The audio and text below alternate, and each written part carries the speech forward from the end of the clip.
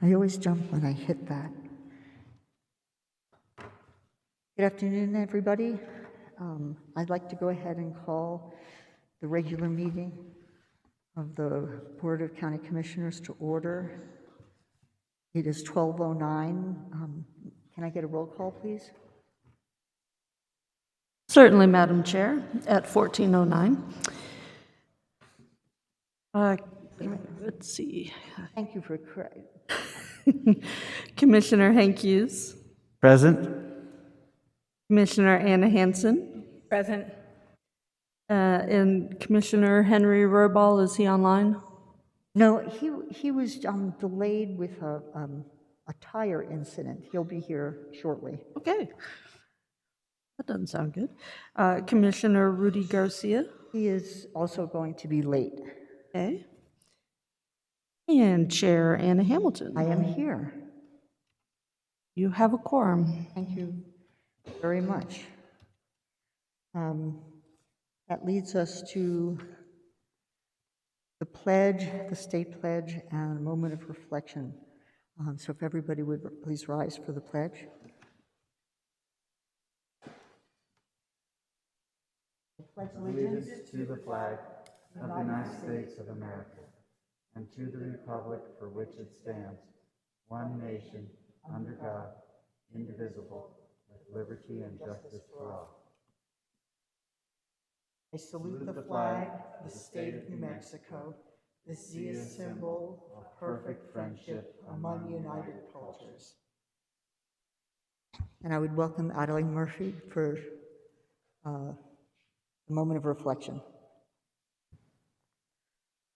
Let us take a moment to reflect on our vision of a thriving community where all beings are treated with dignity, empathy, and respect. Being ever mindful of how the decisions we make today pave the way for the well-being of current and future members of our community, we take a moment of silence. Thank you very much. And I'd like to go to Commissioner Hughes and then Commissioner Hansen. Thank you, Madam Chair. I'd also like to have a moment of silence for Andres Griego Alvarado and his family. He is the young man who was only 18 years old who died of a gunshot wound last week, and a terrible tragedy for his family, some of whom work for the county. Thank you. I would like to take a moment of silence for Matt King. He was the co-founder of Meow Wolf, and it is a huge loss to the entire community, and especially the artistic community that had such fondness for him. He has left us way too early, and we send our condolences to his friends and family.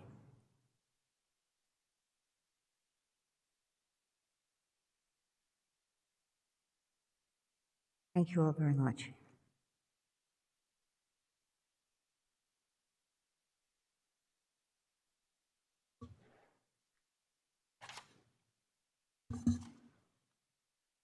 That takes us to approval of the agenda. Manager Schaefer, do we have changes we need to note? Thank you, Madam Chair and Commissioners. The initial agenda for today's meeting was posted last Tuesday, and the amended agenda was posted on Friday at approximately 5:05 p.m. In terms of the changes between the initial and final agenda, they were as follows. With regard to item number 3A, the U.S. Department of Agriculture Forest Service resolution, packet material was added. Packet material was also added for miscellaneous action item 6F concerning medical malpractice insurance. The caption was updated and packet material was added for miscellaneous action item 6G. We also added 6H and 6I concerning amendments to two of our collective bargaining agreements, one with the RECC bargaining unit and the other with the Deputy Sheriff's Association. matters from the county attorney or executive session. We added item 2 concerning collective bargaining negotiations. And finally, packet material was added for one of our public hearings this evening, item 13B, the Los Rios subdivision matter. Those were the changes to the amended agenda, Madam Chair. Excellent, thank you so much. So what's the pleasure of the board? Madam Chair, Yes, Commissioner Hanson. I move to approve with amended changes. I second. Thank you. So I have a motion and a second. All in favor, please say aye. Aye. Any opposed? We're the only ones here, I imagine not. That would take us to we have several sets of minutes, meeting minutes to approve. 2A is request approval of the June 14th, 2022 BCC meeting minutes. Madam Chair, I move to approve the June 14th, 2022 Board of County Commissioner meeting minutes. Second. Thank you. A motion and a second. All in favor, please say aye. Aye. Aye. Any opposed? Thank you. That takes us to 2B, which is approval of the meeting minutes for the June 7th Board of County Commissioners special meeting. I move to approve. Second. I have a motion and a second. All in favor, please say aye. Aye. Any opposed? Thank you. And C is approval of the June 17th Canvassing Board meeting minutes. I move to approve. A second. Thank you. Motion and a second. All in favor, please say aye. Aye. Any opposed? Thank you. So that takes us to item C, which is consideration of proclamations, resolutions, and recognitions. And this is the resolution urging the United States Department of Agriculture Forest Service to prepare an environmental impact statement in accordance with the National Environmental Policy Act on the Santa Fe Mountains Landscape Resiliency Project. And I will go right to Commissioner Hanson.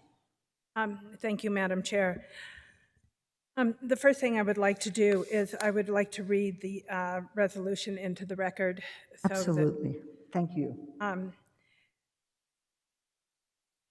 So I will finish the caption, which goes to request new risk, cost, and benefit assessment of U.S. Forest Service rules treatments on the Santa Fe National Forest, including their risks to the New Mexico health, water supply, and economics, to publicly assess use of alternative treatment under accelerating climate change, and to request that the U.S. Forest Service cease intentional burns in Santa Fe County until these public reviews. Whereas Santa Fe National Forest, SFNF, United States Department of Agriculture Forest Service Department, USFS, issued a draft decision notice, a DN, and finding of notice significant impact based on analysis of an environmental assessment for the Santa Fe Mountain Resiliency Landscape Project to conduct extensive ground disturbing activities in forest east of Santa Fe in March 2022. Whereas the DN and the FONSI for the protected select alternative for the project selected alternative 2 when called for cutting and intentional burning of vegetation on 38,680 acres across a 50,566 acre project area over the next 10 to 15 years. All area would be treated multiple times. And whereas this area and the entire Santa Fe National Forest provide recreation and outdoor enjoyment to more than 100,000 Santa Fe County residents and thousands of visitors each year, and is home to the Santa Fe Ski Basin, Hyde Memorial State Park, portions of the Pecos Wilderness, and Tesuque and Nambe Pueblo. Extensive inventory, roadless area, and high-value habitat for breeding birds and other wildlife. And whereas Santa Fe County Board of County Commissioners passed Resolution 2019-53 on April 4th, 2019, encouraged the U.S. Forest Service to conduct a comprehensive and objective analysis of the Santa Fe Mountain Resiliency Landscape Project. provide effective notice to the public, including presentations in downtown Santa Fe, New Mexico, and incorporate a broad range of forest and fire ecology research before taking any action.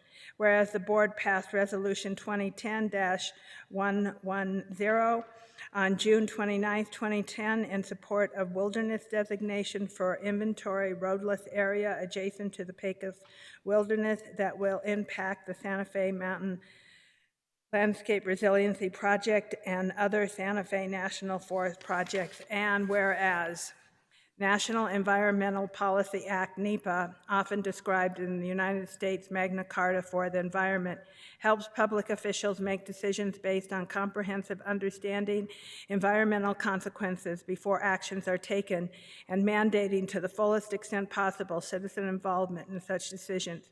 And whereas NEPA requires analysis of the direct, indirect, and cumulative impacts of the Santa Fe Mountain Landscape Resiliency Project on the variety of resources, including the risk of intentional burning on national forest lands, boarding private property, and impacts to air quality and public health, threatened and endangered species, inventory roadless areas, water quality, soil, vegetation, and wildlife. And whereas on May 10th, 2022, the chief of the U.S. Forest Service called for a review of the Hermit's Peak Calf Canyon fire, which was a consequence of an escaped La Despensias intentional burn on the Pecos, Las Vegas Ranger District of the Santa Fe National Forest. And whereas the Hermit Peak Calf Canyon fire has destroyed at least 400 homes, forced up to 18,000 people to evacuate their properties,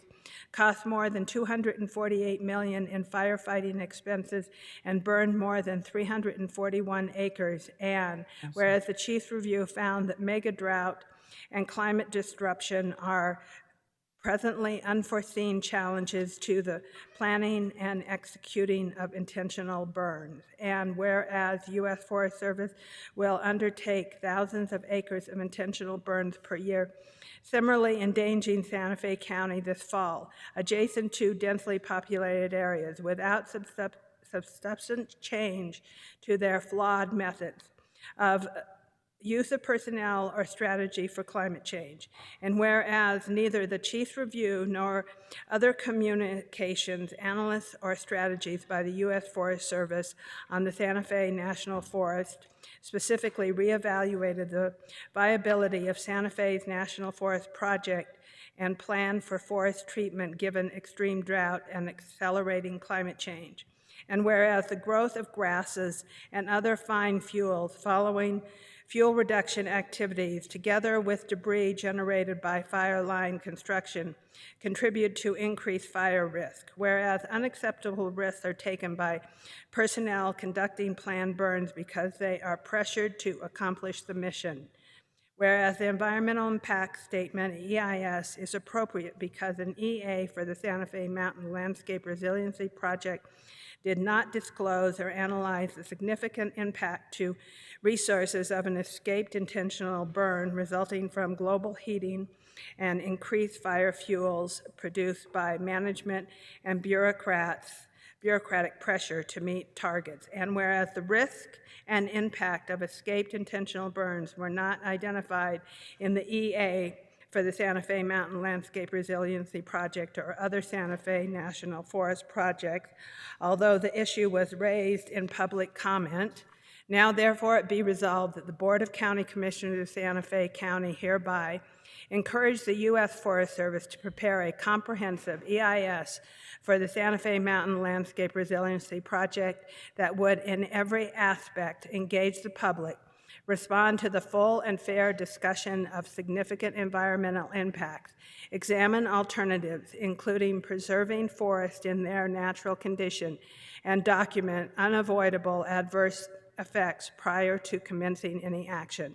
2, urge the U.S. Forest Service to investigate tactical and strategic alternatives to large-scale fuel reduction, both to restore the forest and to address wildfire risk, including cost and benefit of all current treatment and alternatives. Specifically, we request that additional experts in regenerative agroforestry, indigenous and historical approaches be consulted with public access to presentations, and that additional science and community approach be sought through public meetings.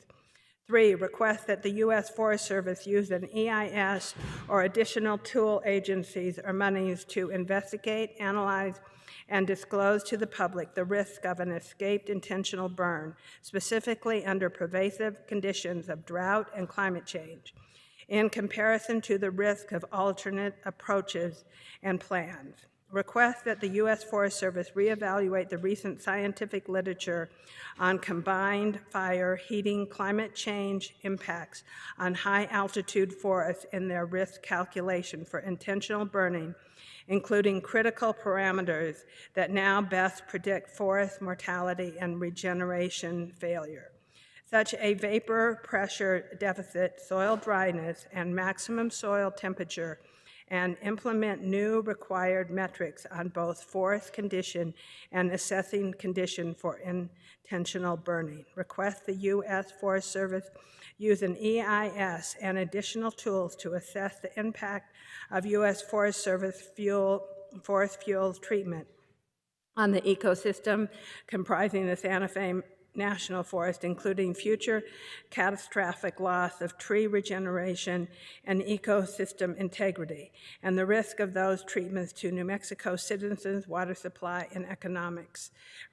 Request the U.S. Forest Service cease all prescribed burnings on the Santa Fe Mountain Landscape Resiliency Project area until greater understanding and co-commitment risk reduction provided by these reviews is in place. We further resolve that the Board of County Commissioners of Santa Fe County request that the county manager forward this resolution to the United States Secretary of Agriculture, Tom Vilsack, and Undersecretary of Agriculture for Rural Development, Xochitl Torres Small, U.S. Secretary of Interior, the Bureau of Land Management Director, the U.S. Forest Service National Director, New Mexico senators and representatives in Congress, the New Mexico governor and state senators and representatives in the New Mexico legislature representing Santa Fe County and counties in the Santa Fe San Juan Cristo Mountain Range, the Santa Fe National Forest. Thank you, Madam Chair. Commissioner Hamilton and I brought this resolution forward because of the seriousness that has happened to our community. And I feel very strongly that Chief Moore's report released was disingenuous in many ways, and that note, but glossed over the very real issue and risks to the U.S. Forest Service and the National Forest. To the Chief Randy Moore and authors of this report, you did not review the ecological research to determine whether changing conditions of severe drought or climate change made burning in our forests too risky. Wildland forest science, which focuses on fire behavior and conditions, not whether our ecosystem needs fire, is incapable of addressing the valid question this report left unanswered. You did not review if any of your protocols, even when followed, are still valid under accelerating climate change conditions. Hermit Peak Calf Canyon provided that these protocols are invalid for assessing the risk and approaches of executing a prescribed burn here in northern New Mexico. If U.S. Forest Service will not even do a test burn in the same dense forest they plan to prescribe burn, then all other indicators and protocols, as well as U.S. Forest Service personnel ability to understand what those things mean, should also be questioned. Your report did not assess the cause of these failures. In fact, the report's main recommendation are to ignore failures and increase money for burning of forests, for fire training, for bigger fire networks, and to hand over our public forests to private entities who advocate for burns while getting paid to burn. These inconsistencies are unacceptable when they involve our lives, our home, and our heritage and our future. Item number 1, Santa Fe County asks you to do an environmental impact statement because U.S. Forest Service refused one on the Santa Fe Mountain Landscape Resiliency Project, saying there was no environmental impact from these burns. That is wrong. We ask you to consider alternatives to the fire to reduce wildfire and wildlife risk, because you do not in that report, and we can find no record of your considering anything but fire since the last century. We are in a new climate regime, and we request alternatives that come from experts in regenerative forestry, not just prescribed burning. Item 3, we ask that you formally do a risk assessment of escape prescribed burns versus these alternatives under our new climate conditions. And item 4, we ask that the Forest Service to reevaluate the conditions of our national forests to determine whether, as the latest science shows, prescribed burning will stress our trees into regenerative failure. As we are already at risk of massive tree mortality under climate change conditions, we ask that the Forest Service to evaluate when and how this can be prevented. If the only option for caring for our forest is the Forest Service will consider is cutting our forest to only 1 to 2 ponderosas per acre and burning what is left, it is time for other options.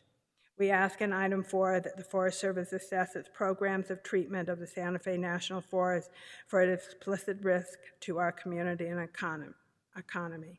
Until they fulfill our requests and can show us that they have addressed our serious scientific and community concerns through rethinking their failed approach, Santa Fe County asks them to cease prescribed burns. We need to talk. U.S. Forest Service, let's talk. Yeah, as all of you know, I have brought forward in 2017 our agreement to the Paris Accord, and we have supported that. And burning forests is in violation of the Paris Accord. And so I think that it is something that we have to think about. President Biden has signed the Paris Accord, or Paris Agreement, and so has our governor. So I think that there are other ways to approach our forest and protect our wildlife and human sentient beings. Thank you, Madam Chair. Thank you, Commissioner Hanson. Commissioner Hughes, do you have? Yes, thank you. If we were allowed to have 3 sponsors on resolutions, I would have been happy to co-sponsor this as well. I think that we all saw the disaster with the current practices in the forest, where other considerations besides safety were taken into account to start the prescribed burns that resulted in the disasters on the east side. So I think it's very timely that we bring this forward and encourage the Forest Service to rethink its practices in a big way about keeping us safe, about keeping our forests healthy, and figuring out how we're going to have forests in the regime of climate change. And I would just encourage everybody who's listening and here who cares about this issue to not stop today. We are the County Commission, but we're not the Forest Service, and so we need to all together put pressure on the Forest Service and our federal representatives to make the changes that we need. Thank you. Thank you, Commissioner Hughes. Commissioner Roybal, I don't know if you care to say anything. Thank you, Chair. I appreciate it. I think that this is a really, really good resolution. I know it's something that we do need to look at and we need to make changes to. So I appreciate you guys bringing this forward. Thank you, Commissioner Hanson and Commissioner Hughes. Really, I think it's a great resolution that we're bringing forward. So thank you. Thank you so much. I was very grateful that first of all, Commissioner Hanson did such a good job drafting this resolution and then asked me to co-sponsor. I'm all for having all the tools in a management toolbox, but I have to give you a little anecdote. As many of you know, not only am I an environmental scientist, I'm also a firefighter, and as such, we get notifications of prescribed burns. And I clearly remember talking with my husband that morning about the concept of lighting a prescribed burn on what was a red flag burn day. That seemed to be in such poor judgment. And from that, the Calf Canyon Hermit's Peak fire happened. It is the intent of doing NEPA, National Environmental Policy Act, assessments to look at the kinds of conditions that would allow or prevent certain actions from being taken and what the impacts would be. And everybody was depending on the Forest Service to make appropriate judgments in this case. Even having done only an environmental assessment and a FONSI, a finding of no significant impact. But Commissioner Hansen made a really important point. The risk profile for what can be done under current climate conditions is very different from what it was even 3 or 4 years ago, which is, it might even be a somewhat longer time since the information that the Fire Service presented in their EA was generated. And so the importance of doing a current and meaningful risk assessment is just very clear to me, and I think it's the reason I'm so anxious to push this with, in concert with Commissioner Hansen. It's just critically important. We all saw the effects of something that apparently the Forest Service considered a low probability, but an exceedingly high negative impact in their, non-existent risk assessment. So thank you for writing this, and I really appreciate the support from everybody. I know that there are people who would like to comment on this, and so at the chair's discretion, we can hold public comment on this resolution. I don't know how many people might be present here in the audience or actually might be on WebEx, but I'm going to go ahead and open a short period of public comment for anybody who wishes to speak to this matter. I actually have a list of people who signed up ahead of time. I'll go through the list and then ask if there's anybody else present who wants to speak. I'd like to limit everybody's comment period to 3 minutes, but I really appreciate everybody who has anything to say on this. But just for the sake of timeliness, if there are people who've speak before you who have said essentially the same things, we'd very mumuch appreciate brief comments that indicate that you support what's been said and only adding new materials. I'm going in the order the names were presented to me. Is Sarah Hayden available? I'm here. Welcome, Can you hear me? Sarah. Yes, I can. Hi. Okay, in the environmental assessment for the Santa Fe Mountains project, there was absolutely zero mention of the probability or the effects of escape prescribed burns.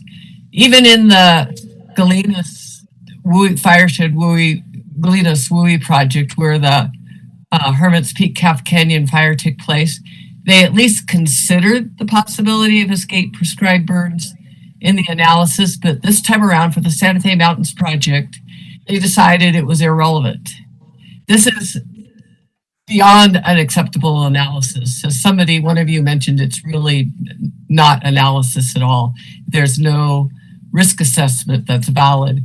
Wild Earth Guardians and Defenders of Wildlife, in their scoping comments for the Santa Fe Mountains project, discussed the Cerro Grande fire, and even though it was a rare event, the catastrophic consequences, and then stated, every time a fire is started in the forest, there are risks of the fire spreading, especially in the Santa Fe National Forest, where winds can arise quickly and sometimes unexpectedly.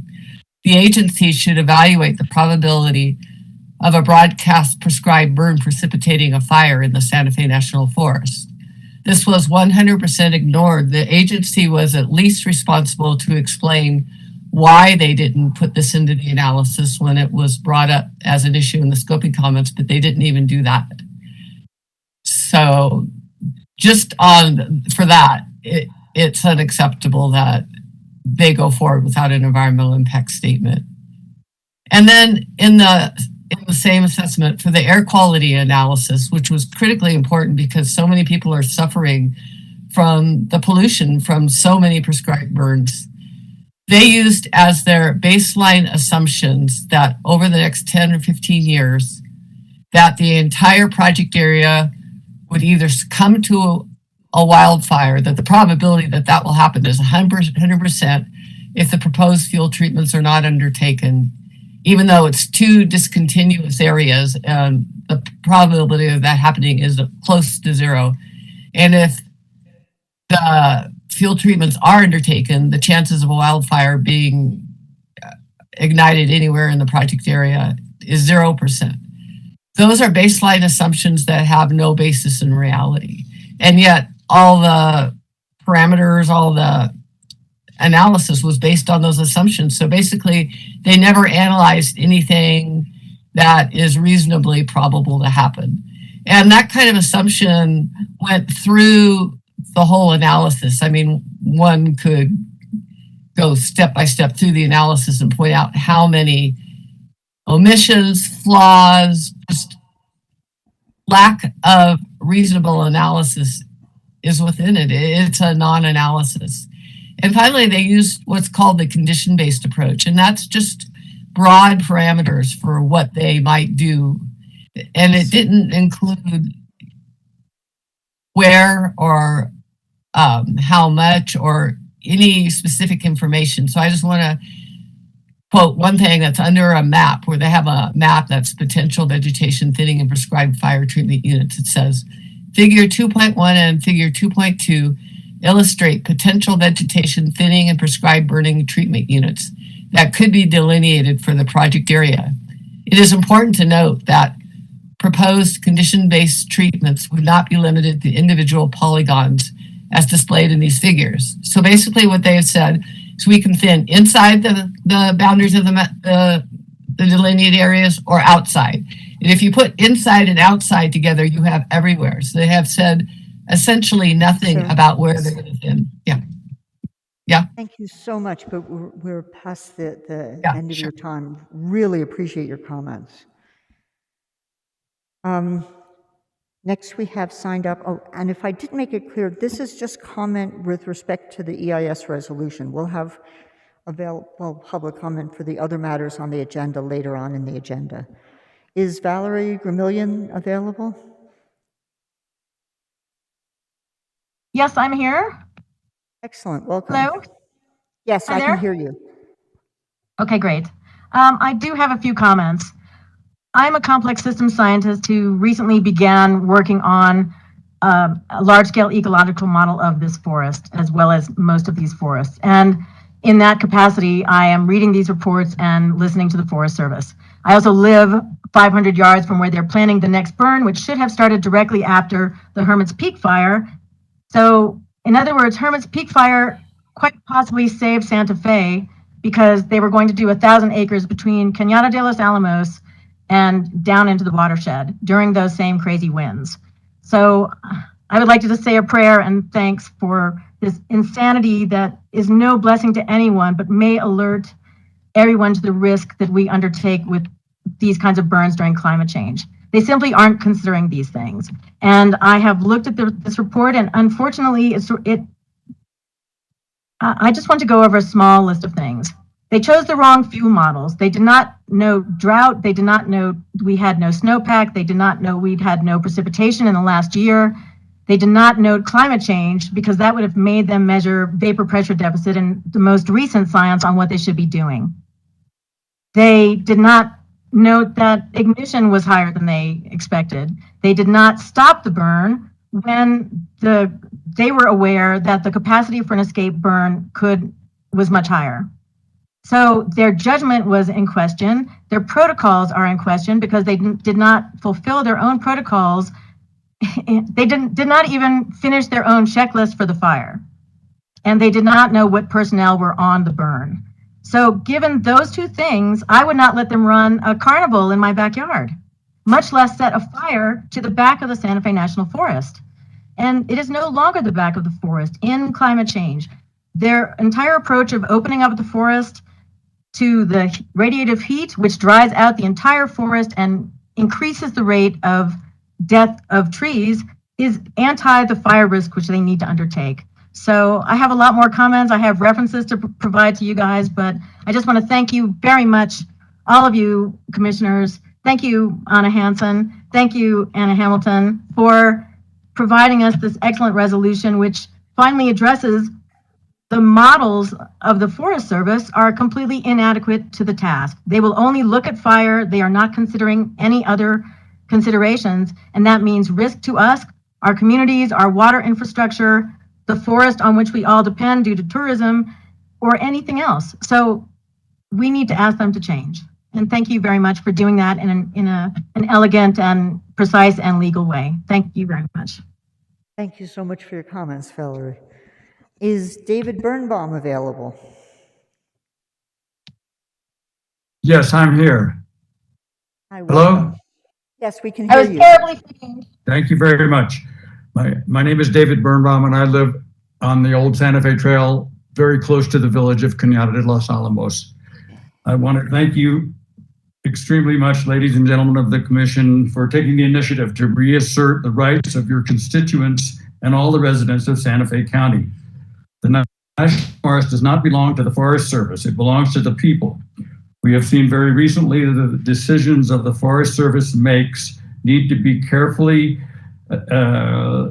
especially when utilizing fire, need to be carefully evaluated, and final approvals on any actions need to be reviewed and agreed upon by knowledgeable scientists and the people of New Mexico. The Forest Service has demonstrated that they are prone to hurry and rush into action when caution and thoughtfulness are very much needed. An extreme example of the negligence is the refusal in the approval process for the Santa Fe Mountains Landscape Resiliency Project to obtain an environmental impact statement. It would be my understanding that common sense would concur that the regulations regarding environmental impact statements were created for exactly this type of project. And the incredible arrogance of declaring a finding of no significant impact by the Forest Service is an attempt to ignore this wise and important process of evaluation for any project of this size and scope.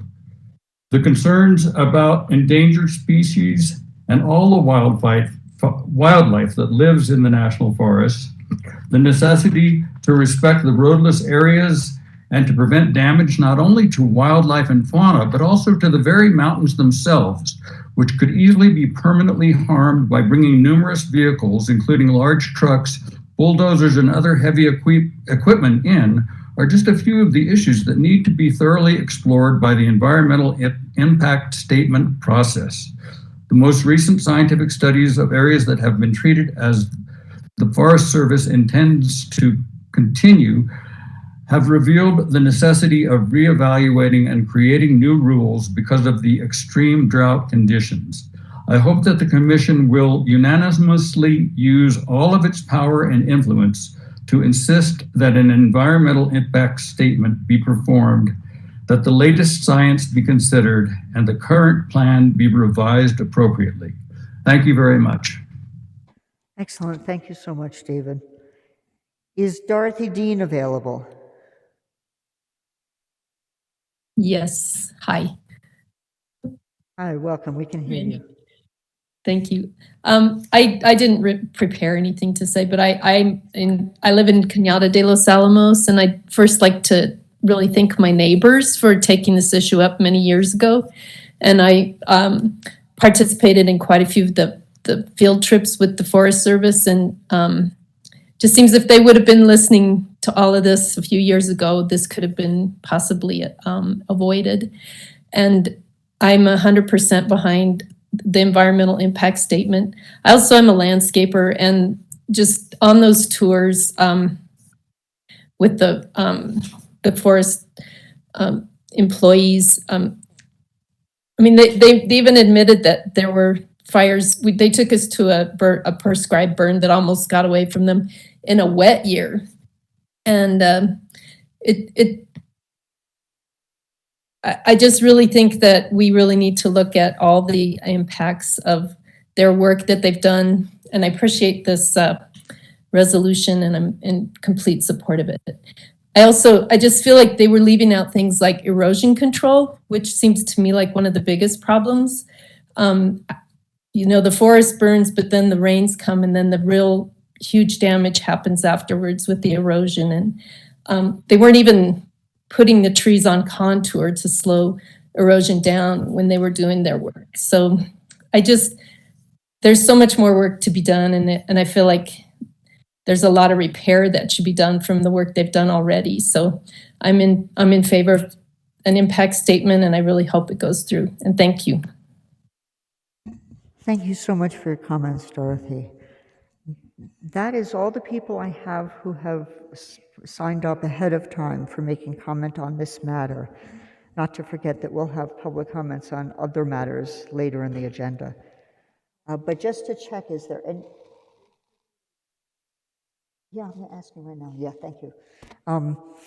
I just wanted to double check if there's anybody else either here in the audience, if there's anybody, please come forward, or online who wishes to make a comment on the EIS. We do have somebody here in the audience. Come on up and identify yourself and give us your comment.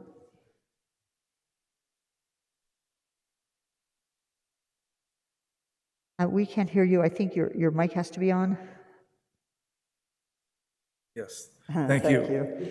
Yes, my name is Sam Hitt, H-I-T-T. I live at 48 Old Galisteo Way, District 4 in the county. And I don't want to repeat the things that have been said. So just really quickly, I think it was really a remarkable admission by the chief of the Forest Service, who found that the models that were used to predict fire behavior for the intentional burn that was ignited on the morning of April 6 near Hermit's Peak was outdated and unreliable. This is really extraordinary. And that the agency also failed, and it's not often said, but failed to understand that increasingly large piles of debris, which are the result of clearing activities, can burn throughout the winter, and that can spread in gusty spring conditions, which is exactly what happened at Calf Canyon. So, of course, NEPA requires that federal officials look before they leap, and that means doing a comprehensive environmental impact statement. And it's not, it doesn't mean that the public concerns about intentional burning must be dismissed out of hand, which is, as people said, has happened repeatedly. And it means that independent scientists must be listened to. And when they advise avoiding unnecessary risk in the rush to meet unrealistic goals, they should be listened to. And they haven't in the past. So just a quote from the chief's review, just quickly, because I think he said something that was quite remarkable. He said, "To better understand how mega drought and climate change are affecting our actions on the ground, we need to reevaluate the entire federal fire policy." And that apparently is ongoing. However, it's just going to be a project of the Forest Service. It needs to be a larger project that includes independent scientists. So just real quickly, environmental impact statement is more than a promise of never again. It is a resolve to manage our public lands responsibly. So thank you so much for this resolution, and I hope it passes. Thank you. Thank you very much for coming, Sam. Is there anybody else present? Please come up. Hello, my name is Pat Walkie, and I just wanted to speak to a very specific part of this. Back in 2019, a group of us were saying these exact things that Anna is saying in her paper. And thank you all so much. Thank you. But we were really trying to work with the Forest Service to get them to listen to us. My experience was that I was in a meeting that was 2 hours long. We're various at the Forest Service Center out in southern Santa Fe County, city. And after 2 hours, people tried to raise their hands and talk and ask questions, and they said, no, you will have a chance to talk at the end. And so after 2 hours of them telling us what they wanted to tell us, we got a chance to speak for 2 minutes each. And I don't think that is acceptable public input. And even out of that, 5,000 people in Santa Fe County said no to this and to their plans, that we didn't want it, and they ignored it. And so we know, anyhow, it goes on. But public input, democracy, that kind of thing. Anyhow, thank you very much for your work. Excellent. Thank you very much for coming. Is there anybody else who wishes to speak to this matter on the EIS resolution? Madam Chair, we have William Mee raising his hand on WebEx, and we also have 2 phone callers. I'm not sure if they would like to speak, but if they would like to, they can hit *6 to unmute. Okay. And just to make sure, William, you want to speak to the EIS resolution, because we will have regular public comment a little later on other matters later in the agenda.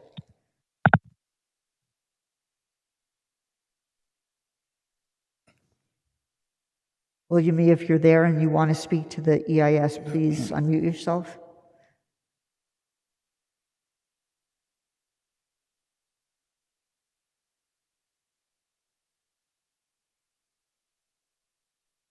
I take your silence that you actually will want to come forward at another point in the agenda. Madam Chair, on William Mee's camera, it looks like he is trying to speak, but he's having some audio issues. Okay. While we wait for William to work out his audio issues, is there anybody else who's on the phone who wanted to speak to the EIS resolution?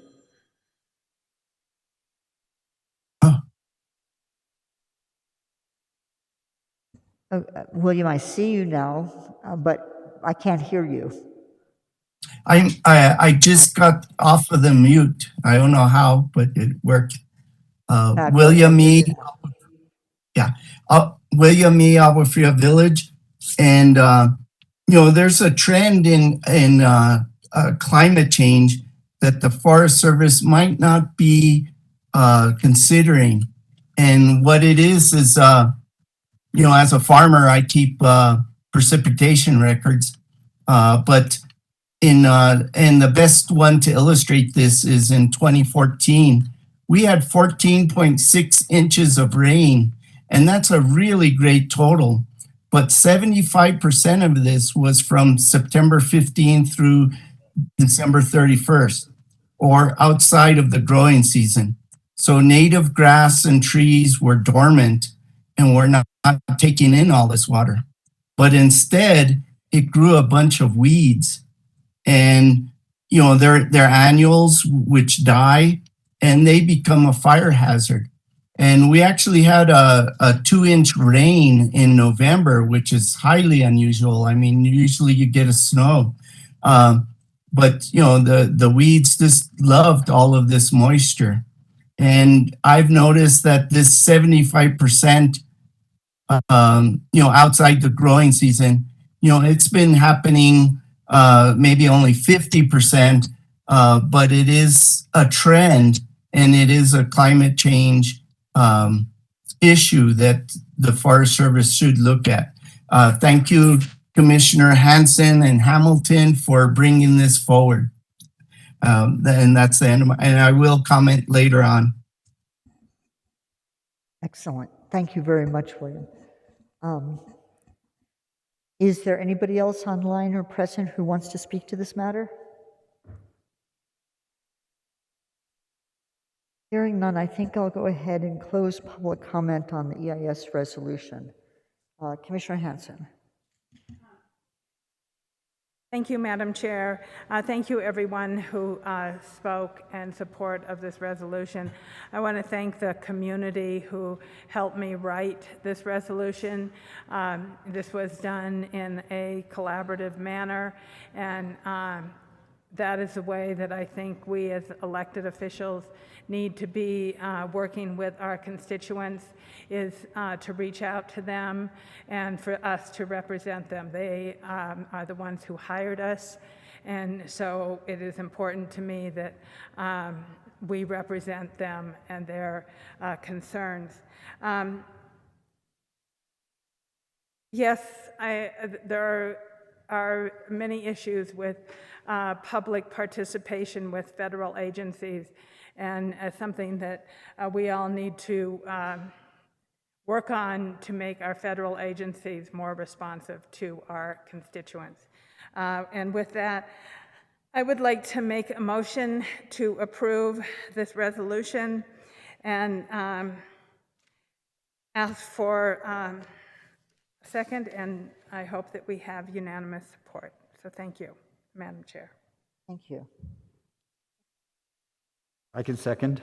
Excellent. Very much appreciated. I have a motion and a second. Is there any further discussion? Seeing none, all in favor, please say aye. Aye. Any opposed or abstentions?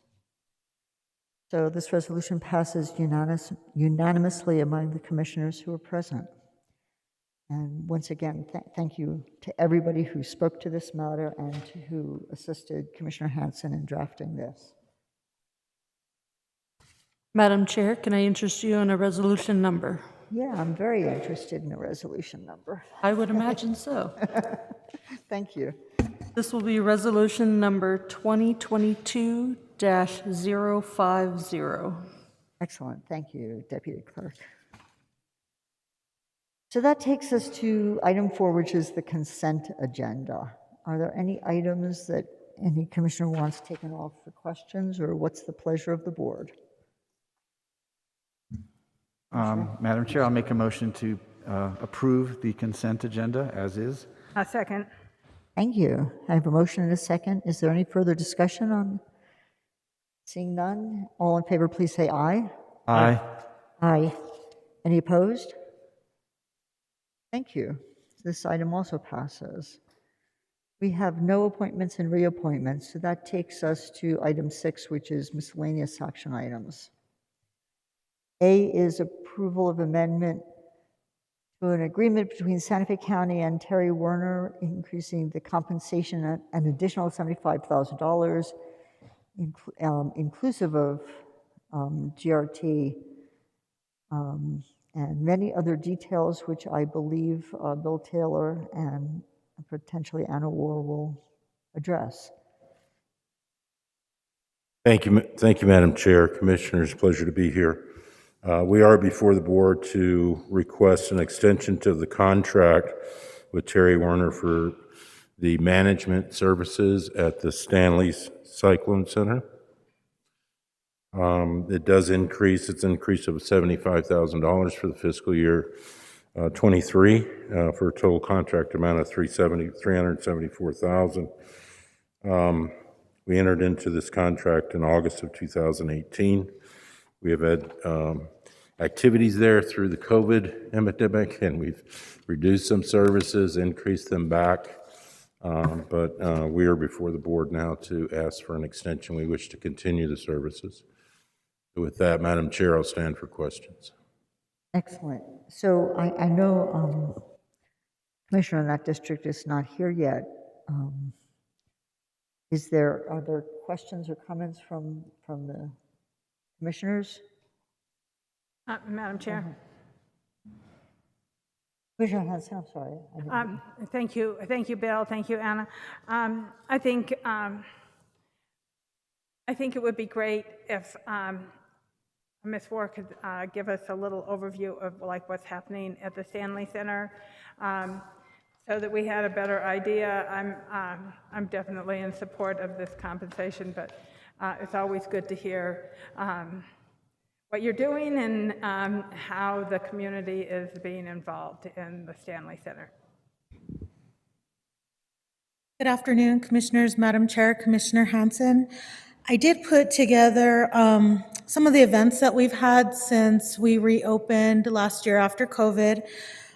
In July, we opened just for open writing. And then in August, we started opening for events. So some of the highlights that we do have open writing that occurs down at Stanley every Tuesday and Thursday, where you can go to the center, pay $5 for a horse, exercise your horse, just ride around the arena. We have a lot of private writing that is scheduled. You can get those in half-day and full-day slots. Some people would like to take 3 of their horses and just privately ride in an arena for about 4 hours. So we do a lot of that. For the fall, we had some cow clinics and a horse show that took place. The local Stanley Spurs 4-H group utilizes the classroom, and we've actually had 2 other 4-H groups who are also utilizing the classroom on a monthly basis for their meetings. We have had a few other events. We had a 3-day AKC dog scent work trial back in January. We also have the 4-H groups. We have 3 groups, an archery group that does practice a couple of times a month. We also have the 4-H rodeo, who do some practice a few times a month, as well as the horse practice with our 4-H group. So we do a lot with our 4-H groups down in Stanley. We've had a 3-day event, Jackpot, back in February, some horse trail clinics,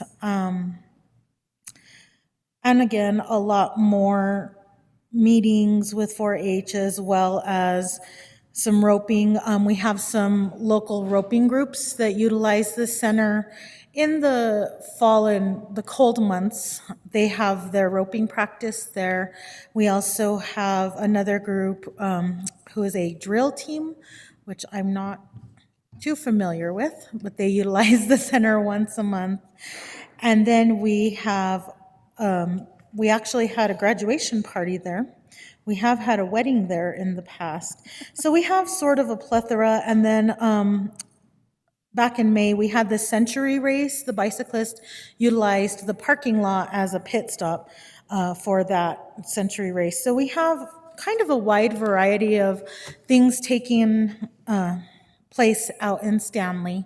Terry gets calls, and we do put the calendar up on the website so you can see that most days of the week are packed. The current fee schedule that we have, it was passed a few years back. I will say that it does not cover the cost of this contract. We can certainly put together a more comprehensive study of all the usage we get and how the fees tie into that if you'd like. We'd be happy to do that. And with that, I stand for any other questions you might have. Madam Chair, thank you. Thank you, Anna. It's good to see you. I think it's good for the public to know what the Stanley Cyclone Center provides for the community, and that in the southern part of the county, it's actively used. And that is important for people to know, I think. Absolutely. So, thank you, Madam Chair. Thank you. And with that, I'll move to approve. One second. I have a motion in a couple of seconds. Under further discussion, Commissioner Roybal, did I see you were just going to second it, or did you also want to make a comment? No, I just was seconding it, but I know that the Cyclone Center and along with all of our community centers and we have the sports complex in the northern part of the county that, is really, used quite a bit. And I know now during, the COVID and it's important for our youth to get out there and use these facilities. And so, I'm glad to see that it's still being used quite a bit, even with, I guess, a wedding that happened at the Cyclone Center, which that was, different that we haven't seen yet. So I'm glad to see that, we're using it outside the box and people are using our facilities as much as they can. I think that it's a great opportunity. So thank you, Anna, for the presentation, and we appreciate all your hard work. Madam Chair, Commissioner Rebel, thank you. Thank you very much. Is there any further comment or? Seeing none, we have a motion and a second on this item. All in favor, please say aye. Aye. Aye. Any opposed, abstentions? Thank you. Thank you, Bill and Anna.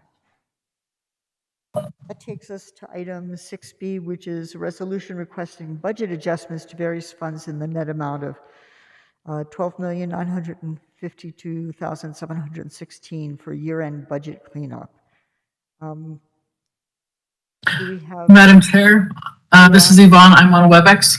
Excellent. Welcome. Thank you for being here.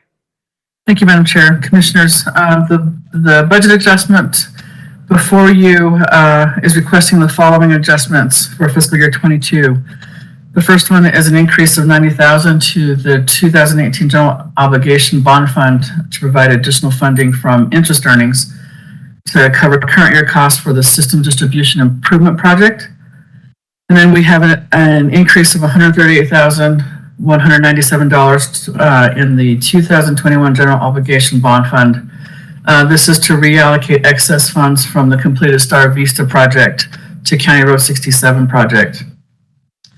And then we have an increase of $10,000 to the General Fund and the Farm and Range Fund. This increase will help the Farm and Range Fund in their annual support to the Santa Fe Pewaukee Soil and Water Conservation District in the amount of $8,000. The support, the funding for this support was to come from Tailored Grazing Act. However, the distribution from those federal funds hasn't been sufficient. The current year distribution was only $1,100, so the fund needed additional funds in order to be able to continue with the support based upon the memorandum of understanding that the county has with the Conservation District.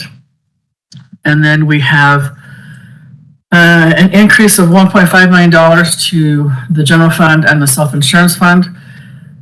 This $1.5 million will help the self-insurance fund come into compliance with the minimum reserve requirement that was presented to the board at the last BCC meeting. The minimum reserve requirement for the self-insurance fund was calculated to be at $2,121,820 for fiscal year 22. The 2022 estimated fund balance projection for the self-insurance fund is only, or is estimated to be $710,252, which makes the fund out of compliance. It doesn't have enough fund balance to meet the minimum reserve requirement. So we're proposing a transfer of $1.5 million. So the $1.5 million is a combination of the minimum reserve calculations that we presented to the board for fiscal year 21 as well as 22. When we presented the reserve requirement for fiscal year 21, management chose to do, the policy allows for a three-year time frame for the fund to come into compliance with the minimum reserve requirement. So when we presented this to the board last year, at that time we had only requested a transfer of $600,000. Due to the high vacancy rate that the county has, which results in less revenue being transferred to the self-insurance fund, we thought that it would be prudent just to go ahead and transfer the full amount that the fund needs to be in compliance with the minimum reserve requirement. The next budget adjustment is an increase of $304,419, And this would increase the Utilities Enterprise Fund as well as the 2020 Equipment Lease Agreement Rental Payment Fund. Back in July of 2022, the board passed ordinance number 2020-5, authorizing the execution delivery of a lease purchase agreement for a generator for the Santa Fe County Water Reclamation Facility. Within the ordinance, the county pledged net revenues from the water wastewater utility system to finance the purchase. We then entered into agreement in October of 2020 to actually purchase that generator, which then was placed into service in October of 2021. At that time, the county decided to exercise its option just to purchase the lease equipment outright instead of paying monthly payments. The total amount for that purchase, including tax, is the $304,418.49. The next adjustment is an increase to the general fund of $38,020, and this is to budget a FEMA grant, which the county is eligible to receive reimbursement for costs related to preventing the spread of COVID-19. Then we have a budget adjustment to the American Rescue Plan Act Fund, ARPA money, the general fund, and various funds. The two components to this budget adjustment, the first one relates to the allocation of $12 million as revenue replacement that the board approved back in September of 2021. At the time that we prepared the 2022 budget, instead of showing the full $6 million as a transfer from the ARPA fund to the general fund, we ended up allocating it throughout several funds in error. For the accounting, for the proper accounting of the grant, we needed to be able to show that $6 million was transferred to the general fund to support the county's FTE request and compensation packages that were presented to the board for fiscal year 22. So in order to correct that, we need to correct the various listed, the funds that are listed within the board packet in the amount of $1,691,381 million. In addition to correcting the revenue replacement portion of the ARPA funding, we are also requesting an additional adjustment in the amount of $4,059,500 to be realigned based upon the spending plan that was proposed and the board approved back in September 28th of 2021. The original ARPA budget that was included in the fiscal year 2022 budget was based upon the high-level staff recommendations that was presented as part of the final budget to the board back in June of 2021. And our final adjustment is an increase of $167,000 to the general obligation bond debt service fund. And this is to help cover some of the bond costs related to the issuance of the 2022 general obligation refunding bonds. Because we started the process in fiscal year 22, some of those bond costs will be recorded in fiscal year 22, while the remaining bond costs, as well as the bond issuance, will be accounted for in fiscal year 23. And with that, Madam Chair, I stand for any questions the board may have. Excellent. Thanks so much, Yvonne. Are there any questions from the board on this matter? Madam Chair. Commissioner Hughes, and then I heard somebody else say Madam Chair. Okay, so Commissioner Hughes. I was just going to make a motion to approve the budget adjustments requested by our finance director. I'll second. Excellent, thank you. I have a motion and a second. Is there further discussion? Seeing none, all in favor, please say aye. Aye. Any opposed or abstentions? Thank you. Passes, and thank you very much, Yvonne. Good information. Thank you, Madam Chair. Can I get a resolution number? Of course, Madam Chair. 6B will be resolution number 2022-051. Excellent, thank you so much. This takes us to item C, which is a resolution to adopt the Santa Fe County Transit Service Plan for FY23 and to direct staff to submit the transit service plan to the North Central Regional Transit District. We have Brett Fabio. How are you? Hi. Good afternoon, Madam Chair, Commissioners. I'm doing well, thanks. How are you guys? Fair to middling. It's going to be a long day, it seems, but I'll try to be brief with my presentation. Today, the item before you is a resolution to adopt the Santa Fe County Transit Service Plan for fiscal year 2023 and to direct staff to submit that transit service plan to the North Central Regional Transit District. Exhibit A in the packet lists all of the NCRTD routes in Santa Fe County, and Exhibit B describes those routes and explains any proposed service updates for 2023, either due to the COVID restrictions or due to NCRTD's recent service plan update.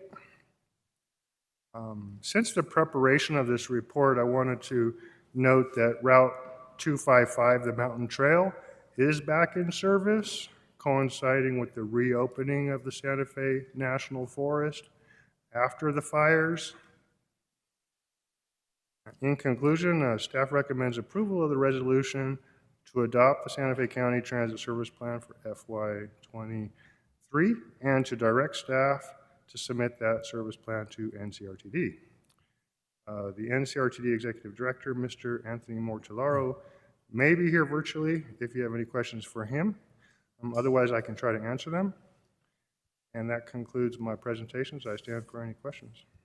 Excellent, thanks so much. Commissioner Hughes. Thank you, Madam Chair, and I can ask Director Mortellaro myself if we don't know the answer, but I was wondering if there is a contemplated time frame for turning the routes that are now on demand back to the regular service. For example, I, in prior times, would often take the bus from El Dorado into town, more for the environmental reasons than that I don't have a car, because I do have a car, and I'm not really tempted to use the on-demand service, because why should I force the RTD to drive a big bus with just me in it when I can drive my car? But I think that there are a number of people who, use these routes for commuting when they're back to regular service. I just wonder if there was any time frame that anybody knew of for that. Thank you, Commissioner, Madam Chair.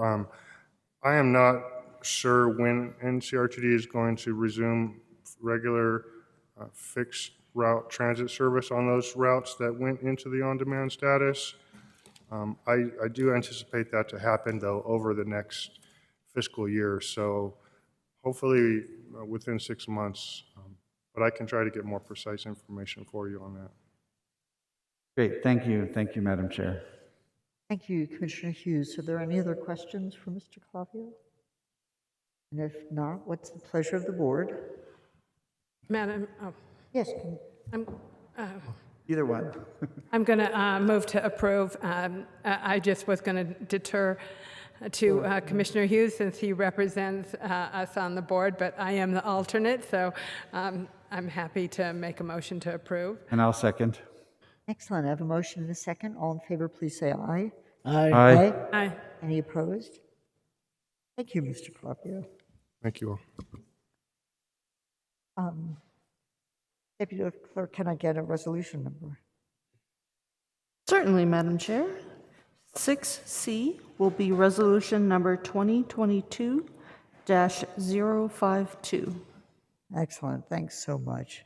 So that takes us to item 6D, which is resolution adopting a remote work policy for the county. And we have both our county attorney, or deputy county attorney, I guess, and our Human Resources Director. Thank you, Madam Chair and board members.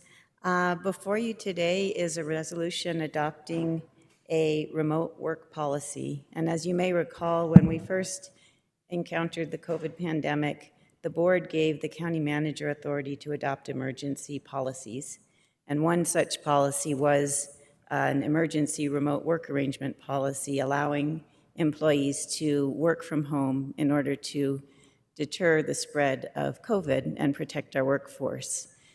Through that experience, we've realized that remote work can be a feasible alternative to working in the office under the right circumstances, and as an tool to assist in recruiting and retaining employees, it seems the right moment to move forward with a non-emergency remote work policy that puts in place criteria to evaluate who would be a good candidate for working remotely, and to ensure that proper supervision will occur for those working remotely, because the communication flow is different when you're out of the office and not face-to-face with your supervisor.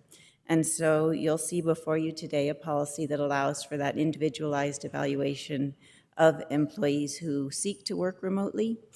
The policy does identify that there are positions that are not appropriate for remote work, such as law enforcement officers and others who have constant contact with the public and need to be out in the field. And so we would happily take questions about the policy. This was carefully discussed with the AFSCME bargaining unit. We got a lot of really productive feedback from them regarding the policy, which was incorporated, and we stand for questions. Excellent, thank you. Does anybody have any questions? Commissioner Hughes. Thank you, Madam Chair. I don't have a question. I think it's great that we're implementing a remote work policy for people who find it easier and better to work at home, and I hope it helps us recruit people as well as keep some people who really enjoy that option. Excellent, thank you. Are there any other questions?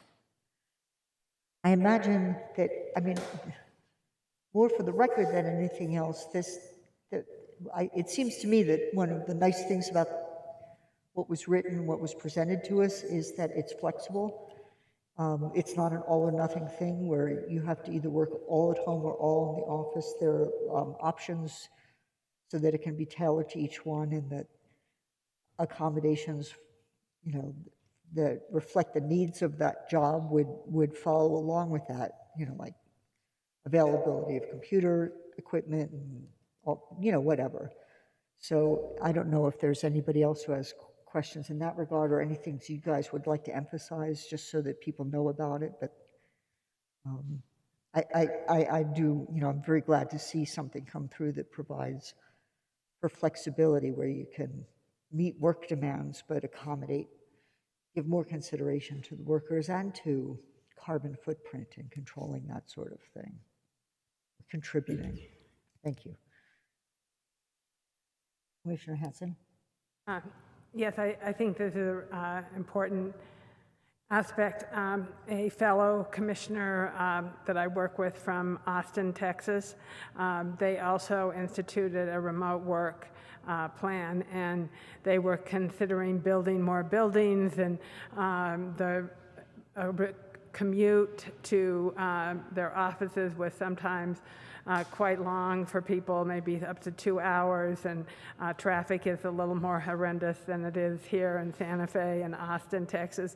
And they have found it to be a very valuable plan to have remote work. So I just wanted to share that because I think that, you know, we're in this time of climate crisis, and we really need to be thinking about how to support our workers, our employees, our county family, so that they have the ability to participate in making the planet a better place.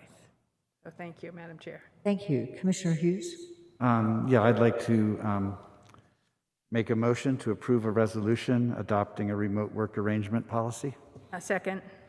Thank you. I have a motion and a second. All in favor, please say aye. Aye. Aye. Any opposed? Abstentions? Thank you. Thank you so much for bringing this forward. I'm ready for a resolution number. Happy to, Madam Chair. 6D will be resolution number 2022-053. Thank you so much. So that brings us to item 6E, which is conceptual approval of the closure of the electronic monitoring program at the adult detention facility due to the creation of a pretrial service/electronic monitoring program at the First Judicial Court and the delegation of authority to the county manager to negotiate and execute on behalf of the county. And Sonia, do we still have you for this, or? Yes, and I believe the warden will be making the presentation via WebEx. I'm not sure if he's... Well, Warden Williams, are you on?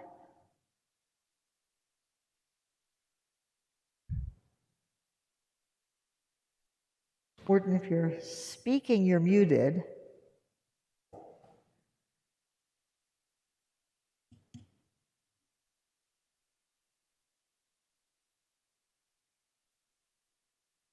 I can move forward with the details until he's able to join. Santa Fe County has had the opportunity to close its electronic monitoring program by working with the First Judicial District Court to move the services over from Santa Fe County to the court. They are facilitating a creation of pretrial services, and initially the county will be entering into a grant agreement in the amount of $475,000 and also a memorandum of understanding with AFSCME 1782 concerning the closure.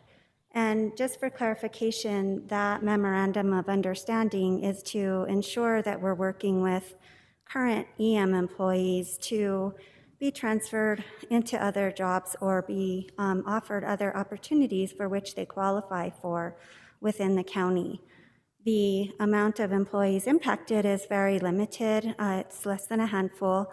And so we have worked very closely with AFSCME and also with the warden and deputy county manager to facilitate and coordinate the closure of the EM program. So we are requesting that you delegate the authority to the county manager to negotiate and execute on behalf of the county. First, the grant agreement with the First Judicial District Court in the amount of $475,000 to help establish the services needed for pretrial services. Second, a memorandum of understanding with AFSCME 1413 concerning the closure of the electronic monitoring program and transition of the 2 employees affected by the closure to other county positions. And with that, I will take any questions that you have. Excellent. Thanks so much, Sonia. Yes, Commissioner Hanson.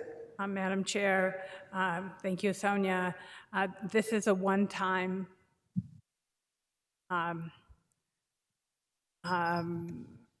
grant to the district court. I believe it is a one-time initial grant. I think Manager Schaefer has something to address here. Thank you, Madam Chair, Commissioner Hanson, and just to echo what Sonia was saying is, yes, this is one-time funding. The draft agreement that we're preparing to circulate to the First Judicial District Court makes that abundantly clear, as well as the fact that we don't have any intentions to start this program back up. So this really is bridge funding to allow our local district court to stand up its own program, which we think is appropriate for any number of reasons, but principally because it brings operational and budgetary control together in the courts, and we do believe that this is a court function as opposed to a detention function. And finally, we support the statewide initiative to make these programs available across the state and not just in those counties like Santa Fe County that have electronic monitoring programs. I hope that answers your question. Thank you, Manager. Thank you, Sonia. Yes, it does. Thank you, Madam Chair. With that, I would request conceptual approval of the closure of the electronic monitoring program at the adult detention facility, and for the county manager to negotiate and authority and execute. Thank you. I have a motion. I'll second, but I do have a question. Yes, great. I have a motion and a second. Under further discussion, Commissioner Hughes? Yeah, I just wanted, I think this is a good idea. I just wanted to know if we're going to be able to monitor this to make sure that there's a smooth transition to the court system, and what we might do if they don't follow through in the future, whether there's any thought of whether we would take this back. I mean, I think it's an important program, and I do agree it belongs at the courts, but I think we probably have a little bit of responsibility of making sure the transfer happens smoothly and that the program continues to operate smoothly. Thank you. Madam Chair, Commissioner Hughes, most definitely we have every intention of working collaboratively with the courts to ensure a smooth transition. The draft agreement being developed calls actually for the development of a transition plan. Once they have funding in hand, then we can work out the fine details of how quickly they can complete the procurements necessary to fully stand up their program. And as Ms. Quintana noted, we are working actively with the 2 employees who are in the program to ensure their continued services in the program until that transition happens. So rest assured, we share that interest with the courts to ensure that there is a smooth transition. Thank you. That was my only question. Thank you. Is there additional discussion? I just want to, Commissioner Roybal, were you motioning to? We had a motion in a second. No. I don't have any questions. I think I'm fine with it. That's great. I just wanted to add that some of my fellow commissioners might remember that there have been discussions about the difficulties of having this program separate from the court system, having it at the county for several years, and so this seems like a very timely thing to have happen at this time. So I'm glad this is coming forward. So if there's no other discussion, we have a motion and a second. All in favor, please say aye. Aye. Aye. Any opposed? Thank you.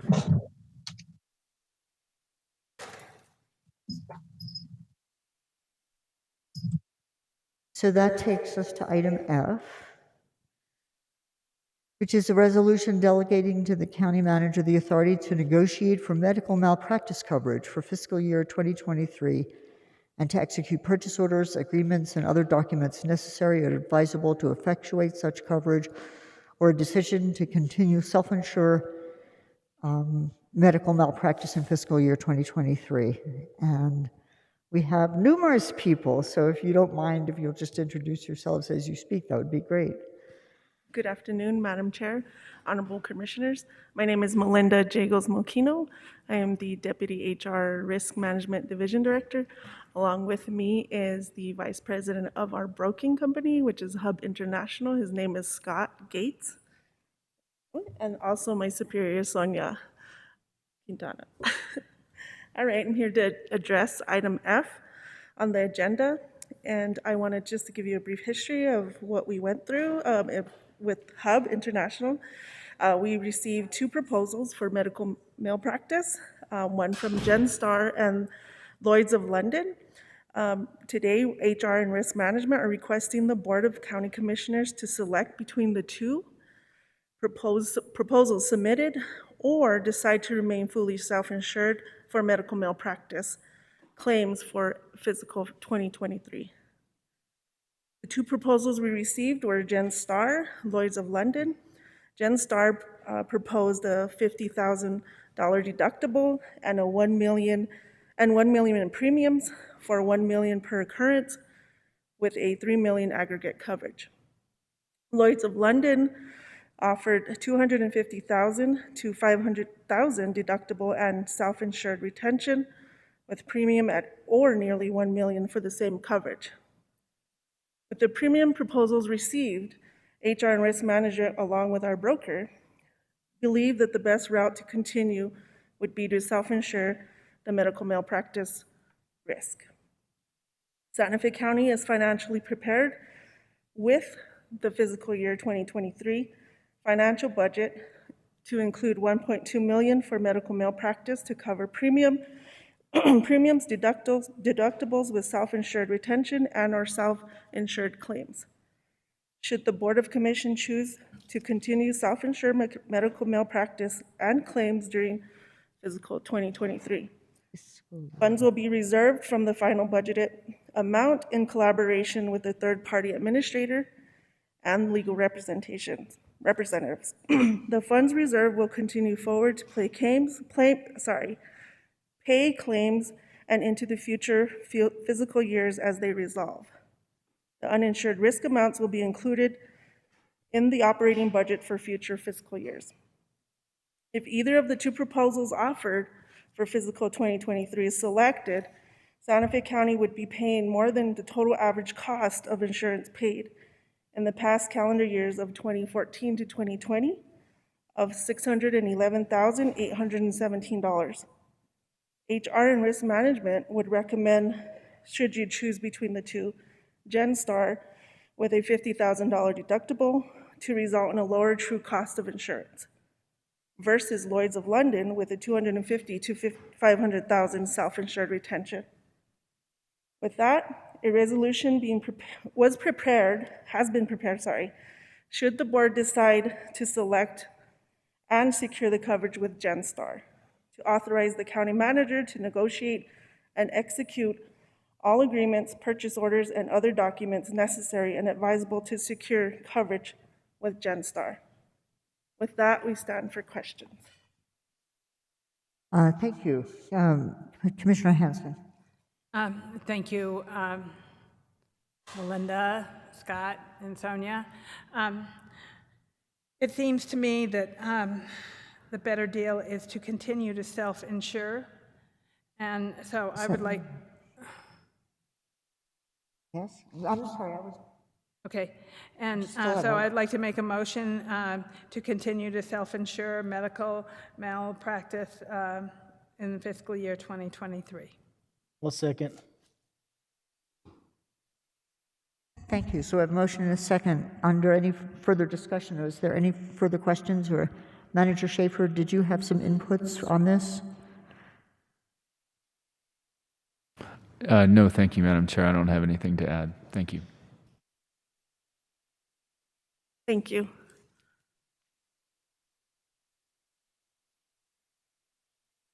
I don't believe you took a vote, Madam Chair. I'm sorry, yes, I need to take a vote. I was kind of waiting for Commissioner Hughes to, in case he wanted to vote on this. So Commissioner Hughes, are you up to date on? Yes, I could hear it all in my earphone. Oh, brilliant. So do you have any questions? I do not have any questions. I'm ready to vote on the motion. Okay, so we have a motion and a second. All in favor, please say aye. Aye. Aye. Any opposed or abstentions? Thank you. Can I get a resolution number? There is no resolution number associated with that action. They were in the alternative, Madam Chair. So the resolution would have been only if you wanted us to go out and get insurance, but if the alternative is just to remain self-insured. So there is no resolution. Thank you. Thank you so much.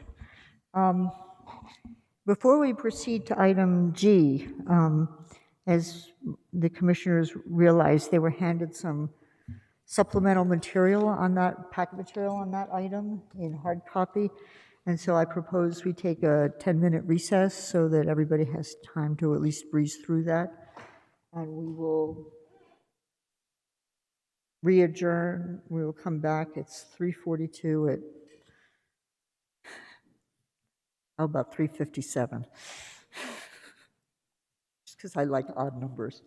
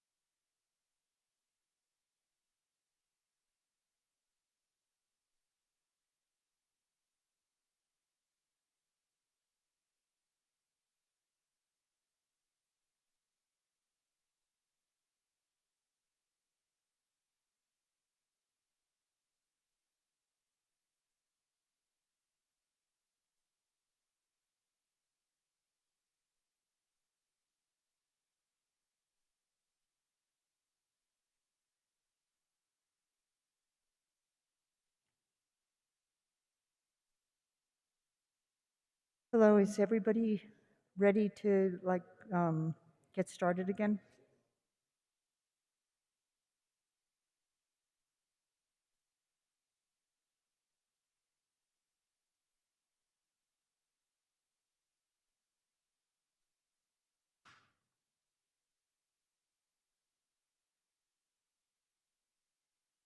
Thank you. Well, as promised, it's, oh, I missed it. It just turned to 3:58, so we're only a few moments late. We're back from recess, and we're ready to consider item 6G, which is approval or disapproval of change order number 1 between Santa Fe County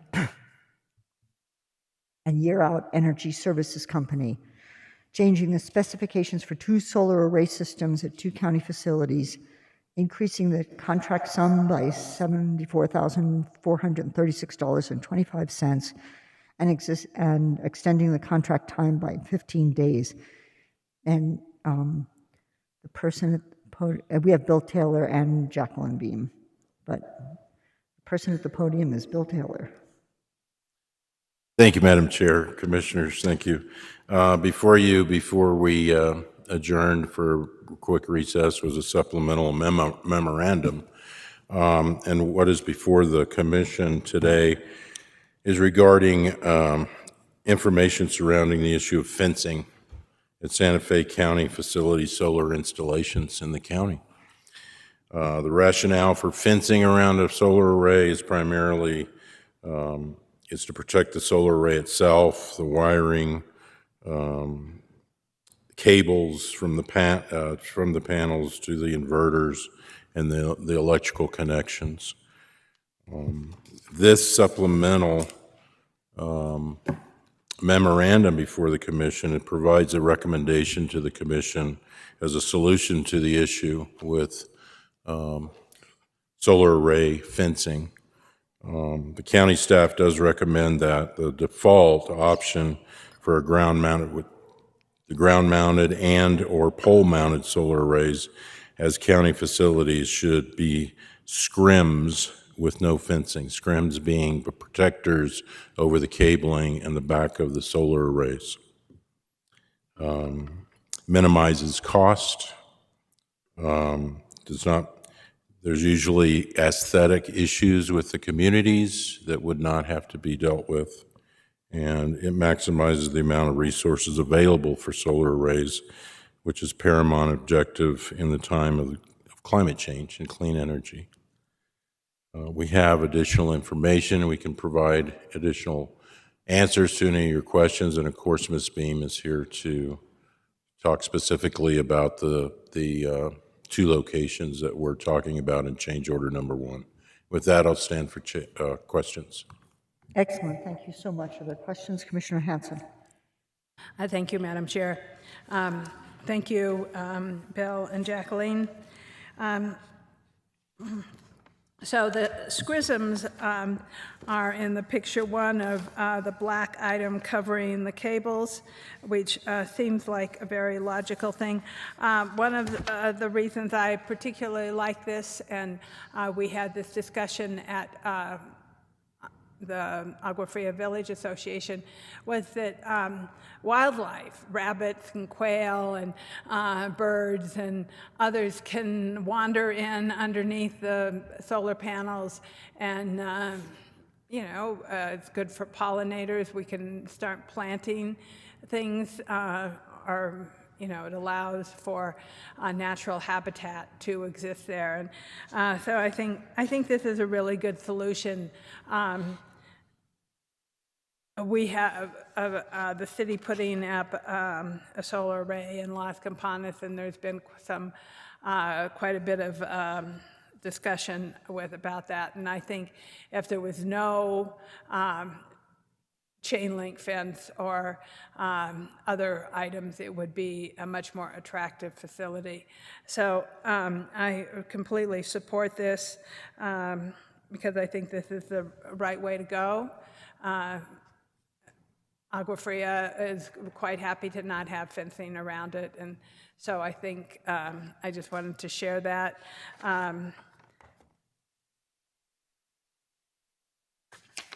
I'm all for more solar installations than using the money for fencing. So thank you. And I'll let my fellow commissioners say other things about it too.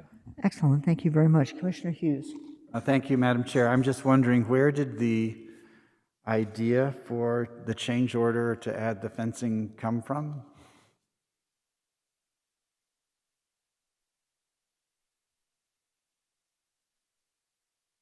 Madam Chair, Commissioner Hughes, originally this was from the Guaranteed Utility Savings Contract with Year Out, and as a part of their contract, they folded in chain link fencing and for this array and for other ground mount arrays.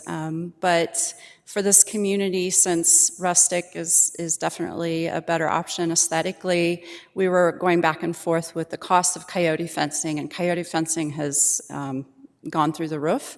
And so it brought up the whole issue as maybe a way to re-look at our standards as a county in our facilities.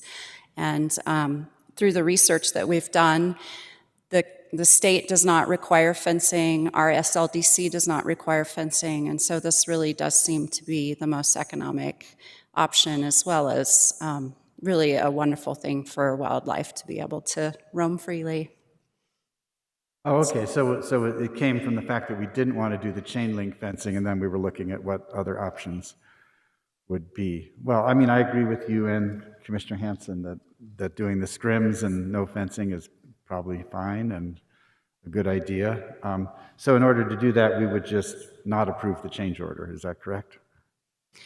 Madam Chair and Commissioner Hughes, if you make a motion to give staff direction to go forward with the scrims with no fencing, what that would do is then allow Jacqueline and Mr. Taylor to work with the contractor to come up with another change order. Again, this is within my signature authority, so it wouldn't come back to the board, and you would be giving staff the direction that we're seeking as to how to proceed. Oh, okay. Well, I'll go ahead and make that motion then, just to move us along, that we direct the staff to go with a scrim and no fencing. A second. Excellent. So I have a motion and a second. Is there any further discussion? Madam Chair. Commissioner Hanson. I just want to point out that, in the pictures from the other, from the original packet, without this scrim, is that, the chain link fencing with this barbed wire on top is really, really unattractive. It has a real prison or institutional effect.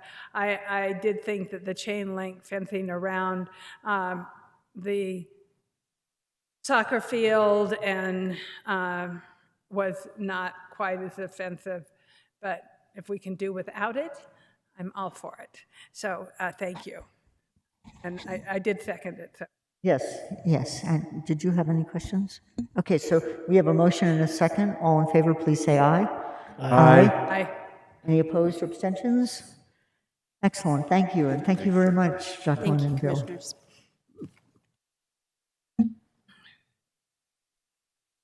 That takes us to item 6H, which is requesting approval of an amendment to a collective bargaining agreement between Santa Fe County and the New Mexico Coalition of Public Safety Officers representing Santa Fe County Deputy Sheriffs.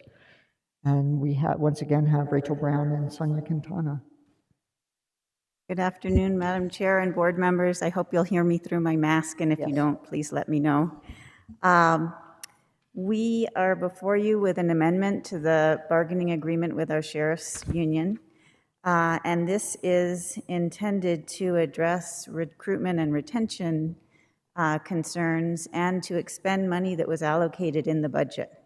So in your new budget, you allocated enough money for a 3% cost of living increase, and in addition, enough money for a 1.5% cost of living increase in January. That amount of money and an evaluation of the staffing patterns at the Sheriff's Department and the levels of vacancy over time suggested that if we reduced the number of full-time employees in the Sheriff's Department by 6, we would have sufficient resources to allocate to this contract to ensure competitive salaries and better recruitment and retention. So with that in mind, we were able to negotiate a 10% increase to this pay scale. In addition, there will be a retention incentive payable in 2 lump sums over the next year at 6-month markers, based on 3% of each bargaining unit member's gross wages during that period. And that is putting us in the realm of competitive with our neighboring agencies, and will also assist significantly in our recruitment efforts. And we also addressed concerns about how shift differential was being calculated and reached agreement that we are going to try to get our software to apply shift differential in to their regularly scheduled hours that merit shift differential, as opposed to the manner that our system is calculating right now. If that's not possible, we'll continue to apply shift differential the way it is now, but we are working with our software company to try to address that concern. I think those are the extent of the changes that we negotiated. Did I leave anything out? No.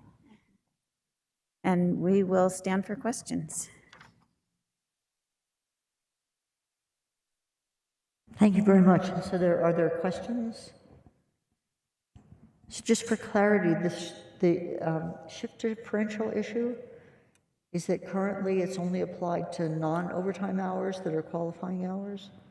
Currently, shift differential is applied to your regularly scheduled non-overtime qualifying hours. So if you work, for example, graveyard, it's applied to your graveyard hours if they're not overtime.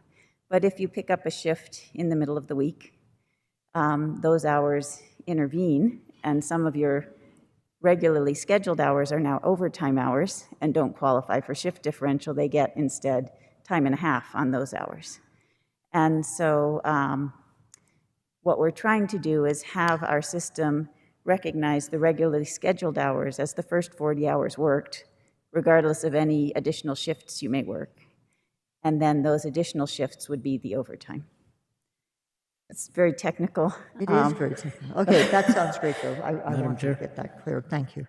Madam Chair, Yes, Commissioner Romo. I don't have any questions, but just comments is, thanking Rachel Brown and also our HR director for the hard work. Sonia, thank you guys. You guys really thought outside the box to get to this place and where we're at today, and so we really appreciate it. It's really important for us to retain our public safety personnel and our all of our sheriffs, and we're looking at fire department as well. But I think that I just want to say thank you guys for the hard work doing this, and it was definitely something that you guys worked hard on and thinking outside the box. So thank you, appreciate it. Thank you. Commissioner Hanson? Yes, Madam Chair, thank you. I'm going to make a motion to approve amendment number 2 to the collective bargaining agreement between Santa Fe County and the New Mexico Coalition of Public Safety Officers. I'll second. Excellent. I have a motion and a second. Is there any further under discussion? Madam Chair? Commissioner Hughes. Yeah, I just wanted to say I think this is a great creative solution, so thank you for working on it, and appreciate it, and look forward to hearing the results. Excellent. Thank you so much. Anything else? I have a motion and a second. All in favor, please say aye. Aye. Aye. Any opposed? Thank you. And once again, thank you for doing this. And, Thank you. 6I is in a related matter, request approval for an amendment to the collective bargaining agreement between Santa Fe County and the Regional Emergency Communications Center, a subsidy of the New Mexico Coalition of Public Safety Officers. And we'll go back to Attorney Brown and Director Quintana. Madam Chair, Commissioners, before you today for consideration is the First Amendment to the agreement between the Regional Emergency Communication Center, RECC, and the county. We are requesting consideration for the following purposes. Approval of this would replace the position of Emergency Communication Specialist 1 with Emergency Communication Specialist 1 Basic and an Advanced in order to have a position which is capable of relieving the volume of calls to the center by answering non-medical calls so that dispatchers can focus their attention on emergency medical calls. Second, adjust the title of Data Entry Specialist to CAD MSAG Systems Administrator, which is the title currently being used. Third, remove restrictions on scheduling so that staffing patterns can be more dynamic, and hopefully we can improve our recruitment efforts and retention efforts as well. Create a labor management committee so that we can regularly speak with RECC and management to discuss ongoing issues. Create a more accurate system of compensation for time spent in court proceedings related to the work of the dispatchers. And finally, place all bargaining unit employees on an increased pay scale and create a career ladder for advancement within RECC, utilizing money allocated for the 3% cost of living adjustment, as well as funds previously allocated for the elimination of one quality assurance position. With that, we'll stand for questions. Excellent, thank you. Are there any questions from anybody? Commissioner Hughes. Thank you. Same comment as last time, actually, just that this is a very creative solution, and I hope that it gets us some results, and really appreciate everyone who worked on this, including the people at the union and our administrators. Thank you. Excellent, thank you. Commissioner Haskell. Thank you, Madam Chair. Thank you, Rachel and Sonia.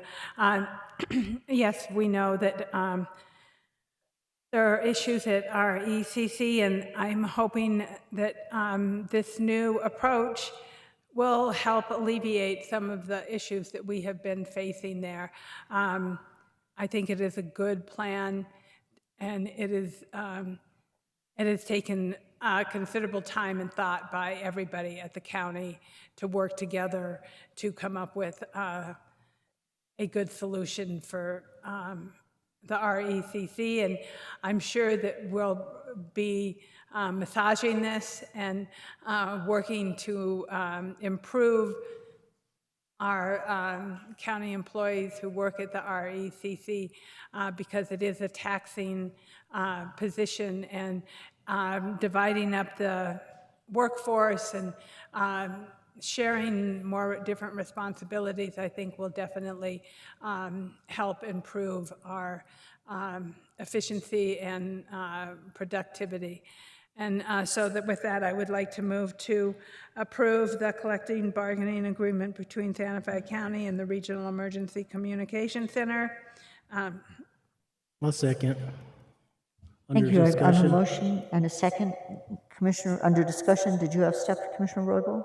Yeah, I just actually just also want to thank staff for working on this together. I know that the position in dispatch, they're really high stress positions and situations that we have a lot of our 911 operators under, and I don't think everybody realizes that and understands that. So I just want to put on the record that I appreciate our basically the first initial responders that actually, maybe not responders, but dispatch personnel that actually get these phone calls and work directly with our constituents in emergency situations and non-emergency situations. But, I know it's a high stress position, and I know that, it's something that has to be manned all the time. So I know it's very difficult, but I just want to thank staff for working on coming forward with this or I guess the amendment that we're approving today. So I just want to thank them once again. So thank you, Madam Chair. Thank you so much. I actually did have a question. It's about the Labor Management Committee. Is that specifically for the RECC and management? And how does that relate to the union? I mean, in terms of like roles and responsibilities. Madam Chair, Commissioners, all of our bargaining units have a labor management committee. This one is specific to RECC, and it's a mechanism for ensuring that the members can come together with management outside of disputes or negotiations to talk about ways to improve the work environment and issues that may come up in the work environment during the course of a contract. And so while there was a committee identified in this contract, it wasn't formally established as a labor management committee with regular meetings. And so this will just ensure that that communication is improved. Yeah, that sounds great, but I was wondering if they just didn't have it and everybody else did or what. Thank you. So I have a motion and a second. If there's no further discussion, all in favor, please say aye. Aye. Aye. Any opposed? Excellent, thank you. Thank you very much. Madam Chair? Yes. Before we move on from these items, I did just want to take the opportunity to note that, some of the core principles that guide most decisions of the county are sustainability and resiliency. And I think this board's approach to budgeting, including compensation packages, are no different. We endeavor to provide competitive compensation packages that can be sustained in the long run with recurring revenue within the context of a resilient budget that can withstand recessionary and other stresses. In simple terms, we want to write checks we think we can cash both now and in future fiscal years. And more specifically, we don't want to be in a position of balancing the budget through furloughs and salary reductions during hard times. I think the CBA amendments that the board just passed are consistent with those principles. And in addition to Deputy County Manager Bernardino, Rachel, and Sonia, I want to thank and acknowledge Sheriff Mendoza, the interim RECC Director, Roberto Lujan, and the respective bargaining units for working with county management to come up with them. So thank you. Excellent. Thank you so much for saying those things. Really appreciate it, and they're very important. We actually have nothing under 7 presentations, so we're going to go on to 8, which is matters of public concern. So I know there are a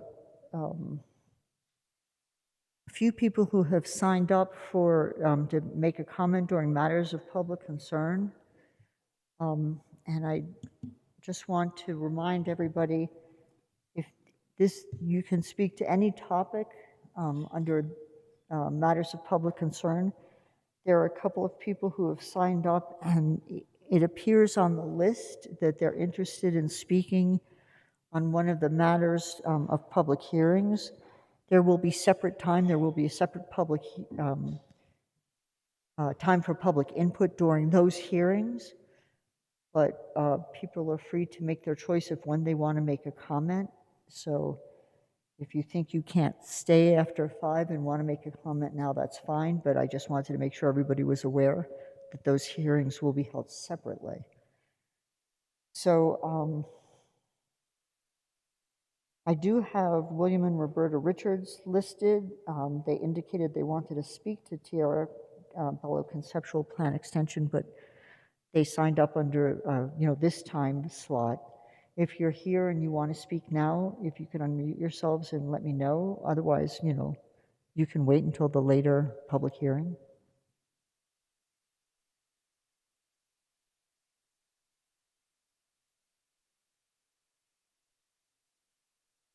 Daniel, are the Richards on at the WebEx at the moment? Madam Chair, I do not see Richards on WebEx. Okay, great. We'll move on to Christopher Jennings. Are you available to make your public comment?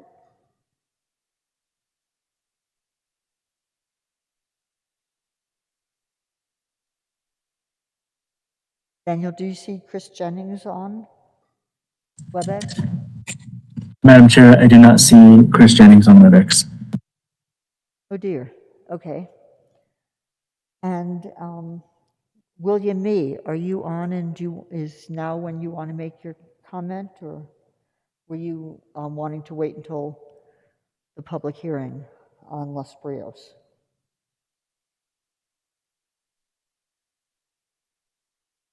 Back to you, Daniel. Do you see William Mee on WebEx? Madam Chair, I do see William Mee on WebEx, and I did communicate with him through email that he did want to speak for item 8. So now would be the time. This is matters of public concern.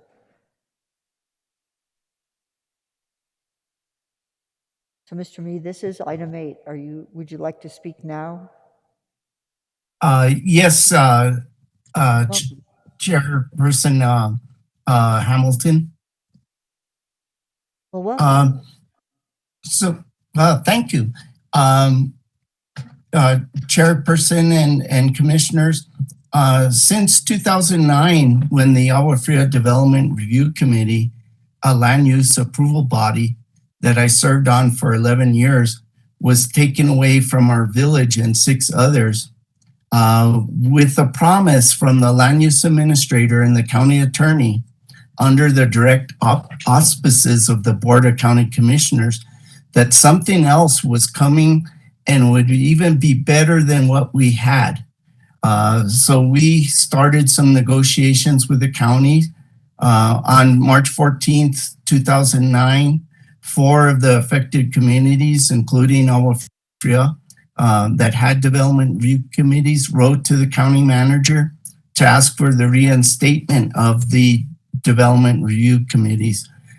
This letter was met with a county response of March 30th, 2009, of a chart that did a county comparison of participation opportunities, which outlined how much better off we would be with the community organization system. This was followed up with Board of County Commissioners Resolution 2009-74, which outlined how the county would get the individual communities back to a level playing field to move forward on the community organization system. The promises to local communities to have a say-so in land use planning is essential to oversee orderly planned growth countywide. Citizens and the greater community at large must have the ability to affect land use policy that might forever change their lives if unchecked and unmonitored. All development has an impact on the area surrounding a new subdivision, whether it be traffic, water, sewers, schools, parks and recreation, libraries, etc. Now we find out that in the 2021 study by Krista St. Vincent's, that the 87507 zip code is the most challenged in the county for receiving healthcare services. One example of this is multi-year waiting periods to become a patient of a primary care physician. So if community organizations can, under the county system, if they can meet and have free license to look at land use items, it makes for a better county. I'll be talking later on tonight, but I just want you to know the background of the community organization system. Thank you very much. Excellent. Thank you very much, Mr. Mee. So that's everybody that I have who pre-signed up for comments under matters of public concern. Is there anybody else present or on WebEx or the phone that wishes to speak during this time?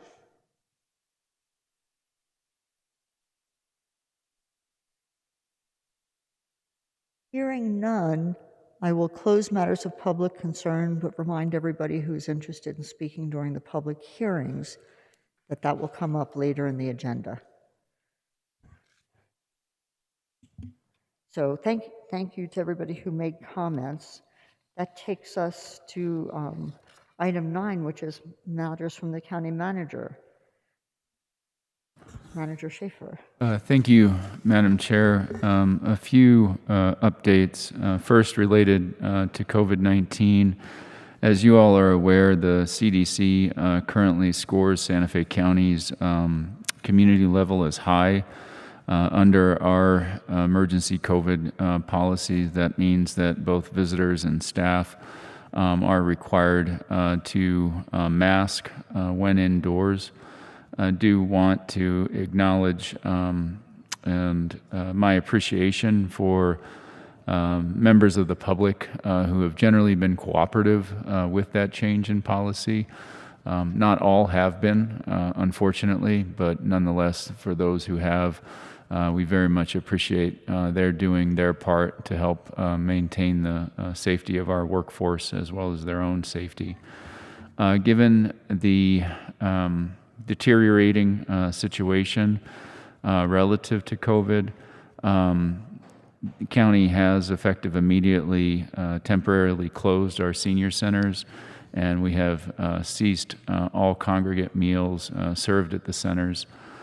Community service continues to provide home-delivered meals to anybody who wants them, and these changes in our service modalities were approved by the Area Agency on Aging. In addition, we have posted those changes at each senior center and included information concerning them on the county's website. We, like I'm sure everyone else, are looking forward to the Department of Health and Governor's press conference this Thursday, July 14th at 1 p.m. And moving on from COVID to general miscellaneous updates.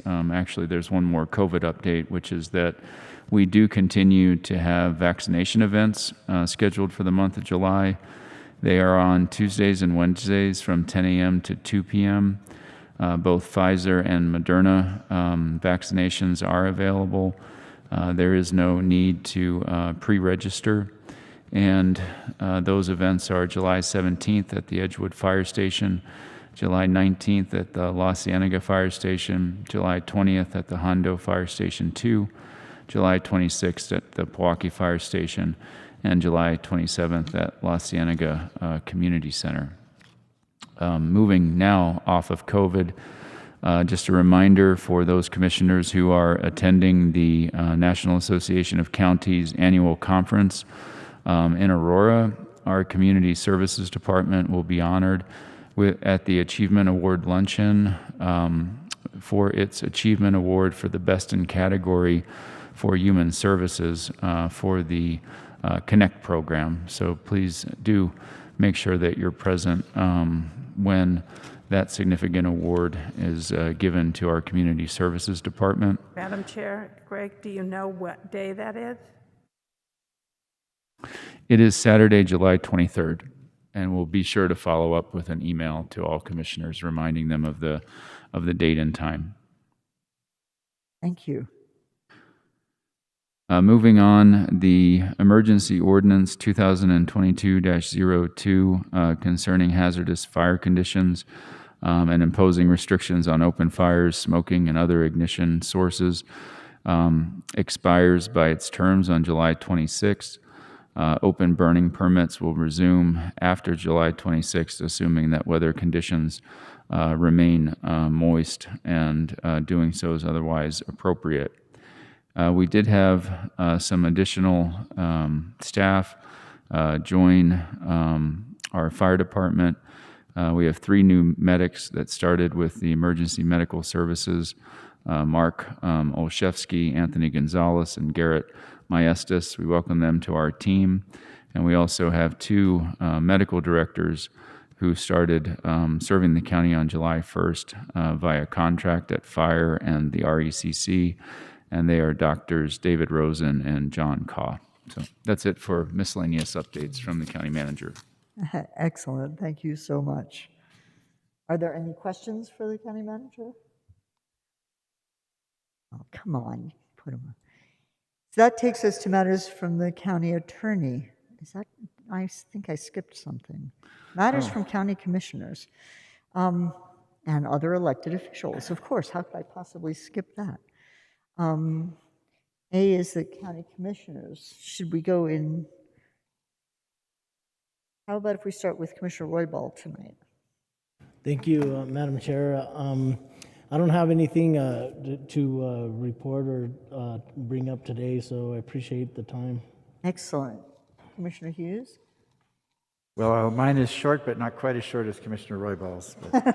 I am having a town hall meeting hour with Hank on this Thursday at 5:30, and then that will be the last one until September, and people are welcome to attend online.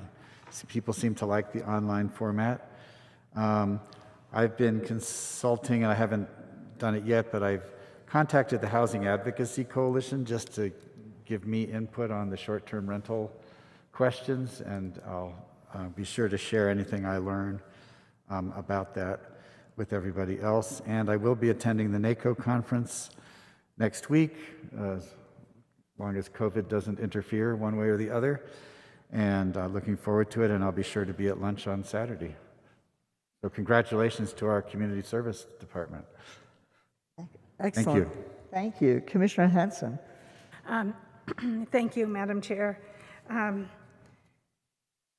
So I have a number of things. One, we had a great coffee and tea under the trees. I had both of the new commissioners elect come to the coffee and tea under the trees, and that was very successful. So I suggest that is a good possibility for other people if they wanted to do that at their town halls or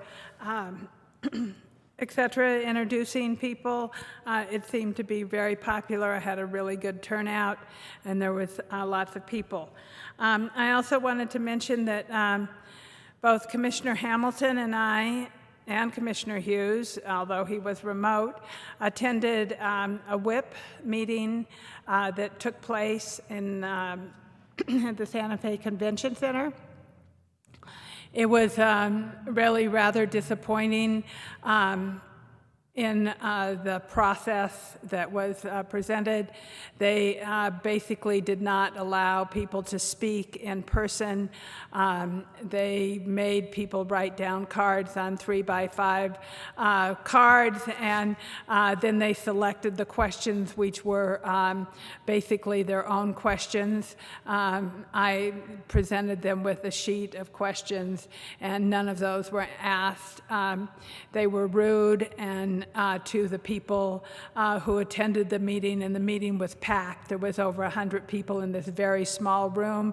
They didn't take any consideration into COVID or any of those issues. And then I was told afterwards that in Carlsbad and Hobbs, elected officials are always allowed to speak at WIP meetings, but obviously not in Santa Fe. So that was also slightly offensive. It was a really poorly run meeting and not friendly, and if they were there to engender support or goodwill, they missed the target. So I think it's important to mention that in a public forum so that people understand that your elected officials did show up at this important meeting, especially since we have many WIP trucks running through our county, and we are also very concerned about the mission and concerned about the extended opening and length of the WIP facility, and the type of waste that is going to be processed there or brought to it that is not transuranic waste, that is plutonium, pit oxidized, and then diluted, and which is not part of the agreement for the WIP facility. And so also I'm also want to congratulate the Community Service Department for being recognized. That was something that Catherine and I had worked on before she left as county manager, because she knows I am quite active at NACO, and so I'm very happy that our Community Service Department is being recognized on a national level. They deserve it. They have done a great job, and I will, of course, be at the luncheon, and I am very happy that Commissioner Hughes and I believe Commissioner Roybal is also going, and so that we can all be there to cheer them on and support them. Thank you, Madam Chair. Excellent. Thank you very much. So I only have a couple of things. First of all, thanking Commissioner Hanson for sharing the sort of disappointing news on the WIP meeting. I agree with her completely. It's not necessarily surprising to have had a very controlled meeting where that avoided the need to take in, any public comment into account, but it's not a good way to go. And I also want to join all my colleagues in congratulating the Community Services Department. That's outstanding. They do such outstanding work, and that's one of the key places where things that the community really needs gets done. So it's amazing to get that recognition. And then to say I'm going to be having my coffee with the commish, which will, however, be virtual, next Wednesday. That's the 20th, from 5:30 to 6:30, and everybody should take a look out. Tina will be sending out the invitations, very soon. And with that, I will go on to matters from other elected officials. Deputy Clerk, are you on tonight, or is our clerk on WebEx? Madam Chair, I don't think the clerk is on. We're just taking a very slight break between the primary and the general election, and voter registration has reopened, so anybody who's interested in registering can do so. Excellent. Thank you. Are there any other elected officials present or on WebEx who would like to speak at this time?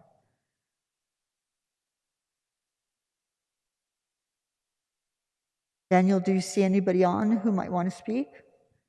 Our treasurer or assessor? Madam Chair, I see the undersheriff. I do not see any other elected officials. Okay, undersheriff, if there's anything to report at this time, please feel free.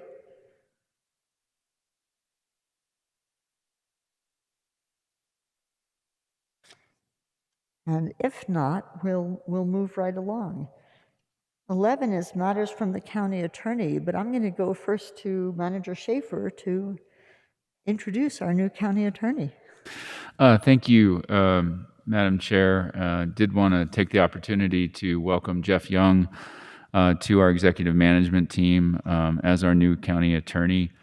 In New Mexico, Jeff's had a variety of high-level positions with the state, including general counsel to the state personnel office, as well as the Children, Youth, and Families Department, as well as being the counselor to the Chief Justice of the New Mexico Supreme Court. Prior to moving to New Mexico, Jeff had a variety of attorney positions at the federal and state level, including with the CIA and the Texas Tech University system, as well as the Colorado Community College system and the city and county of Denver, Colorado. So we're excited to have Jeff join us, and did want to take the opportunity to introduce him to the board as well as to the rest of the county and the public. Thank you. That's excellent. Certainly, we on the commission really want to welcome you to the county. Madam Chair, Commissioners, thank you, Greg, and thank you, Madam Chair, for that really warm welcome. And as a citizen of Santa Fe and a lawyer, it's just an honor and privilege to really serve in this role, and I look forward to doing that with integrity and everything else. So really appreciate it. I guess that's all I have to say, unless you guys have any questions on that. No, but we feel lucky and very grateful to have you here. So welcome. we'll do our best to give you as hard a time as possible when appropriate, but otherwise, it should just be smooth sailing. Would you like to take your first crack at reading us into matters from? Absolutely, Madam Chair. Madam Chair and Commissioners, I would ask the board move into executive session pursuant to discussion of bargaining strategy preliminary to collective bargaining negotiations at section 10-15-Y H5, and then also threatened or pending litigation in which the county is or may become a participant as permitted by section 10-15-1 H7 and NMSA 1978. Excellent, thank you. And do we expect, what, a half hour, 45 minutes? I know that's unpredictable, but. Right.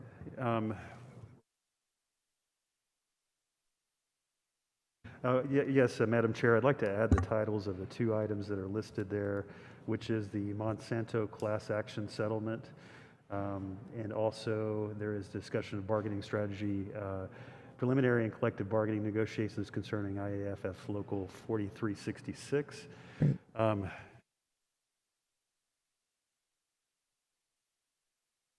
Yeah, I think no more than 45 minutes would be appropriate.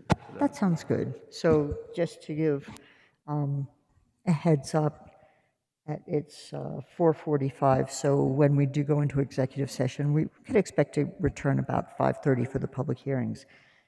Commissioner Hanson and then Commissioner Hughes.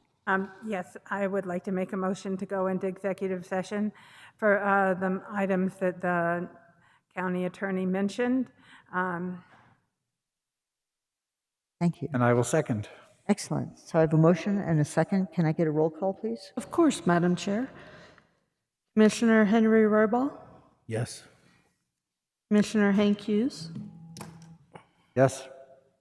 Commissioner Anna Hanson, Yes. and Commissioner Rudy Garcia. Should I mark him as excused? Yes, please. Okay. And Chair Anna Hamilton. Yes. Thank you. So we are now in executive session and we'll return in approximately 45 minutes.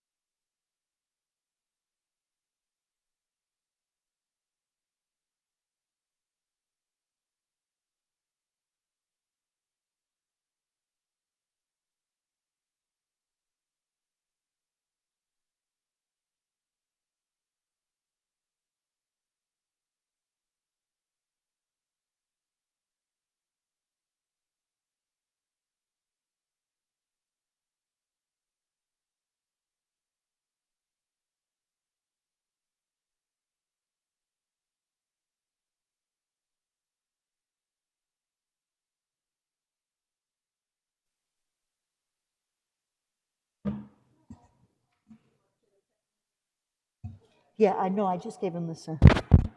Good afternoon, good evening. We're back from executive session, and I would entertain a motion to come out of executive session. So moved, Madam Chair. Can we add thank you. So I have a motion and a second, but can we add that what was discussed in executive session were only those matters listed by our county attorney for the motion to go into executive session, and no decisions were made? Yes. Excellent. So I have a motion and a second. All in favor, please say aye. Aye. Aye. Any opposed? So we are back in regular session, and I'll go to Commissioner Hanson for item 11B. Thank you, Madam Chair. I would like to make a motion that I move Santa Fe County participate in the Monsanto class action settlement as a class member, understanding that participation as a class member means that the county will release all claims arising from PCB contention that were or could have been alleged against Monsanto and the other parties released as set forth in the proposed settlement agreement. And Second. so I have a motion and a second. Is there a discussion or questions? Not all in favor, please say aye. Aye. Aye. Any opposed? Excellent. Thank you very much. So that takes us to item 12. We have two public hearings on proposed ordinance and other matters related to solar. So the first one is an ordinance amending the Sustainable Land Development Code to add a definition of community solar and to add new section 10.25 to address standards for community solar facilities, and to add new clause to section 8.11.3.5.2 to prohibit a community overlay district from restricting the location and procedures for installing community solar facilities. And we have Lucy Foma. Welcome. Good evening, Madam Chair, Commissioners. I'm Lucy Foma from Planning. I'm here tonight to present the community solar public hearing for the adoption of the proposed ordinance. Staff worked hard and long across departments to develop this ordinance, and we also gathered input from industry specialists and the public on what you'll see tonight. We presented this to you in May, and then in June, we presented to the Planning Commission, and they recommended for adoption, and so that's why we're here with you tonight. As background on this ordinance, the state passed the Community Solar Act last year, and the PRC published the rules in spring of this year. The poignant parts about this act and the rules is that there's a low-income carve-out. We feel that this will particularly benefit our constituents and communities and make solar energy available to those who aren't able to put solar on their properties, either because they're renters or because they can't afford the upfront costs. Just a little more background about the difference between community solar and commercial solar.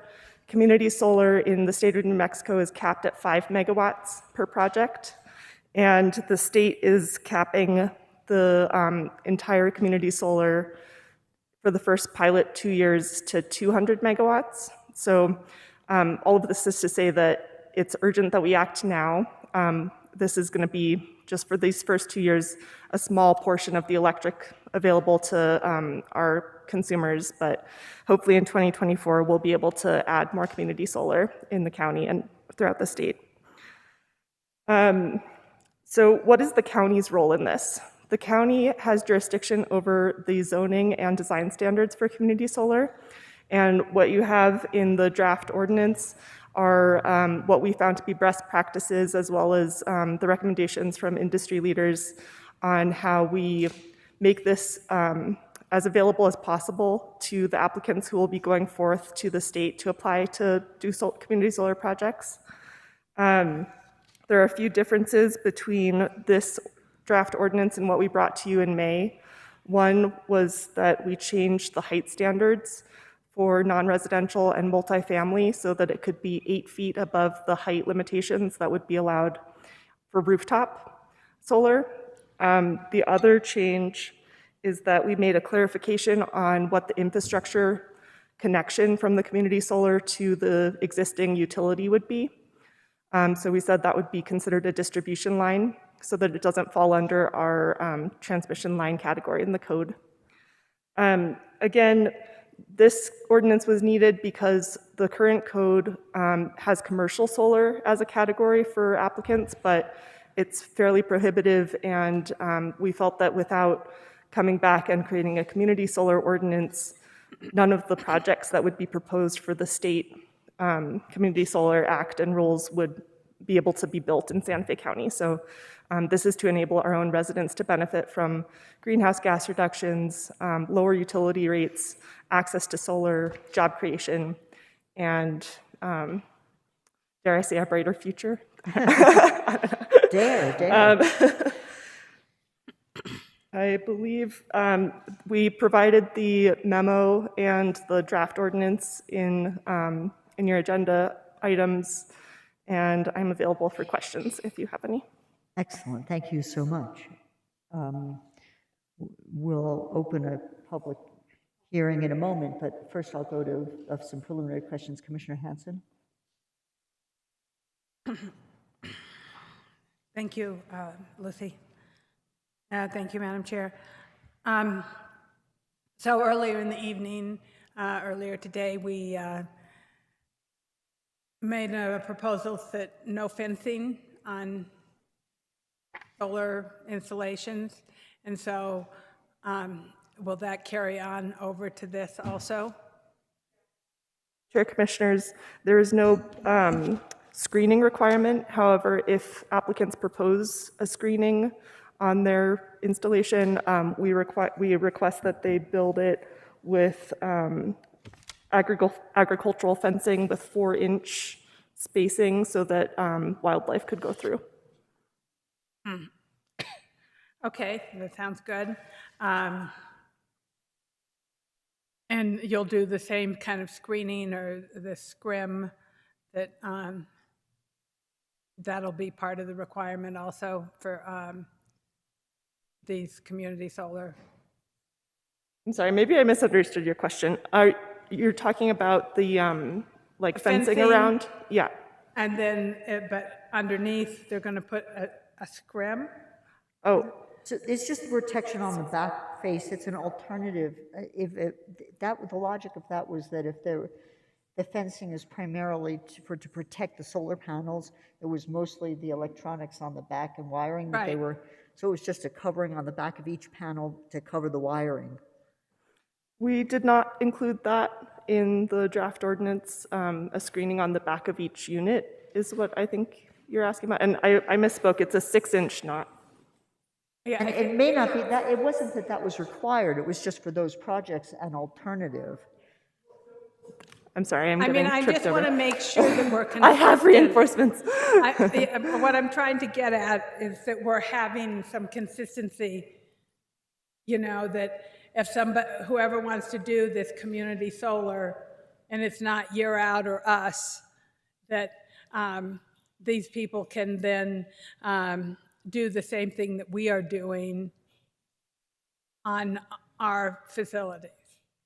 Yeah, we will, Madam Chair, Commissioner, we will address that in, I can either have Joseph address it now, which it looks like he wants to address it now.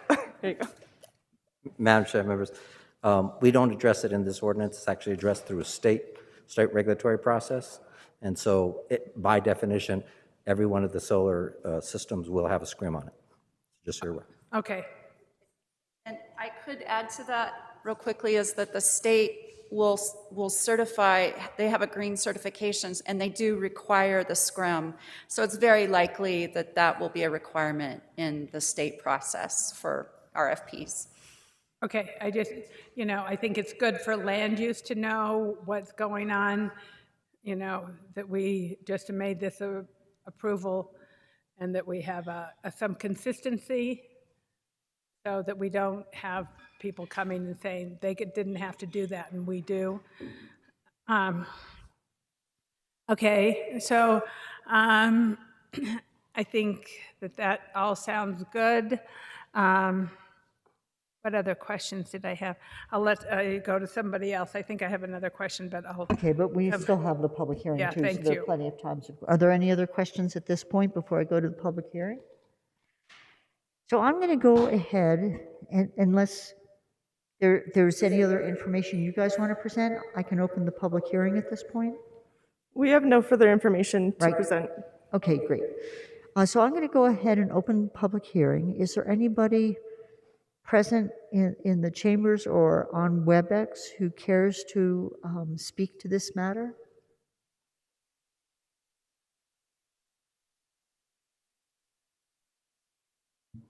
Daniel, do you see anybody on WebEx? Because nobody else has signed up formally, but do you see anybody on WebEx who might want to speak to this? Madam Chair, I'm not showing anybody indicating that they'd like to speak to this item on WebEx. Okay, I appreciate it. So I will go ahead and close the public hearing. Do the commissioners have any other questions or discussion on this, or what's the pleasure of the board? Commissioner Hanson?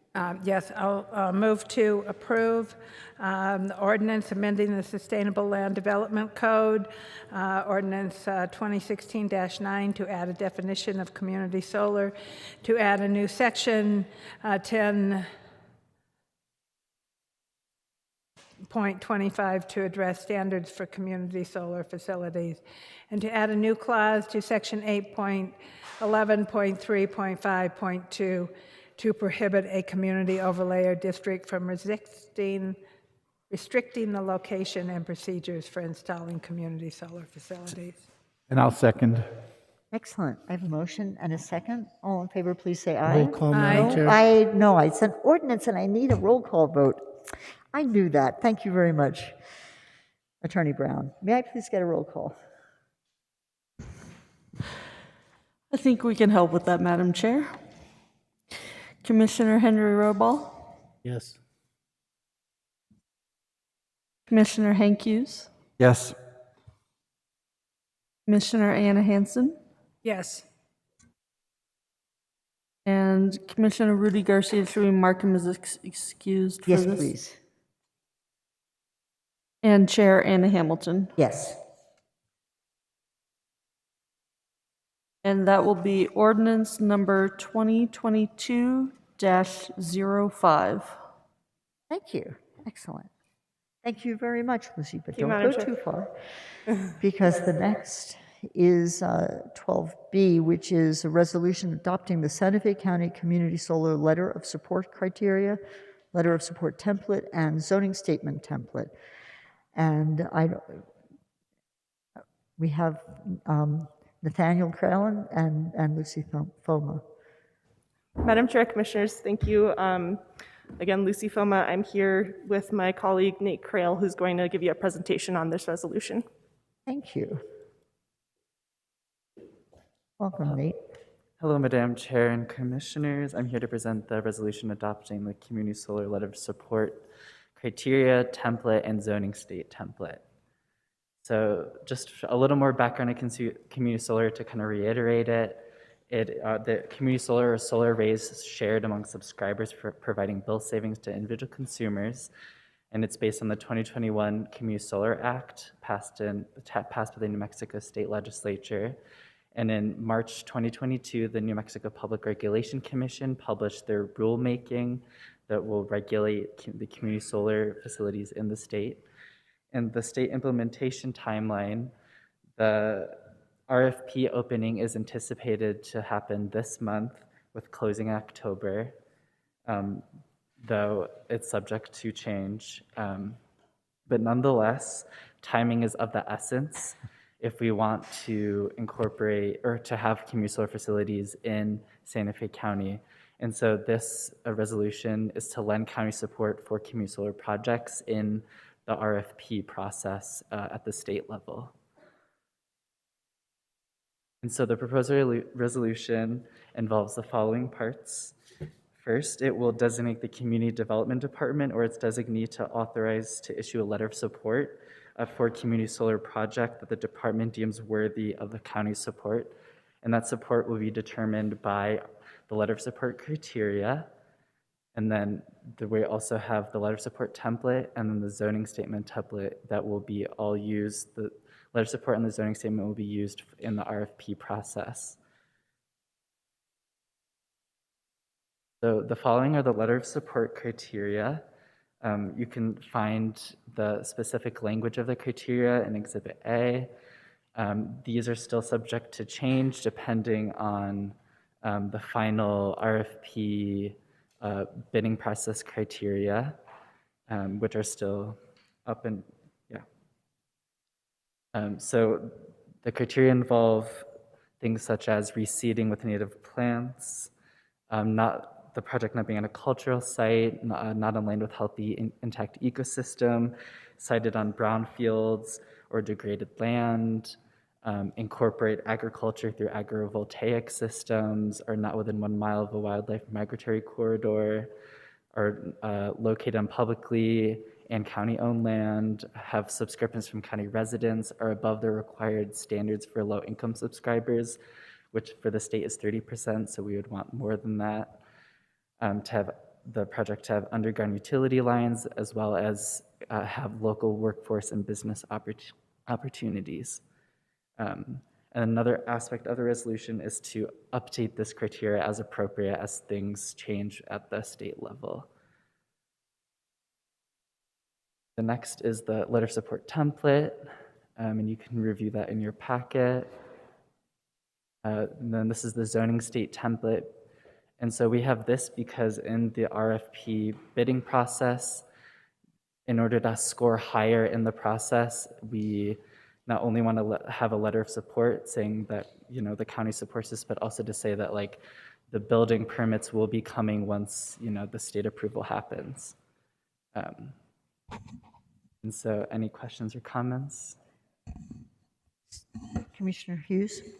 Yeah, just a question about the citing on either, like not citing it on intact ecosystems and then citing it on, is that sort of an absolute, or is that like you get more points for the more degraded the land is sort of thing, or how does that Yeah, so we don't, Madam Chair and Commissioner Hughes, we don't have specific points assigned to this art criteria for our particular letter of support, but if it, you know, if it isn't like a brownfield, we'll have a stronger letter of support. But if it is, in fact, on healthy, intact ecosystems, you know, maybe their letter of support won't be quite as strong. And how would something like a parking lot or the top of a, you know, I don't know, of a business or a shopping center, how would that be considered? Kind of a rooftop or built environment, so that would score well because it's already an existing, you know, built environment and not a healthy ecosystem. Okay, thank you. That's my question. Are there any other questions? Just as a follow-up, it can be tricky to figure out how you classify a healthy ecosystem. Like, does it have to be original native meadow, even if it's a grassland? So if it's been previously disturbed, is it an acceptable place, you know, even if like agricultural land there, you know, that kind of thing? Have you guys talked about that?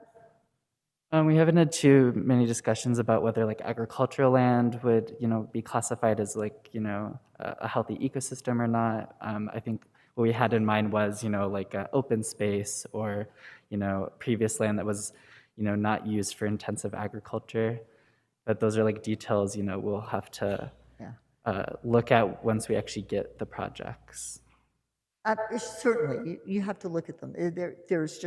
There seems to be a lot of wiggle room in that. The intent makes sense, but I can think of lots of, you know, like quasi-rural areas in, you know, in my district, for instance, that's I would probably think would be fine, but how that definition would impact them is a question. But so.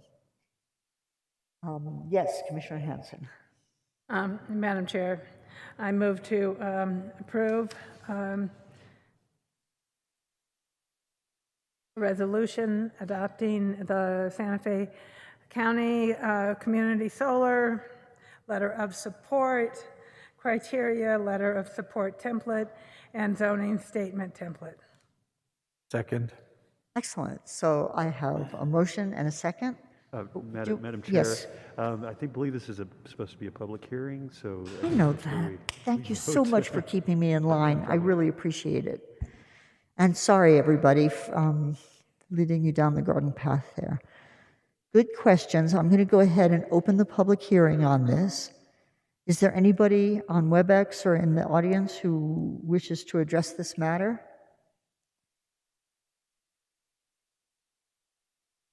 Daniel, once again, do you see anybody on WebEx who wants to speak to this resolution? Madam Chair, I'm not seeing anybody indicating that they would like to speak to this matter. Okay, great. I mean, just to give people time, is there anybody on WebEx who would like to unmute and speak to this matter? Hearing no response, I'm going to close the public hearing. And at this point, I would entertain the motion. As restated, a resolution I move to adopt a resolution, the Santa Fe County Community Solar Letter of Support Criteria, Letter of Support Template, and Zoning Statement Template. And I'll second it again. I really appreciate it. Sorry for making you do it twice. If there's no further discussion, I have a motion and a second. All in favor, please say aye. Aye. Aye. Any opposed? Excellent. Thank you. And thank you for the presentation, Nate. Thank you. Very good. Madam Chair, Yes. before we move on, I did just want to let the board know that staff intends to solicit proposals from would-be community solar developers who may be interested in utilizing county property for such purposes. Any such arrangement, be it via lease, easement, or what have you, would ultimately be brought back to the Board of County Commissioners for ultimate approval. But we are going to look to see if there are mutually beneficial opportunities for developers of community solar to partner in that way with the county on county facilities. So just wanted to give you that heads up that that's something we'll be working on a separate track from what you approved this evening. Thank you. Wow, sounds excellent to me. Commissioner Hanson? Thank you, Greg. On that point also, I wanted to mention to staff that SWAMA is considering doing a community solar, and so you could also reach out to Randall Kippenbrock and let him know that we've gotten this passed, because they have been mentioning it at our board meetings. That sounds great. Thank you. And thank you to staff for doing this. It was a lot of work and very, very valuable to have done. Really appreciate it. Madam Chair, yes, thank you very much.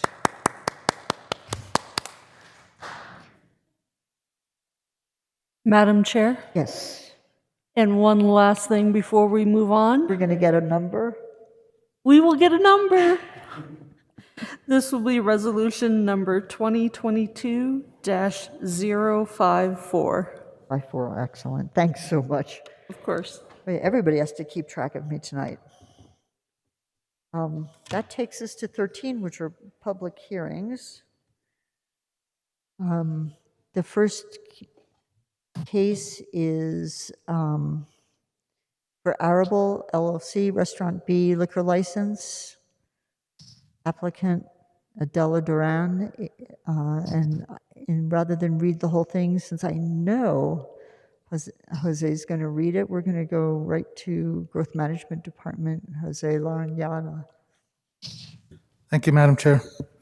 Arable LLC applicant Adela Duran, agent, requests approval of a Restaurant B beer, wine, and spirits liquor license to be located at 7 Avenida Vista Grande, Suite B6, within the Agora Shopping Center in El Dorado. The property is zoned as commercial neighborhood within Section 9, Township 15 North, Range 10 East, Commission District 5. The applicant is requesting approval of a Restaurant B beer, wine, and spirits liquor license. Beer, wine, and spirits will be served with meals at the Arabelle Restaurant. The property is located at 7 Avenida Vista Grande, Suite B6, within the Agora Shopping Center in El Dorado. A restaurant with incidental consumption of alcoholic beverages has historically occupied this site. Arabelle Restaurant is in possession of a current Santa Fe County business license. The zoning for this property is regulated by ordinance number 2016-9, the Sustainable Land Development Code, Chapter 9, Section 9.10, US 285 South Highway Corridor District Overlay. The site is zoned as commercial neighborhood. Table 9-10-12 285 South Highway Corridor District Overlay Use Table allows for a restaurant with incidental consumption of alcoholic beverages as a permitted use within the commercial neighborhood zoning district. The State Alcoholic Beverage Control Division granted preliminary approval of this request in accordance with Section 60-6B-4 NMSA of the Liquor Control Act. The Liquor Control Act requires the local option district to conduct a public hearing on the request to grant a Restaurant B beer, wine, and spirits liquor license at this location. In accordance with the Liquor Control Act, the BCC may disapprove the issuance of the license if the location is within 300 feet of any church or school. The issuance would be in violation of zoning or an ordinance, or the issuance would be detrimental to public health, safety, or morals of the residents of the local option district. Growth Management staff has reviewed this request for compliance with the pertinent code requirements and finds the following facts support the submittal. Table 9-10-12 285 South Highway Corridor Overlay Use Table allows for a restaurant with incidental consumption of alcoholic beverages as a permitted use within the commercial neighborhood zoning district. The applicant has met the state of New Mexico requirements for noticing. The site is 1/2 mile from the nearest church and 1 mile from the nearest school. Staff recommendation is for approval of a Restaurant B beer, wine, and spirits liquor license to serve beer, wine, and spirits with meals, to be located at 7 Avenida Vista Grande, Suite B6. Madam Chair, I stand for any questions. Thank you very much. Before I go to the public hearing, are there any questions? Commissioner Hughes? Thank you, Madam Chair. So did Arable not have a license up to this point, and it was just the previous restaurants in that location that had the liquor license? Madam Chair, Commissioner Hughes, yes, Arabelle was bought out by somebody else. Beer and wine is not transferable.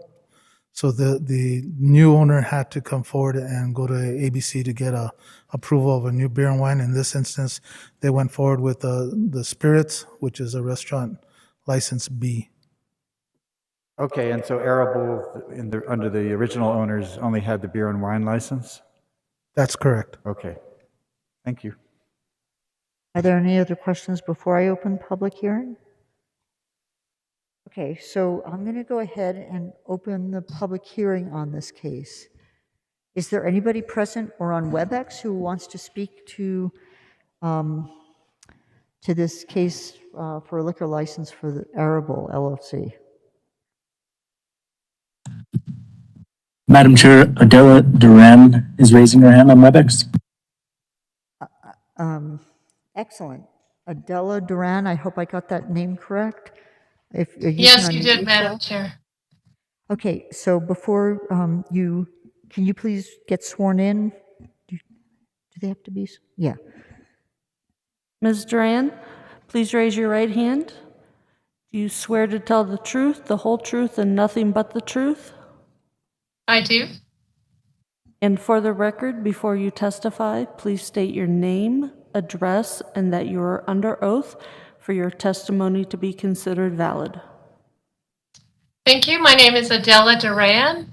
My address is 141 East Palace Avenue, and I do recognize that I'm under oath for my testimony. Excellent, thank you.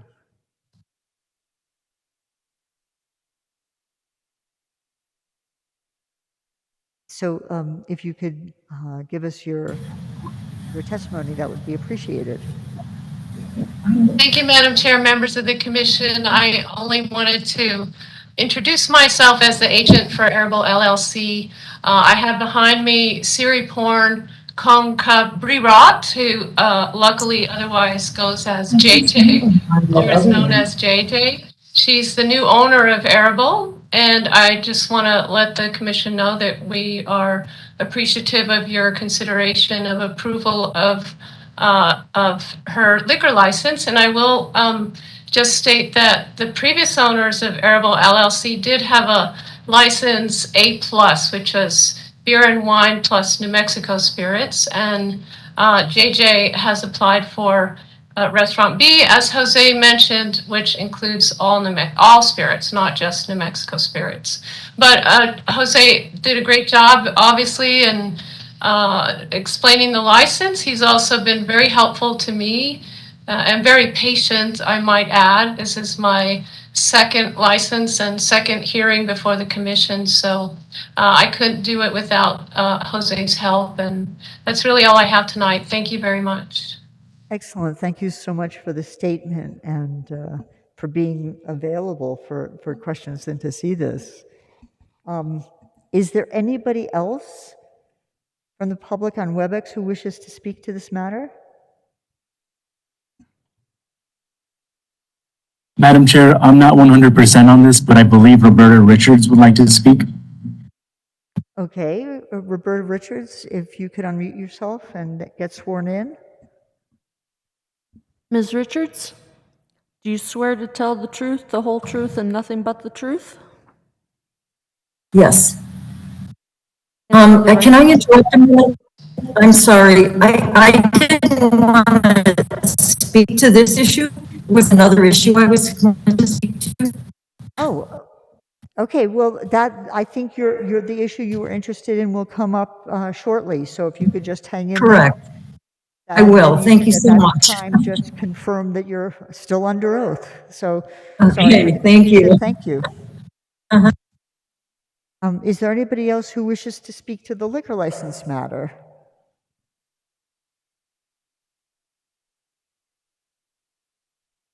Hearing none, I think I will close the public comment on this matter. Yes, Commissioner Hughes. Thank you, Madam Chair. I would like to make a motion to approve Arable LLC Restaurants B liquor license. I'll second. Excellent, thank you. I have a motion and a second. Is there any further discussion? If not, all in favor, please say aye. Aye. Aye. Any opposed? Thank you. This matter passes, and best of luck to Arable for this. Madam Chair. Thank you very much. Yeah, I just wanted to say I hope to eat there someday soon. Oh. And I look forward to the new owners, whatever they offer. Exactly. You can invite me. I hope to eat there too. Excellent. Thank you very much. And her staff will look forward to all of you coming out sometime in the near future. Thank you. Thank you. Yes, and thank you, JJ. We look forward to seeing you in person. So that would take us to the next hearing, which is the case, regarding, well, I've been skipping things, so I just thought you were going to give me another heads up there. The Los Brios subdivision conceptual plan and preliminary and final plat with Jennings Gavin, it's the agent, and I have to scroll down a little. We have John Lovato for the presenting the initial materials. Thank you, John. Thank you, Madam Chair and Commissioners. JTT LLC applicant, Jenkins Gavin, agent, request 1, an approval and affordable housing agreement, and 2, approval of conceptual and preliminary final subdivision plat. The applicant is proposing a subdivision of 56 single-family lots, inclusive of 2 existing homes. The 17.15 acre property is comprised of 2 separate parcels, Lot 1, 9.02 acres, and Lot 2, 8.13 acres. The applicant is also requesting approval of the subdivision affordable housing agreement. The 17.15 acre site is zoned as traditional community within the Village of Agua Fria Community District overlay. The property is located at 4738 Agua Fria Road, SDA 2, Commission District 2. Summary. The subdivision is classified as a Type 2 major subdivision containing 25 to 499 parcels, where any parcel is less than 10 acres in size. As the project consists of more than 24 lots, a conceptual plan is required and has been submitted. The applicant also requests preliminary and final subdivision plat approval for this single-phase subdivision. The property is located in Santa Fe County within the Village of Agua Fria Community District Overlay and is zoned traditional community per the SLDC zoning map. The parcel is 17.15 acres in size, and density in the traditional community allows for 3 dwelling units per acre when connecting to community water and community sewer. This allows up to 51 lots, which 15% of the lots are required to be affordable, and the applicant will be required to provide 8 affordable lots. A bonus of 2/3 unit per affordable unit is allowed per section 13.16 of the SLDC, which allows a bonus of 5 homes, bringing the total number of homes allowed to 56. There are 2 existing homes, so an additional 54 homes are proposed, and a total of 56 lots will be created. The 56 residential lot range size from 0.12 acres to 0.29 acres. In addition, 7 open space tracts are proposed. The project includes 5.51 acres of open space, of which 1.44 acres will be improved and developed as open space. The applicant states that the proposed lot sizes are consistent with the lots in the vicinity. The subdivision access off of Agua Fria via Los Brios North and off Rufina Street via Los Brios South. The proposed access off the Los Brios South and Los Brios North is 20-foot width roadway with a 45 right-of-way. The roadway provided a 5-foot sidewalk and parking on one side of the street with 2 feet of curb and gutter. The applicable requirements under Santa Fe County Sustainable Land Development Code, SLDC Ordinance 2016-9, which governs this application, are the following: preliminary plats for major subdivisions, 5.8 final plat, and conceptual plan. The applicant is requesting conceptual plan approval as required for subdivisions of more than 24 lots in accordance with Chapter 4.9.9.2.1 of the SLDC. The applicant has addressed the conceptual plan approval criteria per Chapter 4.9.9.6, and staff has responded to the criteria as contained in the memo. The following studies, reports, and assessments were required as part of the application: adequate public facilities and service assessment. The applicant has demonstrated that there are adequate public service facilities to preserve this project. Water service availability report, section 6.5. The applicant has demonstrated that they can provide water to support this project. Traffic assessment, section 6.6. The applicant has demonstrated that they can provide safe ingress and egress to the proposed development.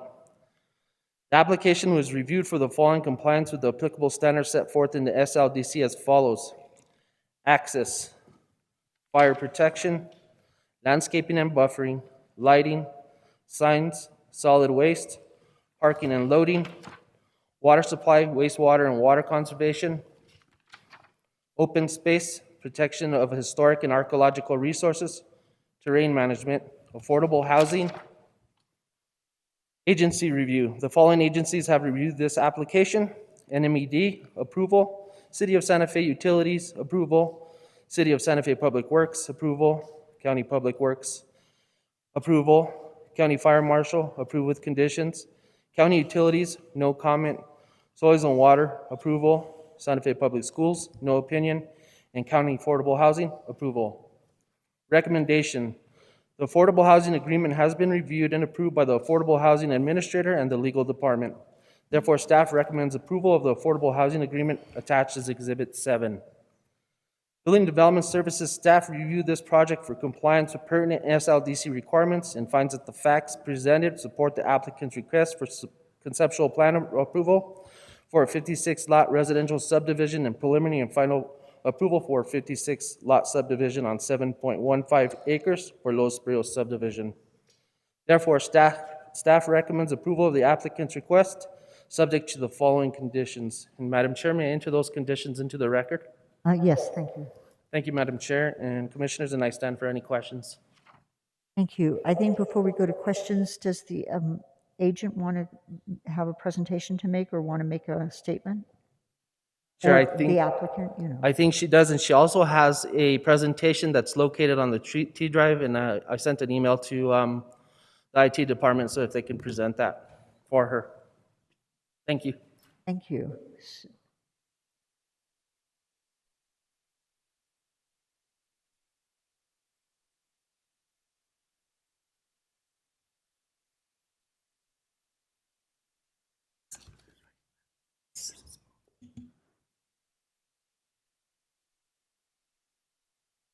Good evening, Commissioners.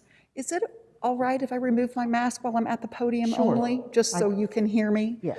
And my glasses inevitably are going to fog up, so thank you for that. I appreciate it. My name is Jennifer Jenkins with Jenkins Gavin, and I'm here this evening on behalf of JTT LLC in request for conceptual plan and final subdivision plat approval for the Los Brios subdivision. We're really excited about this project, and I look forward to presenting it to you. We have a pretty brief presentation, and then be happy to stand for any questions. Oh, I need to be sworn in. Yes, thank you for the reminder. Thank you. Do you swear to tell the truth, the whole truth, and nothing but the truth? I do. And before you testify, please state your name, address, and that you are under oath for your testimony to be considered valid. My name is Jennifer Jenkins. My address is 130 Grant Avenue, and I affirm that I am under oath. Thank you. Great, thank you. So, as I mentioned, the owner and developer of the property is the local entity, JTT LLC. We represent them as their owner's representatives, Jenkins Gavin. Civil engineering services provided by Orlin Guerrero Ortiz with Design Ingenuity, and traffic engineering services provided by Bohannon Houston. So, the subject property is located at kind of the western extent of Agua Fria Village. So the black line, is there a pointer in this, or I can just use my mouse? So the black line that you see here is the edge of Agua Fria Village. And so this is somewhat of a little bit of an island on the western extent of the subject property. And to the west, you have the intersection of Airport Road and South Meadows here. It is bordered by Agua Fria to the north, and it is bordered by Rufina to the south, and it is just over 17 acres. So this is the zoning map. So everything that you see there in the orange is the Agua Fria Village traditional community, and you can see the little finger sticking out there on the western extent. That is the subject property. We are in the traditional community portion of the Village of Agua Fria Community District Overlay, which does permit one dwelling point per 0.33 acres if a project is served by community water and sewer. So with respect to the Sustainable Development Area, Agua Fria Village, as I'm sure you are aware, is within Sustainable Development Area 2, which is contains a mix per the SLDC, contains a mix of previously developed areas and areas where future development is likely and reasonable to occur. So this map here shows, so everything in the aerial that you see exposed is Agua Fria Village, and everything around it is from the city zoning map. So as you can see, we are bordered by the city of Santa Fe to the west, the south, and the east. And you can see there's quite a variety of residential zoning densities within the vicinity. Everything from R2 up to R6, R12 right next door, which is 12 dwellings per acre. We have, mobile home park zoning to the south, so R7 to the south. So it is quite a diverse neighborhood in this area of residential housing types. So zooming in on the subject property here, as I said, it's just over 17 acres comprising 2 parcels. There are 2 existing residents on the property that you can see there kind of in the center. And we have frontage on Agua Fria as well as frontage on Rufina Street. The property slopes pretty gently from the east to the west. And And this property will be served by the city of Santa Fe with respect to public water and sewer service. That was generated previously. There was a memorandum of understanding that this body approved quite a few years ago for water and sewer service to this site, because this site is outside of the Agua Fria Village service area for water because we are so far west. And then subsequently to that, the city and the county entered into a utility service agreement for Agua Fria Village. And it basically said that the property south of Santa Fe River can, if a property owner requests it, can be served by the city for water and sewer service. And we have received service approval letters from the city for those utilities. So here is our site plan. As John mentioned, we have one access point on Agua Fria. And then we have a second access point on the south end of the property for Rufina. So we've divided the property in that way in order to limit the amount of traffic that is available to travel onto Agua Fria, and also to limit that amount of traffic that travels onto Rufina. But what this really creates is really quite special. The center of the property, we have a requirement for 5.5 acres of open space per the county code. And as part of that, we are required to provide a 1.4 acre park area. So it really creates a really sweet opportunity to create a centralized park area that is accessible to both kind of halves of the neighborhood, if you will. And as I mentioned, there are 2 existing homes for which we are creating separate lots. And so there will be a total of 54 new homes, which is inclusive of 8 affordable homes, which we are really proud of and really excited about. So our overall density here is just at 3.2 lots per acre. So this just outlines the overall program. As I mentioned, with public water and sewer, the permissible density here is 1 dwelling point per 1/3 acre. City of Santa Fe is providing water and sewer service. So we have a base density of 51 lots. And then with respect to the affordable housing, the SLDC provides for a density bonus of 2/3 of a unit for each affordable home that you provide. So that density bonus comes out to 5 lots. So that's how we arrive at the total lot count of 56 lots. So a total of 54 new homes. Our lot sizes range from just over 1/10 of an acre to just over 1/4 of an acre. And as I mentioned, we have 5.5 acres of open space inclusive of a 1.4 acre park. So this is just zooming in on the park area. So we are designing a pedestrian connection between the north side of the neighborhood and the south side of the neighborhood, and the streets are served with sidewalks. Which is actually not even a county code requirement for this type of project, but we felt that pedestrian circulation and connectivity was really important. And so we're providing a nice little trail pathway system through the park. We have lots of really nice mature trees in that part of the site that we are preserving, and then we're going to supplement with additional landscaping. And then we're going to provide some benches, some doggy stations, as well as some natural play for children, boulders and different types of climbing things. That really that's really the direction that child play is going within in terms of community parks, is to do things that has more of a natural feel, and also some of those elements can also be safer. So we're interested in creating a natural passive environment here with some play opportunities. And this is really the community gathering place here. This is where neighbors are going to have an opportunity to cross paths and get together as they are, walking the dog or taking the kids for a walk. So we, of course, conducted a traffic study. This was a very extensive traffic study. We studied 9 intersections. I've done much larger projects than this. We did not come close to studying 9 intersections. So we worked with Santa Fe County Public Works to ascertain and scope the study. So they informed us which intersections we needed to analyze, and you see them listed here. So as I believe this body is aware, as when we do traffic studies, it's based upon how our intersections perform. And how they perform is based on a level of service analysis. And the level of service analysis is a grading system. A means very little delay, and that is an intersection that performs excellently. And then it goes all the way down to F, which is failing on national standards. But as far as the county code is concerned, the county code requires a minimum level of service of E. And so the county code considers level service E as being failing.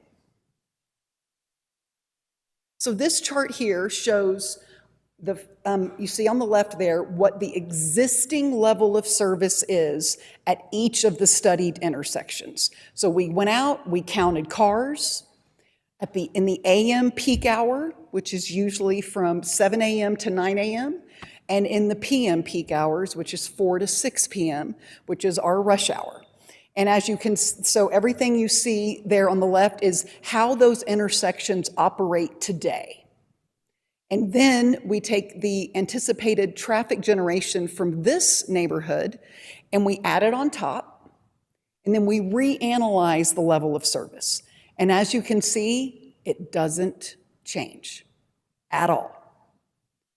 So based upon this, Santa Fe County, as well as the City of Santa Fe, have approved the traffic study and determined that there is a negligible impact on the surrounding roadway network. So lastly, late last week, and I believe you have this in your materials, received a letter from Mr. William Mee from the Agua Fria Village Association asserting a few things that I would like to address really quickly, and then I will wrap up my presentation. So the first step in moving an application forward with Santa Fe County is you have a pre-application TAC meeting. TAC stands for Technical Advisory Committee. So you have a pre-application meeting, all the county staff that are involved in development review, the Technical Advisory Committee are there, and you present your project, there's questions and answers, it's very productive. And then following that meeting, they send you a letter. Santa Fe County sends you a letter and says, okay, you need to do an environmental report, you need to do a traffic study, you need to do this, and you need to have a neighborhood meeting if that is applicable. And then they tell you which registered organizations, HOAs, neighborhood associations, whatever, community organizations that are registered with Santa Fe County, who do you need to notify of your neighborhood meeting? And they give you that contact information. They give you their name, their address, their email, if they have that information that has been provided by the organization. And so when you have to notify them of your neighborhood meeting, and you also have to notify them of any public hearings. So what I've highlighted and what is boxed out in red there is the information Santa Fe County provided us for the contact information for Agua Fria Village. And that is to whom we sent the notice of the neighborhood pre-application meeting. And then you can see on the right is the email that was sent to the same email address provided by the county, notifying them of the pre-application meeting. And there was also a comment made in the letter about a requirement for us to present specifically to a community organization prior to submitting our application. There is no requirement for that in the SLDC because the SLDC implemented, the pre-application neighborhood meetings. Those did not exist under the old code. So under the new code, they said, we're requiring neighborhood meetings for certain types of applications. So presenting independently to Tasuki, their little association, or to Agua Fria, that is no longer part of the new code. The neighborhood meeting is part of the new code, and that is a requirement. So we followed all of our obligations around noticing that meeting, noticing tonight's meeting, posting posters on the property. And so with that, I will conclude my presentation. I really appreciate your attention, and I'm happy to stand for questions. Thank you very much. Thanks so much, Jennifer. So I think we could Are there particular questions right now before we go to public hearing? Or Commissioner Hanson?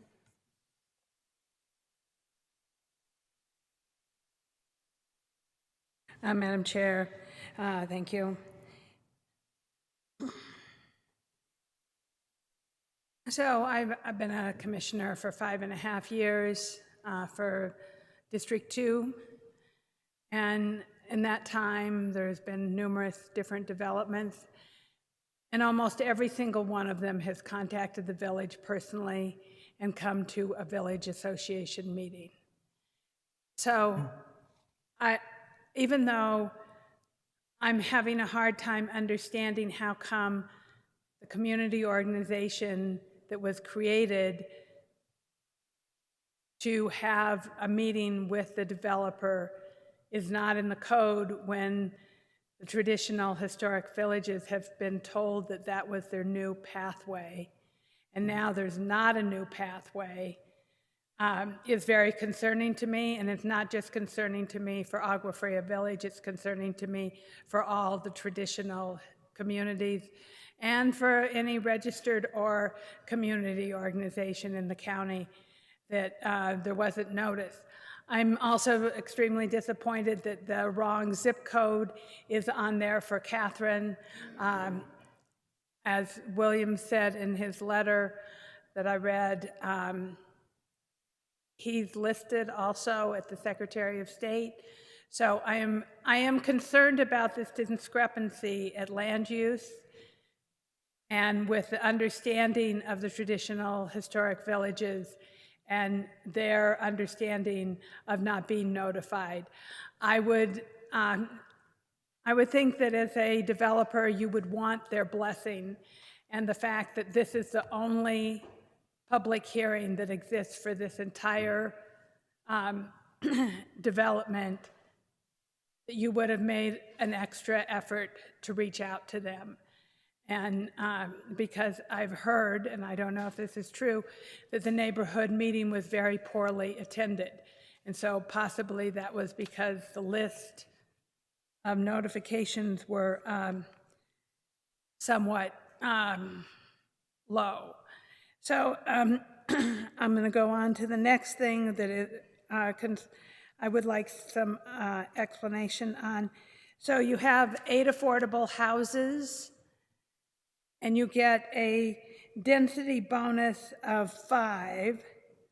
So that means that you can increase the amount to 5 more units, but you're still building 8 units of affordable housing?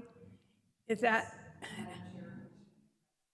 Okay, so you're still building 8 units, but because of the density bonus in the SLDC, does the SLDC then override the community plan for the traditional historic villages?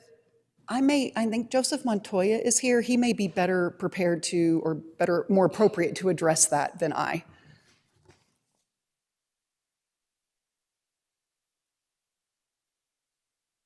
Madam Chair, community, the density bonuses are provided for every unit that's is provided as a developer bonus in order to be able to achieve affordability.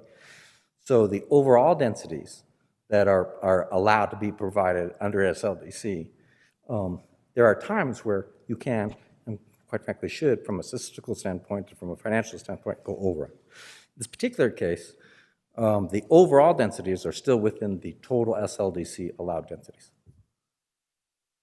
So wait a second. So if there's 51 units allowed in the village of Agua Fria, and then they got this density bonus that bumped them up to 56 units, then their community plan no longer has standing? Madam Chair, Commissioner, I clearly wouldn't say that the community plan doesn't have standing. What we're addressing here is what the ordinance specifically say. So if you're in fact, you have a development anywhere that's provided for water and sewer services, You want to be able to provide the maximum possible allowability to be able to allow for the affordable housing. Else you're not going to get that affordable housing. So in order to be able to achieve that, that is what is actually in our code. And quite frankly, our intention is to actually increase those densities. Because what we're looking now is the financial issues and relative how to produce and create affordable housing. And folks are losing enormous amounts of funds trying to actually build housing, which is what we want them to achieve. We don't want the fee in lieu of. We want them to build the housing. And so this is the way that we have the ability to allow for that. Okay. And then the next question is, what I have seen is a really large problem is when the HOAs are responsible for the parks and open space. A lot of times what happens is that the HOAs neglect the open space and neglect to take care of the park. And so how are you making sure that that is going to be addressed? Thank you, Madam Chair, Commissioner Hanson, Commissioners. So yes, we are establishing a homeowners association because we have to maintain the streets, the open space, drainage improvements, and the park. And we have already submitted draft declaration of covenants. We're establishing a budget. There will be fees. We are designing the park to be relatively low maintenance. As I mentioned, there are already a lot of existing mature vegetation there that we are preserving. We are supplementing that, but our goal is that the park itself is not a maintenance burden for the community, but they are going to be maintaining the roads, they're going to be paying for snow plows, would I love that we're building these roads to county standards? Would I love Santa Fe County to maintain them? Yes, I would, but that's not available. And so we are establishing the association, and the home builder is going to be running the association well into the construction and sales process. And so to ensure that they build a board of residents who understand how this is done, they understand, and there'll be full disclosure that when people buy their homes, that there is, whether it's a quarterly fee or a monthly fee, or however that is done. We don't anticipate the fees to be excessive. There are 56 lots to kind of spread it out. So we're doing everything in our power to not only set up the association properly, but also to be involved for a long period of time, usually up to 65% of the homes sold. The home builder is going to have a seat on that board to ensure that everything is run properly. And then on the park, so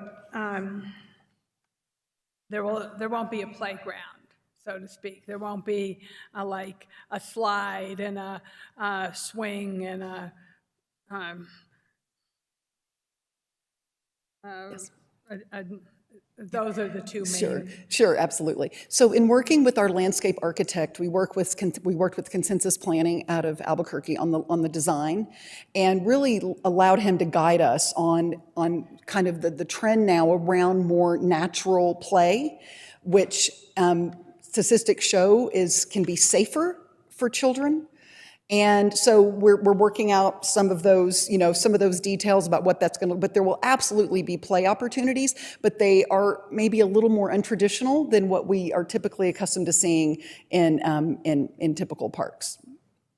And so the homes in this development are 1 and 2 bedroom or 3 bedroom? What are they going to be? Most of these homes are going to be 3 and 4 bedroom homes. So most likely they're going to have children. Correct. So is there going to be any grass area in the park? We're not looking at doing turf strictly for water use considerations, but we are seeding with native grasses and wildflowers. There's already good ground cover. So, like I said, there's good vegetation there right now that we want to disturb as minimally as possible, but we are creating pathways. So they're, for walking or having a stroller or walking your dog, but there will be, it'll be a little more native. Because like I said, we were just a little concerned about the water use for too much turf. So I live in a neighborhood neighborhood I think you used to live in, Casa Allegra. And we have a wonderful park that people drive all over, from all over the city I remember that part.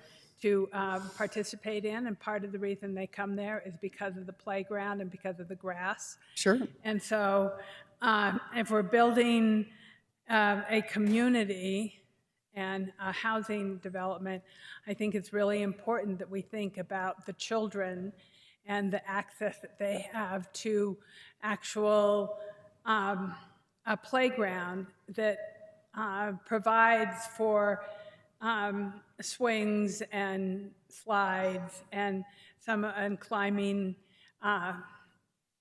apparatus. And I mean, I've seen some of these ideas for the natural parks, and they look great, but I also think that it's important that children have some traditional type of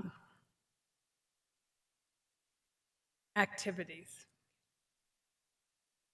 So we would be happy to, work with staff as we move forward and circle back with our landscape architect and see if we could incorporate some additional active play opportunities, and would be happy to work on that moving forward. Okay, Madam Chair, I think that's all the questions I have at the moment. Thank you. Are there any other questions for Commissioner Hughes? Thank you. I just have one quick question for Jennifer. Sorry, you almost got your mask back on. It's okay. No, I just wondered, is 56 homeowners pretty small for a homeowners association, or what's your experience with that? Because I'm a little worried that that's not a huge number of people to draw from for a board and all that stuff. No, absolutely. Thank you, Madam Chair, Commissioner. So it's relative, really, based upon what those maintenance obligations are. So these are going to be paved roads, curb and gutter, very low maintenance. These are going to be built to county standards. So yes, are they going to potentially have to have some snow removal done? Most neighborhood streets don't have snow removal. If you live in the city, like in the neighborhood that I shared with Commissioner Hansen for quite a few years, they never remove snow off our streets because we were on these side neighborhood streets, right? So that would be kind of an option for the neighborhood association if they wanted to do that. So the infrastructure is being designed in a very low maintenance way. And so a lot of with these associations with the roadway maintenance, it's about setting up reserve accounts. So most of those fees are going into reserve accounts. So when you do have to, put on a fog seal on the asphalt, or you do need to repair some curb, or you do need to do something of that nature, you have the funds to do that. So relatively speaking, I think 56 lots is actually, I think it's a good number that we're working on that budget to make sure that nobody is, again, overly burdened with those fees. And again, the park is being designed to be quite low maintenance, low water use, because, the city of Santa Fe charges a lot of money for water. So we are, ensuring that there is going to be obviously irrigation to make sure that the new plantings, but I'm hoping that once those plantings are established, they can pull that irrigation out of there and they don't even have to do it anymore. So I'm pretty confident, Commissioner, that we're going to be in good shape in that regard. Thank you. Thank you. Are there other questions before I go to public hearing? So I'm going to go ahead and open public hearing. As far as I know, I have 3 people who have requested to speak to this matter. I'll go through them and then I'll ask if there's anybody else. Is William Mee on WebEx? Oh, you're here. If you could come forward and I don't know if you have to get sworn in again. You were sworn in on WebEx earlier, but you can ask the clerk. I was sworn in on WebEx. Maybe you weren't. Don't tell me that. No, you weren't. So go ahead, swear in, because it was just public All comment right. before. Do you swear to tell the truth, the whole truth, and nothing but the truth? I do. And for the record, before you testify, please state your name, address, and that you're under oath for your testimony to be considered valid. William Mee, I'm president of the Alvarez Frío Village Association, and my address is 2073 Camino Samuel Montoya, Santa Fe, New Mexico, 87507. Thank and you. I'm under oath. Thank you. Okay. On June 21st, I was reading my legal notices. I read legal notices every day, and lo and behold, here is the development permit 225080. So I contacted the county the following day, and I contacted Lucy Foma because I wanted to know why it hadn't gone to the community organization.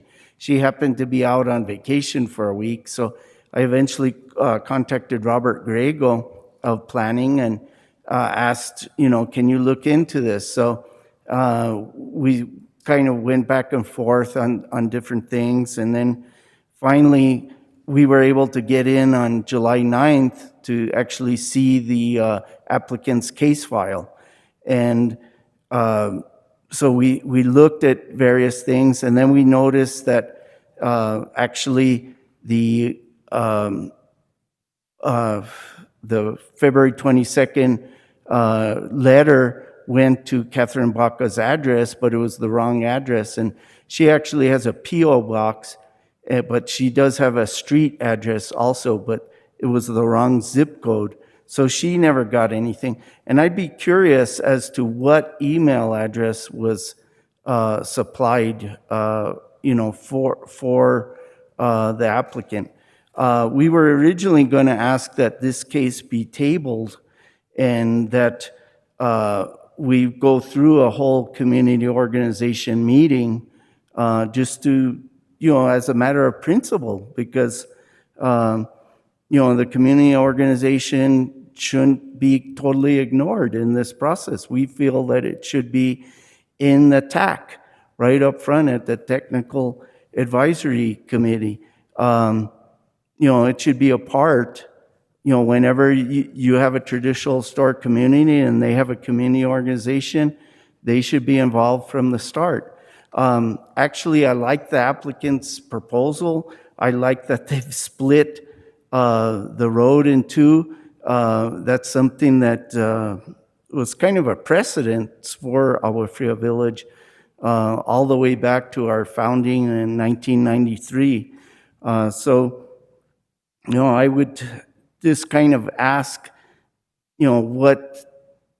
I think that this process, and maybe we need to add this to the Sustainable Land Development Code, because my earlier testimony at matters from the public concern, there was a whole promise, back in 2009, before the growth management plan was done, that, okay, we took away your Agua Fria Development Review Committee, but we're actually giving you back something better. And what it is, you're going to have community organizations. And so the county did a resolution, 2009-74, and that particular resolution, set out what every community needed to get up to speed, and for taking away their development review committee. So I really am just shocked at this whole process. If I hadn't read the public notice, we wouldn't be here tonight. There has to be more consideration of the communities.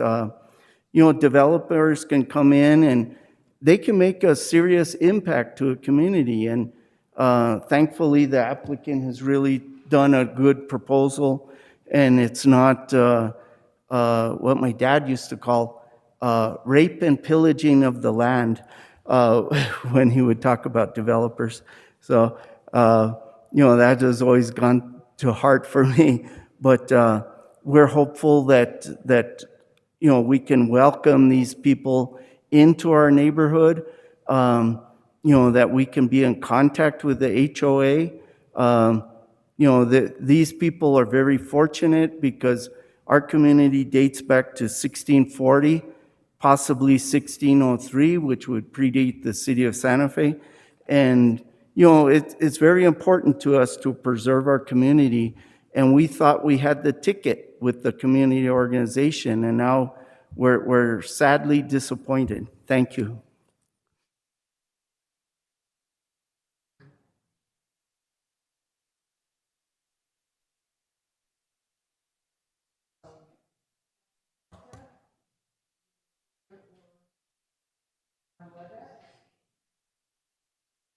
I don't think she wants to speak.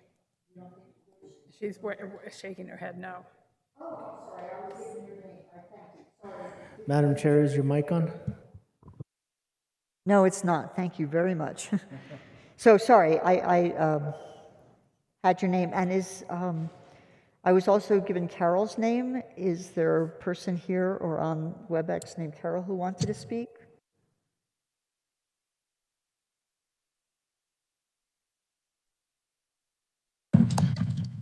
Madam Chair, Carol is on WebEx. Looks like she does not want to speak. Oh, okay. Is there anybody else present or on WebEx who wants to speak to this matter? Madam Chair, there's a gentleman named Dan online that would like to speak. Dan? Hey, Dan, if you could unmute yourself and get sworn in.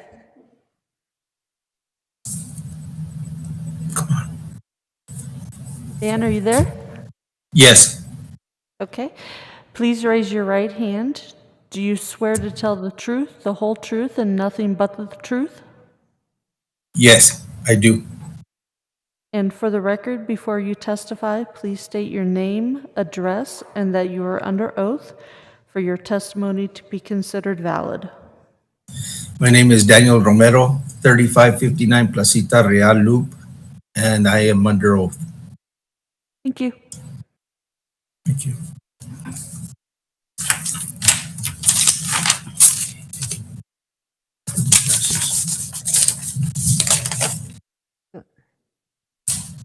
We just lost Dan.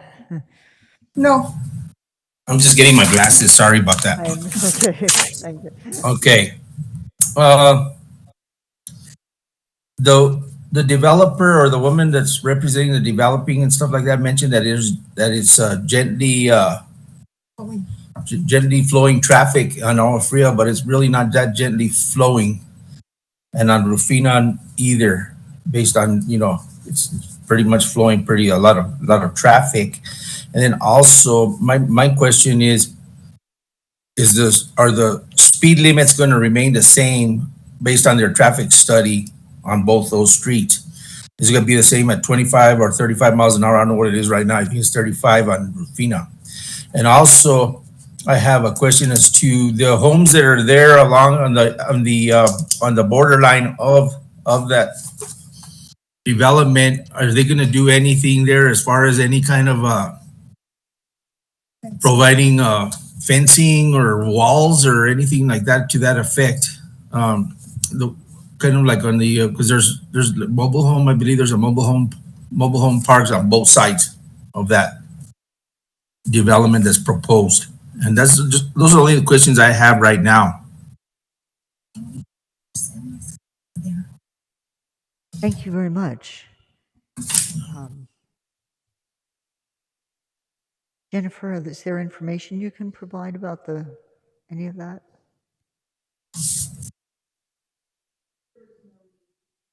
I don't think it's on. I just did the same thing. There we go. Thank you, Madam Chair. There is no need to alter the speed limits on either Rufina or Agua Fria. And as well, each of the backyards for the homes everybody's going to have a fenced backyard as part of their home package. So that will de facto result in fencing along the east and the west edge. Madam Chair. Okay, great, thank you. Commissioner Hanson. I'll wait until Well, yeah, we're still in public comment. Okay. So is there anybody else here or on WebEx who wants to speak to this matter or has questions?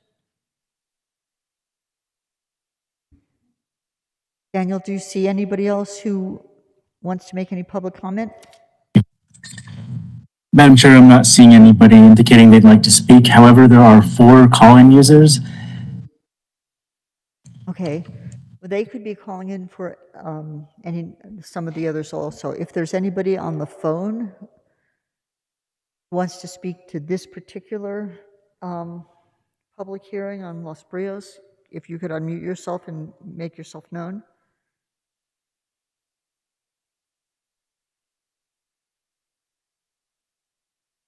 Hearing none, I think I'll close public comment and then see if is there other discussion on this matter, Commissioner Hanson? Thank you, Madam Chair. Okay, back to Mr. Romero's question about the walls and the fence. So along the one side, there's open space, and then there's the trailer park next to it. So what's going to happen? I am really worried about these open spaces because they're not going to be maintained. So I'm afraid they're going to be weeds and ignored, and then you have this long row or small strip, which could be nice if it's maintained, but if it's not maintained, then we're having problems. But is there a wall along that? I mean, I haven't driven to this property, so I can't tell you what it looks like. Madam Chair, Commissioner Hanson, and Commissioners, so on the east side, where there is that strip of open space there, we're actually quite a bit lower than the mobile home community that is to the east of us. And so there's an existing retaining wall. So there's already a wall. Okay. So, yeah, so yes, there's a wall. Okay. Okay. Okay, good to know. Great. Then I think that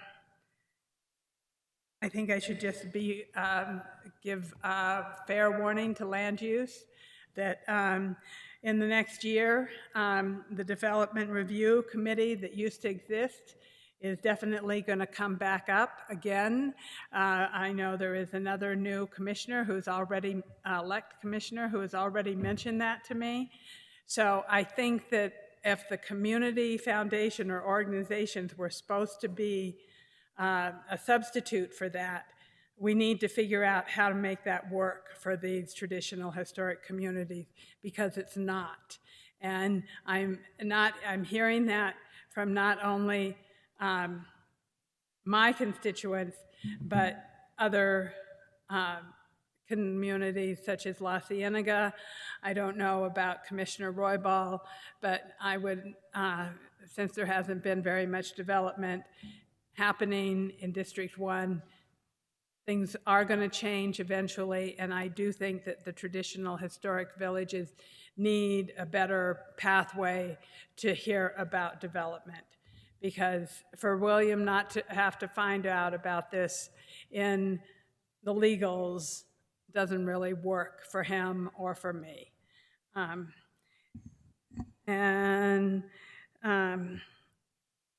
Just know that I am concerned about this open space, the HOA, and everything being taken care of. And as Commissioner Hughes said, it's concerning because it's not a large number of people. So thank you, Madam Chair. Thank you. Are there any other questions, or what's the pleasure of the board? Madam Chair. Commissioner Hanson.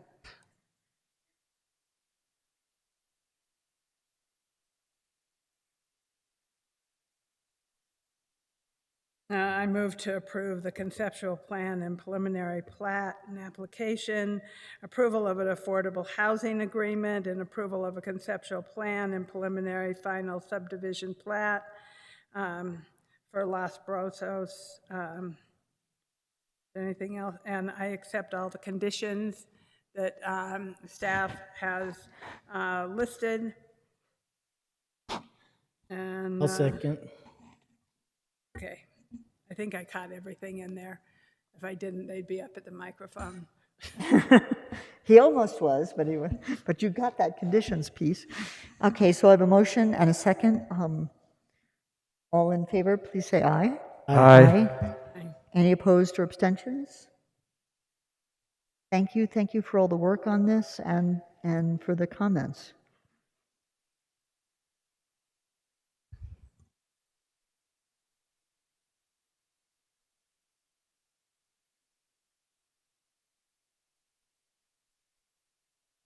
So that takes us to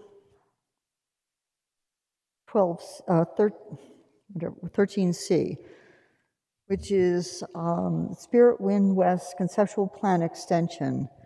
Kathy Miller, applicant, Land Development Planning, Danny Martinez. Thank you very much.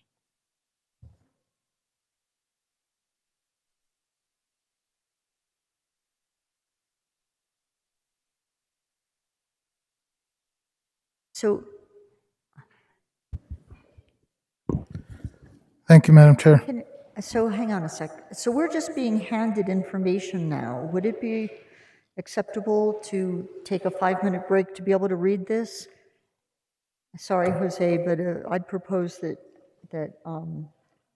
we come back at 7:21 and restart this, just a slight recess, so we can read this input. Thank you.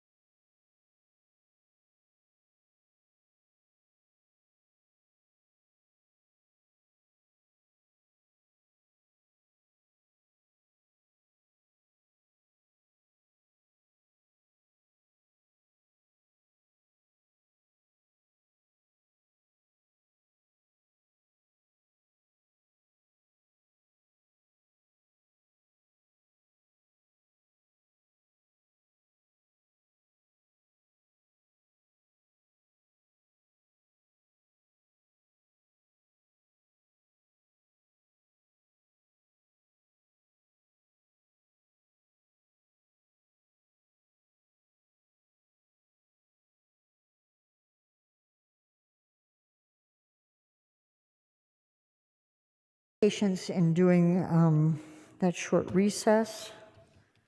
I'm just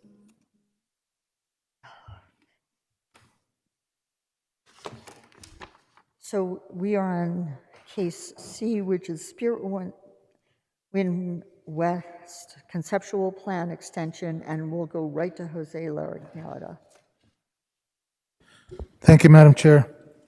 Kathy A. Miller, applicant, Land Development Planning Agent, requests an amendment to a condition imposed by the BCC, which required the applicant to record a conceptual plan and final plat for Phase 2 by May 1st, 2022. The applicant requests a 2-year time extension of the previous approved Spirit Wind West Master Plan conceptual plan, and to amend the previously imposed condition to allow the applicant until May 1st, 2024 to record the conceptual plan. The property is located off of Cerro Alto Road via Highway 285 within Section 5, Township 14 North, Range 10 East, and Section 32, Township 15 North, Range 10 East, within the Bishop John Lamy Grant, Commission District 5. The site for the proposed time extension is located in SDA 2 within a previously approved master planned area known as Spirit Wind West. The residential subdivision is within US 285 South Highway Corridor District Overlay, and the underlying zoning in the area is residential estate. The applicant requests an amendment to the condition imposed by the BCC, which required the applicant to record a conceptual plan and final plat for Phase 2 by May 1st, 2022. The applicant requests a 2-year time extension of the previously approved Spirit Wind West Master Plan conceptual plan, and to amend the previously imposed condition to allow the applicant until May 1st, 2024 to record the conceptual plan. This request is in accordance with Chapter 1, Section 1.11.4 and Chapter 4, Section 4.9.9.10 of the SLDC. The applicant states, our request is for a 2-year extension on the conceptual development plan to May of 2024. This would allow the developments the time necessary to move through the development approval process. On July 14, 2020, the BCC approved a 2-year time extension of the master plan for Spirit Wind West. A condition of approval stated the following: applicant must record a conceptual plan and final plat for Phase 2 per requested 24-month extension. If a conceptual plan and final plat for Phase 2 are not recorded by May 1st, 2022, the previously approved master plan for Spirit Wind West will become null and void, and the proceedings on the subdivision shall terminate, and a new conceptual plan application will need to be submitted. Staff have reviewed whether there have been any material code changes, material changes to development of the area, or material changes in the availability of services for the development, and conclude that there have been no major code changes, no change in the road system, zoning, density allowed, or any major development that could affect the proposed development.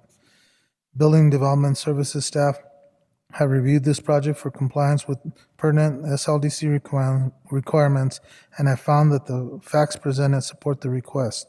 The SLDC does not include criteria to be met for an extension to be granted, and there have been no major code changes since the development was approved. If such a code change had occurred, staff would evaluate whether the approval should be extended, and if so, whether additional conditions should be imposed to address any such changed circumstances. And then, in this case, no such material changes have occurred. Building Development Services staff have reviewed this project and for compliance with applicable requirements of the SLDC, and conclude that there have been no major code changes that would affect this development, and the facts presented support to a 2-year time extension of the previously approved master plan conceptual plan. Staff recommends approval of the applicant's request for a 2-year 2-year extension in accordance with Chapter 1, Section 1.11.4 and Chapter 4, Section 4.9.9.10, subject to the following conditions. Madam Chair, may I enter these conditions into the record? This report and the exhibits listed below are hereby submitted as part of the hearing record. Madam Chair, I stand for any questions. Thank you. And my answer to the question about, so I didn't realize I was turned off, was yes to entering the conditions. Is the applicant here and wanting to make a presentation or a statement? Yes, Madam Chair, I'm here. Excellent. Can you, can you be sworn in? And All right, sir, do you swear to tell the truth, the whole truth, and nothing but the truth? I do. And for the record, before you testify, please state your name, address, and that you are under oath for your testimony to be considered valid. Yes, my name is Danny Martinez. My business address is number 5 Colina Way, Santa Fe, New Mexico, 87544. And I do affirm that I have been sworn in. Thank you. thank you, Danny. Go ahead and let us know. Yes, Madam. Yeah, Madam Chair, members of the commission. Again, I would have loved the opportunity to be present before you. I didn't realize we could do that. I think that it's always so much beneficial for us to be able to stand before you, to give presentations, to answer questions. And again, I'm not too sure if it was just because of restrictions, but I wasn't aware that we could be present in any future meetings. I would hope that we could be present. Therefore, we could look each other straight in the eye and we can talk face to face. And again, that would be something that I would really appreciate down the line.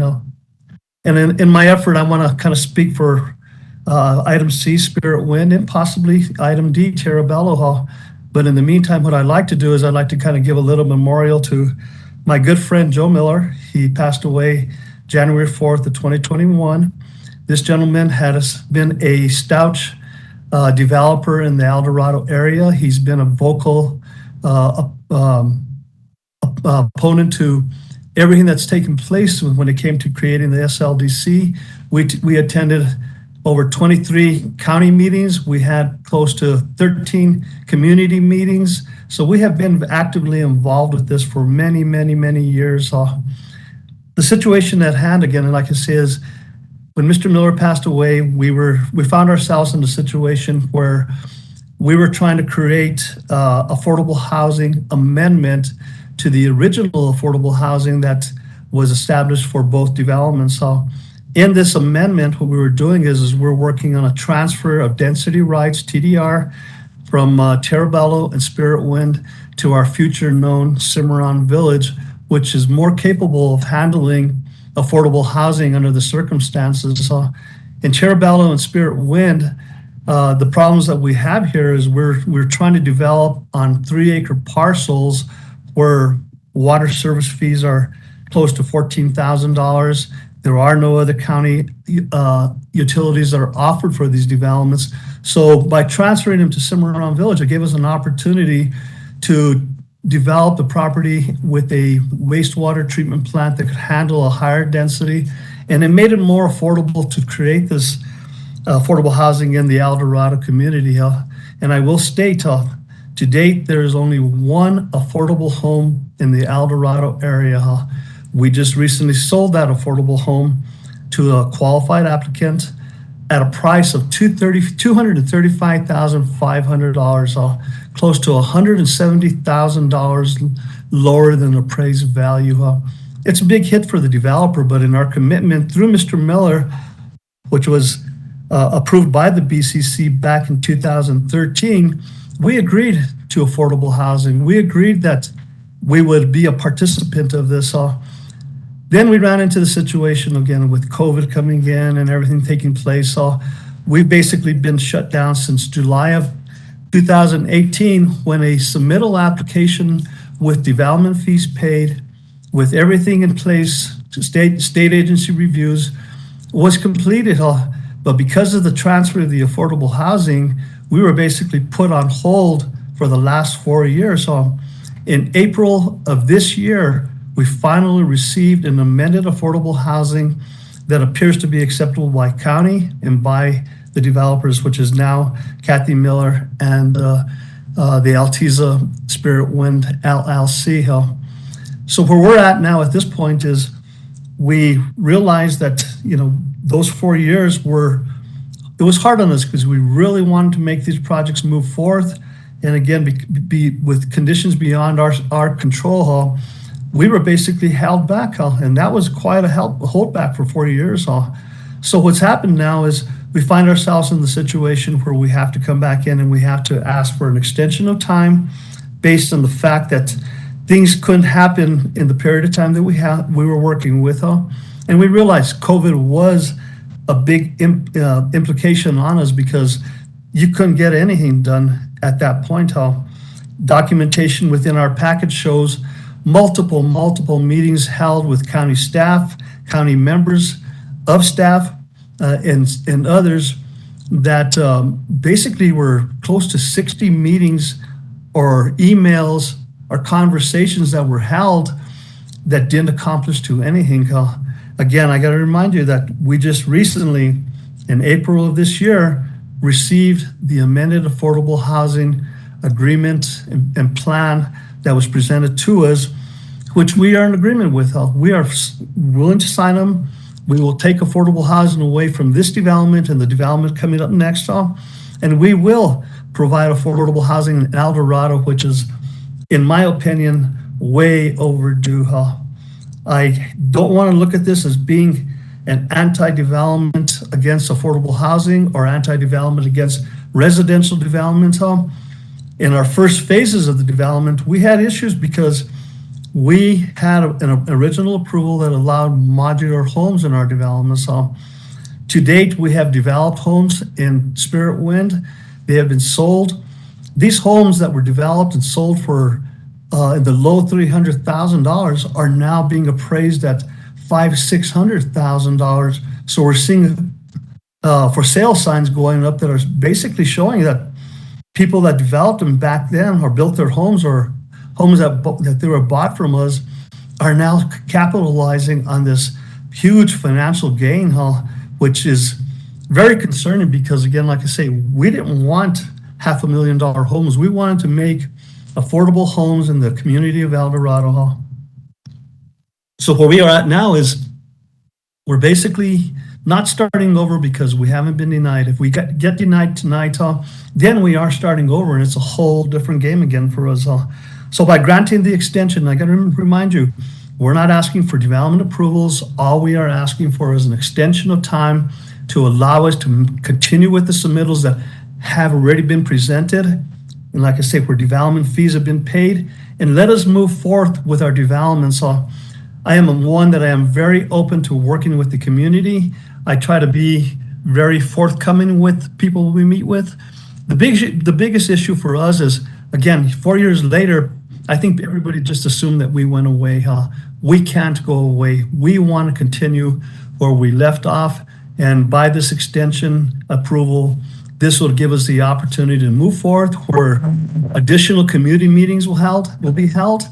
And I will state one of the conditions that I have worked with the Spirit Wind Homeowners Association and the US 285 All Committee is we are not going to be doing any more modular homes. The ability to bring in modular homes into a community that really doesn't look very favorable upon them, they look more down on them.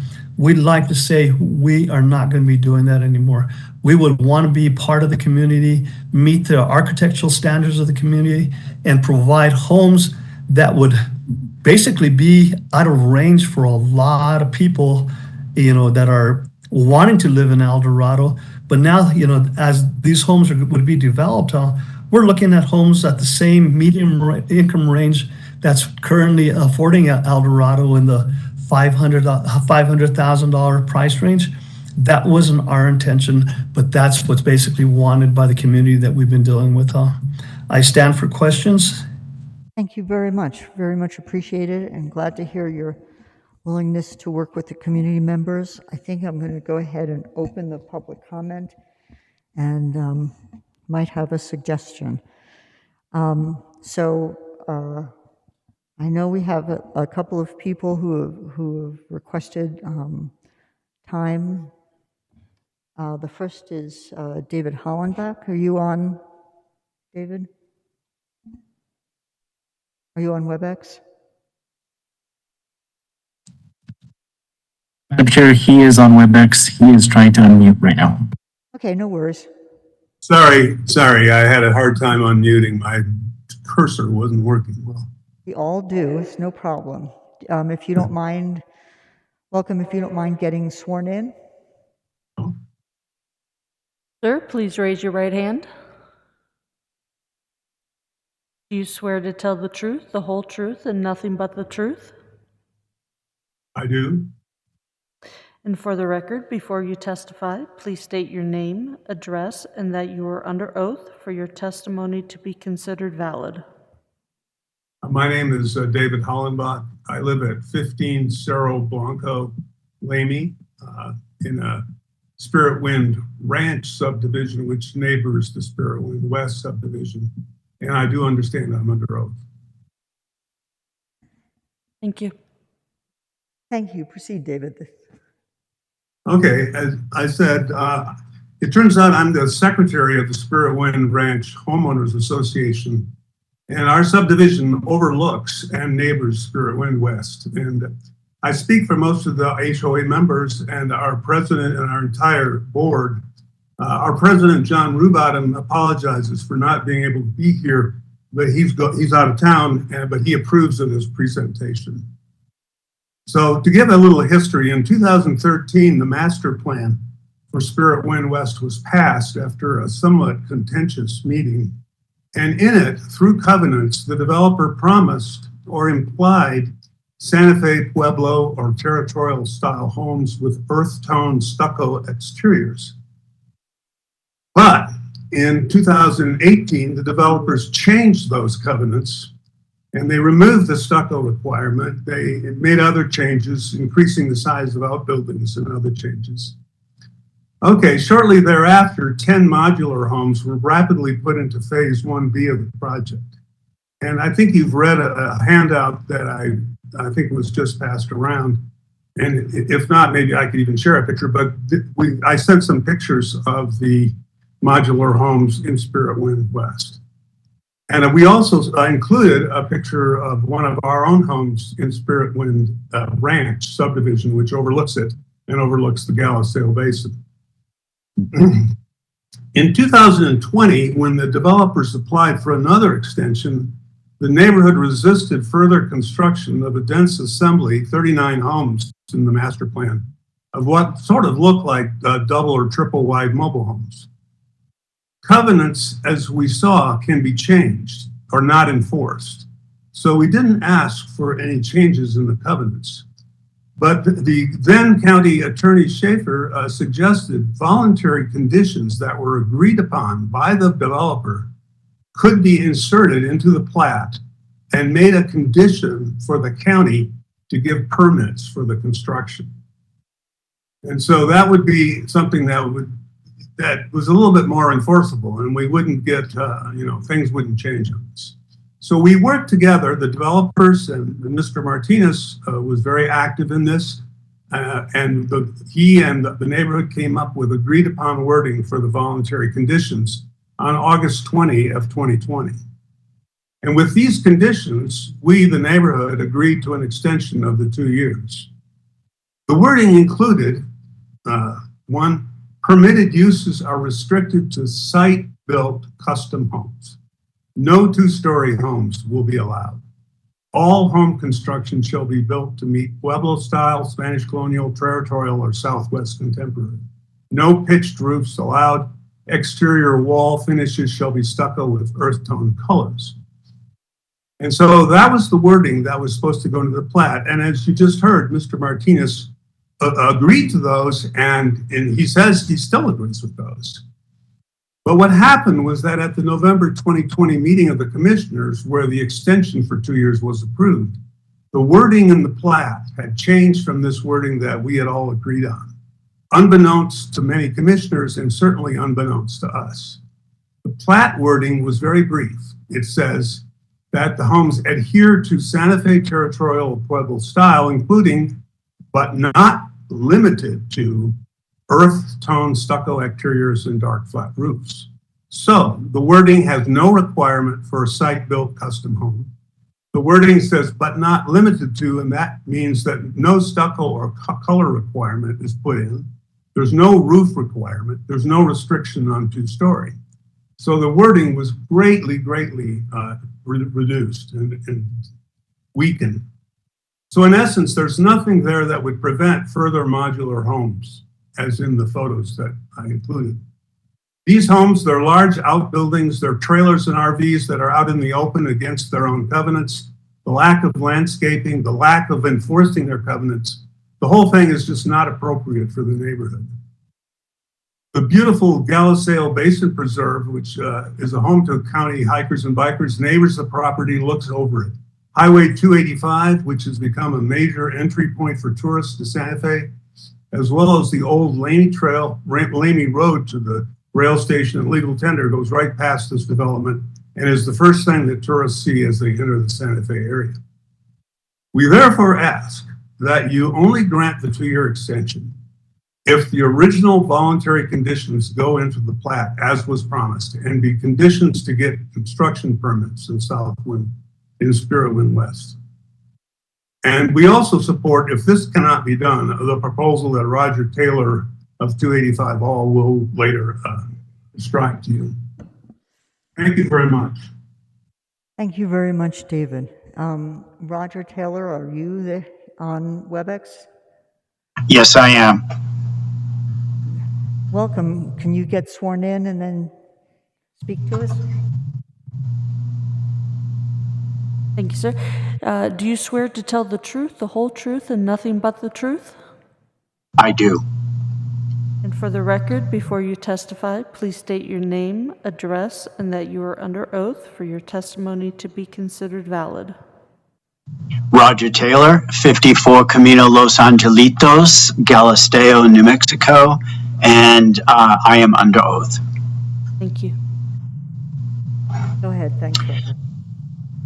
I am here tonight as the co-chair of the 285 Alliance and also representing the Galisteo Community Association.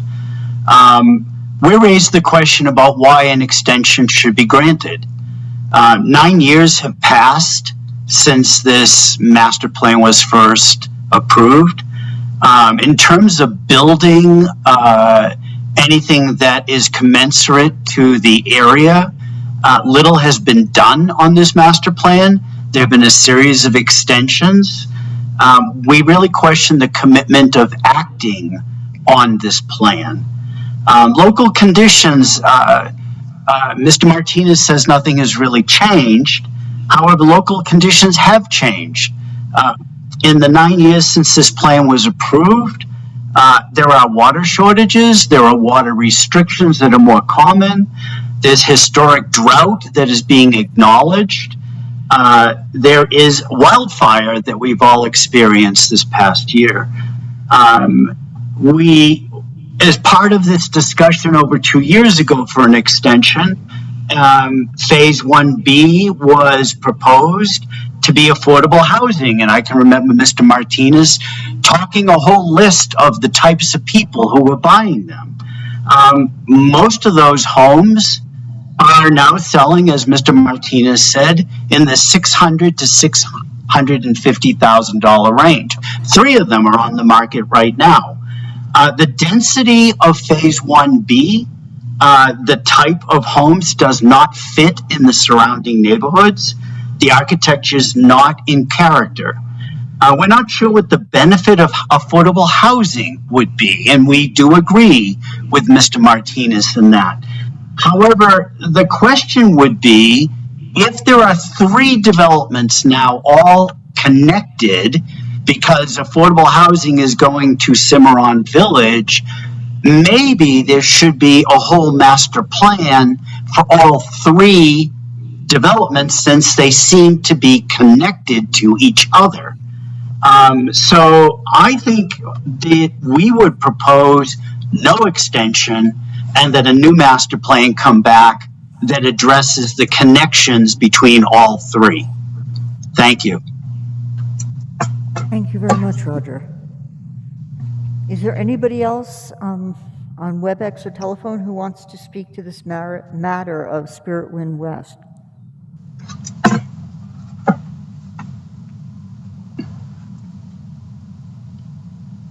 Daniel, do you see anybody else on the line who wants to speak to this matter?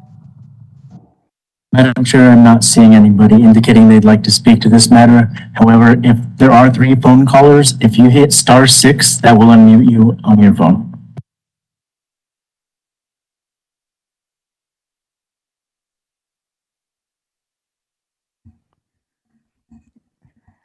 Okay, so hearing none, I'm going to go ahead and close public comment. I assume, Danny Martinez, you're still available? Yes, Commissioner. I'd definitely like to respond. Well, let me ask you a question first. There was a whole discussion about the conditions that the community feels weren't, that you agreed to, and I'll happily read them again, but that the community that feels were not included appropriately in the previous extension. And my question to you is, you were willing to agree to them before, are you willing to agree to them now? And the wording is that I have here, permitted uses are restricted to site-built custom homes with a minimum size of 1,600 feet plus garages and square feet, plus garages and accessory structures. No 2-story homes will be allowed. Split-level homes are allowed when terrain restraints are existing. All home construction will be built to meet Pueblo-style, Spanish colonial, territorial, and Southwest contemporary homes. No pitched roofs will be allowed. Exterior wall will be stucco finishes with earth tone colors as approved by the Architectural Committee.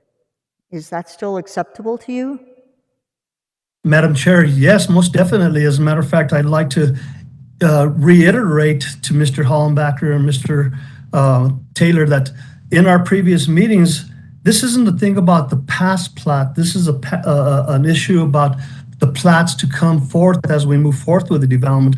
What was previously approved by the BCC back in 2013 allowed for modular homes. And again, it was really an experiment on our part trying to bring affordability into the community.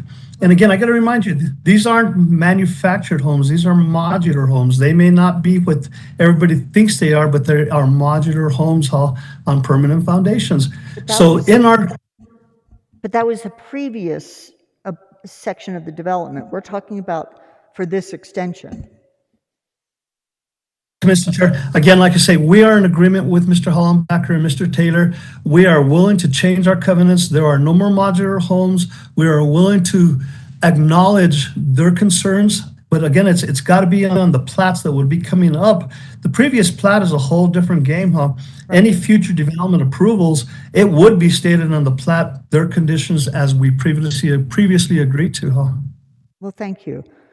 So my suggestion, and that I'm going to put on the table right now, and then I'm going to open it up to other comments from the commissioners, is to include this wording on the extension that would have to be included on each plat. And that's acceptable on our side. Thank you very much, Mr. Martinez. So with that on the table, do other commissioners have? Commissioner Hughes. Well, thank you, Madam Chair. I like your suggestion for that part. And I guess I want to address the concern that I think Roger Taylor brought up is I don't really understand how we have the affordable homes in Cimarron Village and the non-affordable homes in Spirit Wind. So I would hope someone could explain to me how that would work. And I see Joseph standing up, which I was hoping he would, because I think part of it is important that if we're going to build, these homes to this standard, then I think it's very important that the homes in Cimarron Village get built at the same time. And I'm ready to hear from you, Joseph. Madam Chair, Commissioner, we don't actually have any statutory authority to tell people when they can or cannot build.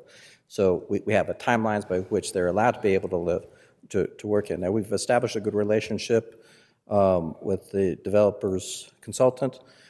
We have a working draft in terms of what we believe is appropriate. The idea behind it is that we'd be able to transfer affordable units to an area that can be created affordable. As you know, density is incredibly important. You can't build affordable housing at those kind of lots, at that kind of density. So what we want to do is be able to provide the affordable housing where you would have the ability to have water and sewer service. That's the idea behind the agreement that we're proposing right now. So if the affordable housing and the non-affordable housing were all in the same area, wouldn't you require that they be built at the same rate? In other words, one affordable home for every 10 non-affordable homes. And couldn't we do the same thing here, even though they're a couple miles apart?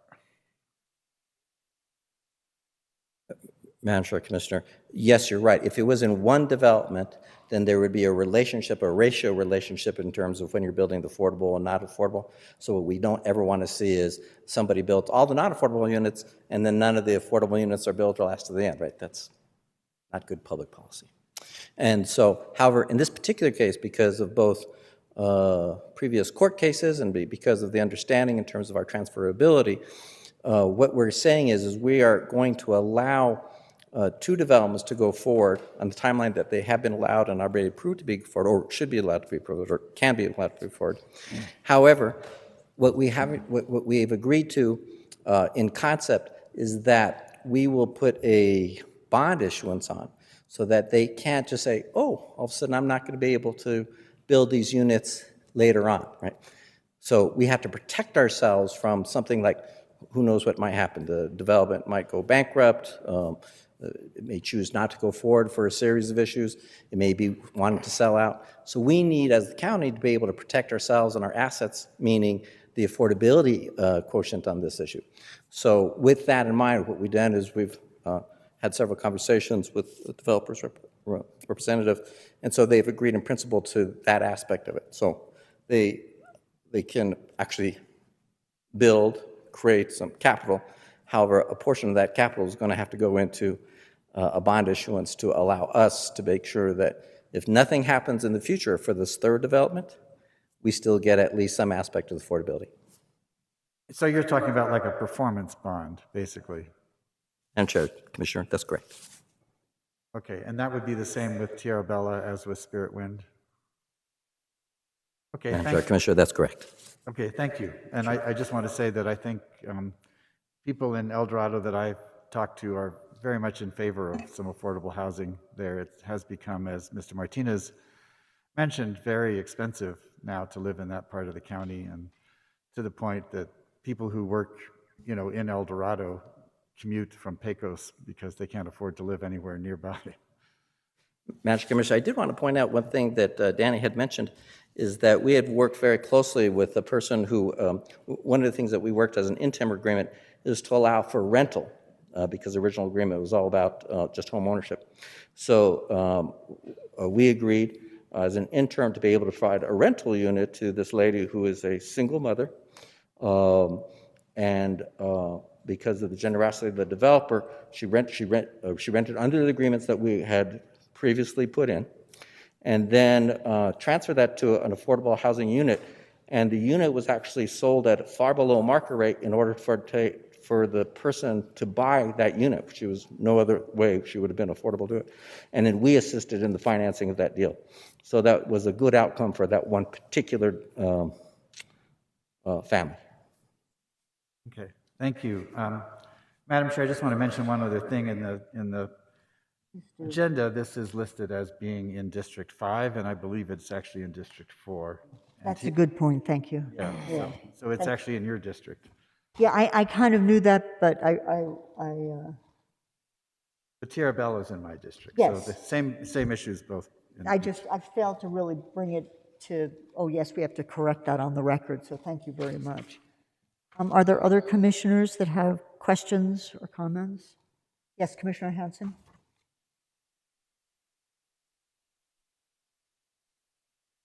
So I'm glad that Mr. Martinez, Madam Chair, Mr. Martinez accepts the language and making sure that that's correct.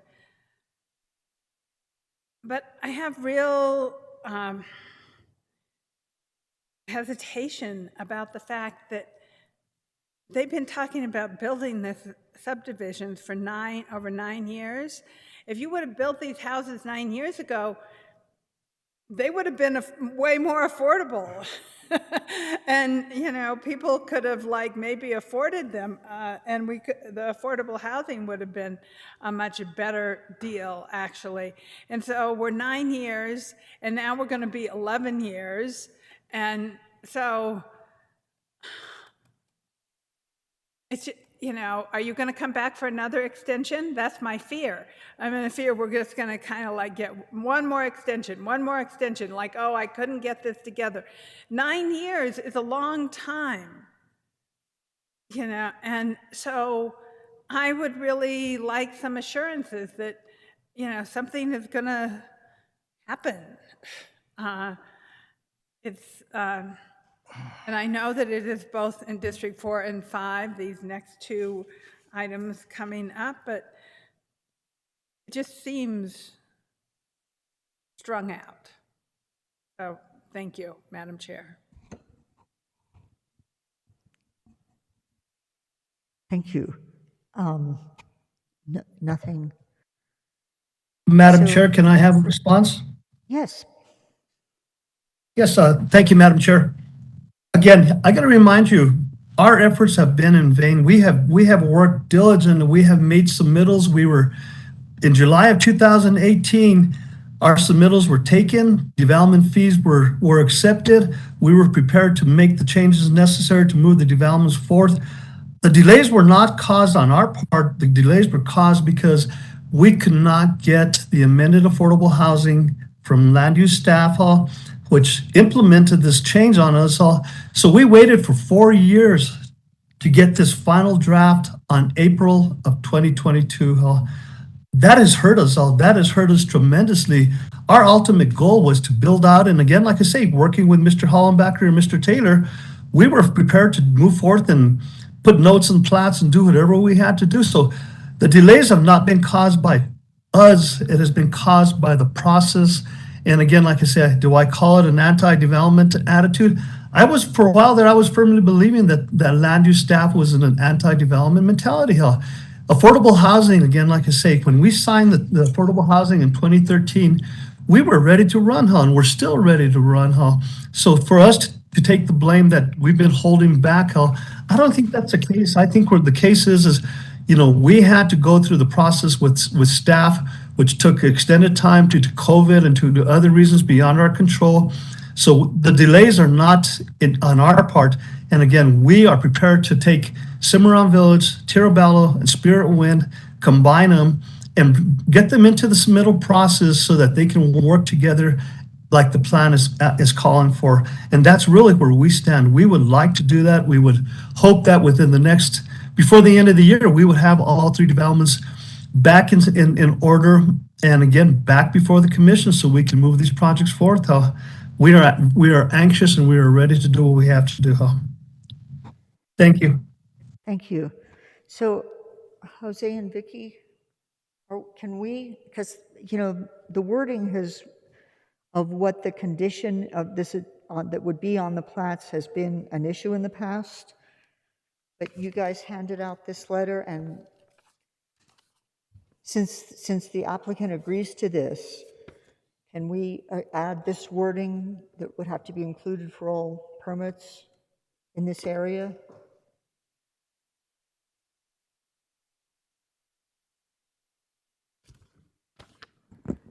Madam Chair, Commissioners, if it's the Commission's desire to impose this condition as a Yes. condition of approval, then as they come in for their separate plat approvals, we will ensure that this is a condition of approval on those and that it gets transferred to any subsequent subdivision plats that are recorded. Right, and you're clear on which words I read to the applicant that he agreed to. They're at the top of, on this handout. They're the underlined words.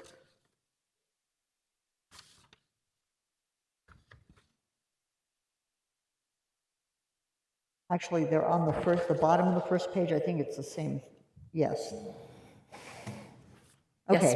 Yes. So,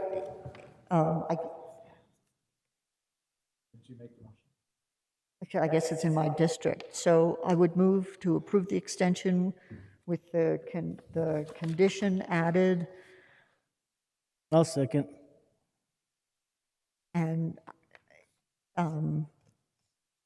do the attorneys think I need to reread this at this time so that the words are explicit in the motion?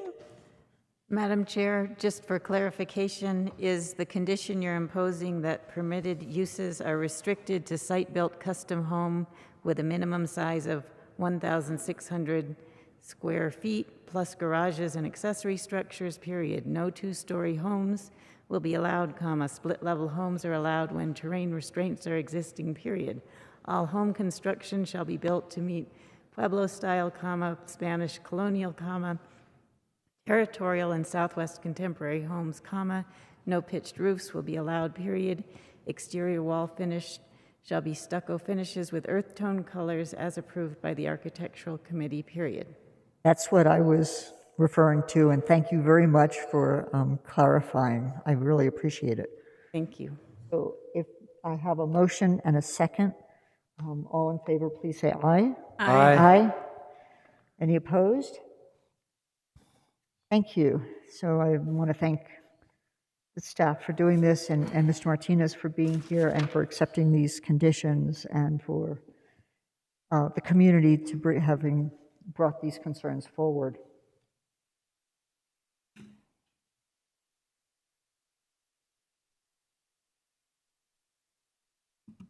That takes us to the last public hearing on Tierra Bella conceptual plan extension, and I'll go directly back to Jose to read this. Thank you, Madam Chair. Kathy A. Miller, applicant, land development planning agent, requests an amendment to a condition imposed by the BCC, which required the applicant to record a conceptual plan and final plat for Phase 2 by June 12th, 2022. The applicant requests a 2-year time extension of the previous approved Tierra Bella master plan conceptual plan, and to amend the previously imposed condition to allow the applicant until June 12th, 2024 to record the conceptual plan. The property is located off of Avenida de Compadres via Avenida El Dorado within Section 24 and 25, Township 17 North, Range 9 East, within the Cañada de los Alamos grant. The site for the proposed time extension is located in SDA 2 with a previously approved master planned area known as Tierra Bella. The residential subdivision is within the US 285 South Highway Corridor overlay, and the underlying zoning in the area is residential estate. The applicant requests an amendment to a condition imposed by the BCC, which required the applicant to record a conceptual plan and final plat for Phase 2 by June 12th, 2022. The applicant requests a 2-year time extension of the previous approved Tierra Bella master plan conceptual plan, and to amend the previously imposed condition to allow the applicant until June 12th, 2024 to record the conceptual plan. The applicant states, our request is for a 2-year extension on the conceptual development plan to June of 2024. This would allow the developments the time necessary to move through the development approval process. On July 14, 2020, the BCC approved a 2-year time extension of the master plan for Tierra Bella. A condition of approval stated the following: applicant must record a conceptual plan and final plat for Phase 2 per requested 24-month extension. If a conceptual plan and final plat for Phase 2 are not recorded by June 12th, 2022, the previously approved master plan for Terrabello will become null and void, and the proceedings on the subdivision shall terminate, and a new conceptual plan application will need to be submitted.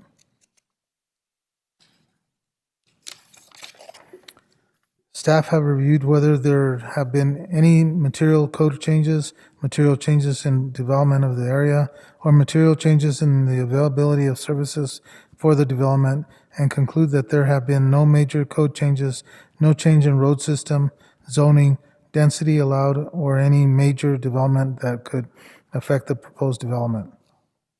Building and Development Services staff have reviewed this project for compliance with pertinent SLDC requirements and have found that the facts presented support the request. The SLDC does not include criteria to be met for an extension to be granted, and there have been no major code changes since the development was approved. If such a code change had occurred, staff would evaluate whether the approval should be extended, and if so, whether additional conditions should be imposed to address any such changed circumstance. In this case, no such material changes have occurred. Staff recommendation: Building and Development Services staff have reviewed this project for compliance with applicable requirements of the SLDC and conclude that there have been no major code changes that would affect this development, and the facts presented support a 2-year time extension of the previously approved master plan conceptual plan.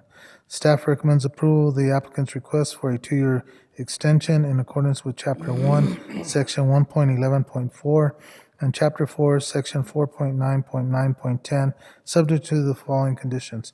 Madam Chair, may I enter these conditions into the record? Yes, thank you.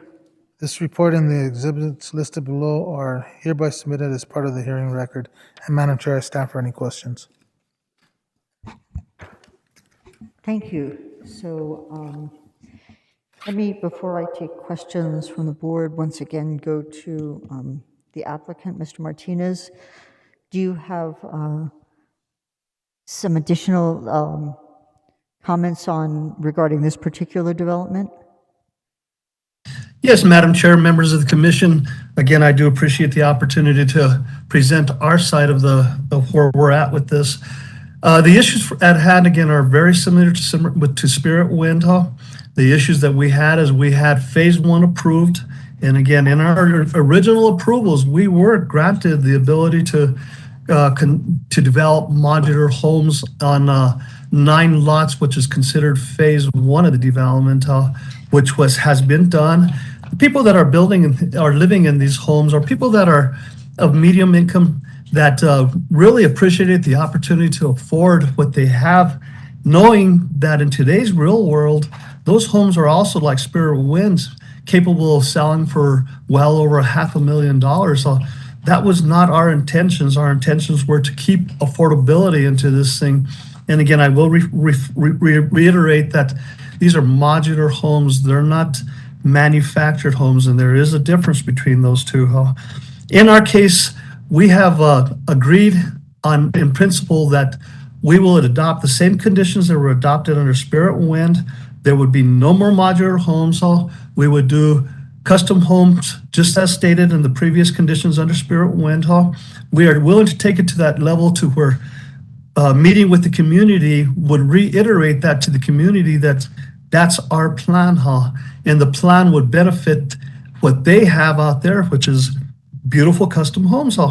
In this particular case, like I say, we want to take that next step. We want to work with the community. We want to do what we have to do to satisfy a community that has concern over previously developed modular homes. And again, I hate to use the word home discrimination, but we had to use that at one point in the previous extension because it is a form of discrimination. The people that buy these modular homes, that's what they could afford. That was pleasant for them because they fit into a community that in most cases would have never been able to buy into this community. Again, by changing our thoughts and agreeing to the previous comments on Spirit Wind, we will do the same thing for the rest of Terrabello. We will eliminate modular homes, and we will do purely custom homes per that statement that was issued on Spirit Window. Thank you. Thank you very much. I'm going to go ahead and open public comment on this matter. Is there anybody present or on WebEx who wants to speak to the Terabella application for extension? Madam Chair, Olivia Carroll raised her hand, as well as Jeremy Paul.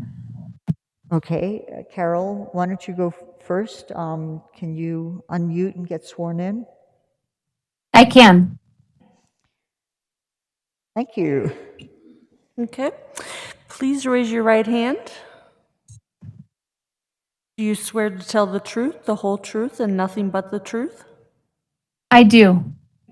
And for the record, before you testify, please state your name, address, and that you are under oath for your testimony to be considered valid. My name is Olivia Carroll. I reside at 19 Avenida de la Paz in Lamy, and what am I supposed to do? Just state that you are under oath for your testimony to be considered valid. I am under oath for my testimony to be considered valid. Thank you. Thank you guys so much for letting me take a few moments of your time tonight to talk about something important to the home and landowners in the Tierra Colinas region. I'm Olivia Carroll. I live out here in the Tierra Colinas community. It's one that abuts the side of Tierra Bello. I'm the current president of the Tierra Colinas Homeowners Association, and I'm here tonight representing the concerns of my community of about 48 residents. The homes in our community are widely spaced homes, and they're in shades of more or less brown. Several look out over the Tierra Bello area, and the residents there watched with some concern over the last several years when modular homes and homes in shades other than brown started to appear in the development. My homeowners knew the area behind them would be developed someday, but the covenants written for that area indicated the homes would be stucco and in earth tones. When I spoke before you 2 years ago, it was because my neighbors were concerned to see that another 70-some homes were going to be put in the land right adjacent to them, and as far as we could tell, they weren't going to abide by the covenants that were in place. Covenants that my residents assumed would protect the value of their homes. In an unprecedented moment for which I'm still very grateful, the Board of County Commissioners agreed 2 years ago that the extension would be approved with the stipulation that the covenants would have to be followed when Tierra Bello applied for housing permits. Furthermore, one of the lawyers associated with this said that he would prohibit modular homes from being constructed, as he said, to prevent the demise of decades of hard work and costs on the Tierra Bello end. To be clear, none of us are anti-development or opposed to affordable housing. We understand that moving here is prohibitively expensive at the moment, but we're nervous, though, that as far as we know, maybe these covenants won't be enforced and followed through, and that things we thought were true about our homes won't be true. I appreciate that Mr. Martinez pointed out that he will not be building more modular homes, which I'm sure many here from the surrounding communities breathed a sigh of relief over. However, based on our past experience, I'm concerned that the pledges of Mr. Martinez and Mr. Van Amberg will not be upheld. Have the covenants been modified to include a clause stating there won't be more modular homes? And what consequences are there for not abiding by covenants moving forward? We here in Tierra Colinas have no contact with the developer or his associates since the development was first proposed, and based on our past experience and lack of contact with the developers, we have little reason for trusting that the development will be considered as it was originally planned. With no means of holding Tierra Bello land managers accountable ourselves, we come to you in hopes that you will make sure that pledges made 2 years ago are upheld before granting an extension. And we wonder what assurances there are that Mr. Martinez's current plans for Tierra Bello are maintained throughout the development phase. Thanks for your time. Excellent. Thank you very much for your comments. Daniel, can you please introduce the next person? You gave his name and I didn't jot it down, and so I apologize. Madam Chair, we have Jeremy Paul. Jeremy, I'm very sorry. Thanks. Can you unmute yourself and be sworn in and then give your comments? Okay. All right, sir. Do you swear to tell the truth, the whole truth, and nothing but the truth? I do. And for the record, before you testify, please state your name, address, and that you are under oath for your testimony to be considered valid. Sure thing. My name is Jeremy Paul. I'm the president of the Sun Ranch Homeowners Association. I live at 135 Mejor, Santa Fe, and I acknowledge I'm under oath. I don't need to rehash. I think everybody has already spoken to many of the concerns that our homeowners share. Mr. Martinez, we appreciate your candor. However, as with Olivia, he wrote us a letter in June of 26, 2020. The last go around homes issue. Don't need to rehash that whole scenario that happened 2 years ago, promising to amend the CCNRs. We have to date not seen amended CCNRs.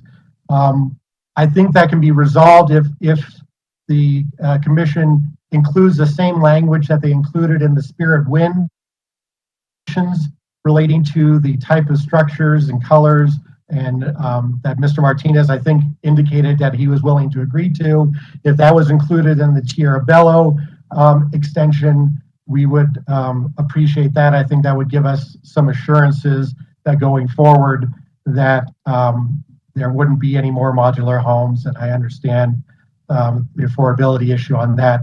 The other issue that we have in Sun Ranch is the question of the paving of Avenida Compadres, which was back in the 2012 settlement agreement between the Miller Trust and the county. That was supposed to be done. It's supposed to be done for the development. And there is further development that's occurring behind our subdivision. And so the traffic has already increased on Compadres, not necessarily because of the Tierra Bello subdivision, but because of other subdivisions.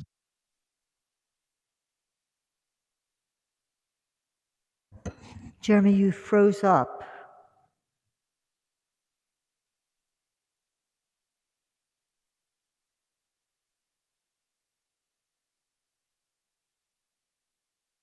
We'll just give a minute to see if Jeremy reconnects.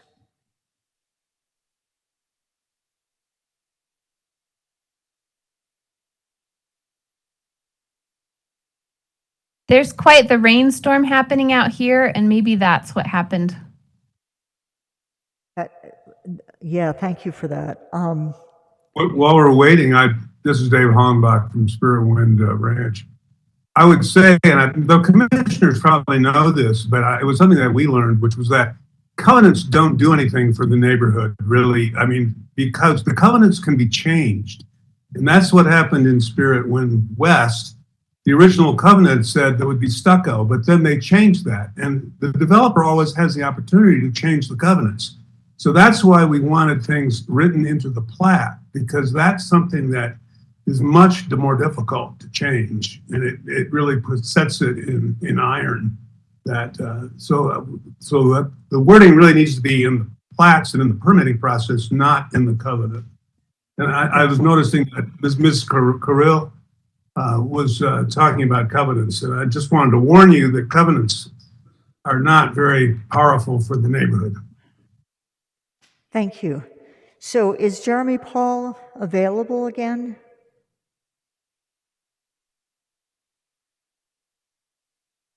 Madam Chair. I think, yes, Jeremy? Madam Chair, this is Daniel. It looks like he may be having, he's back.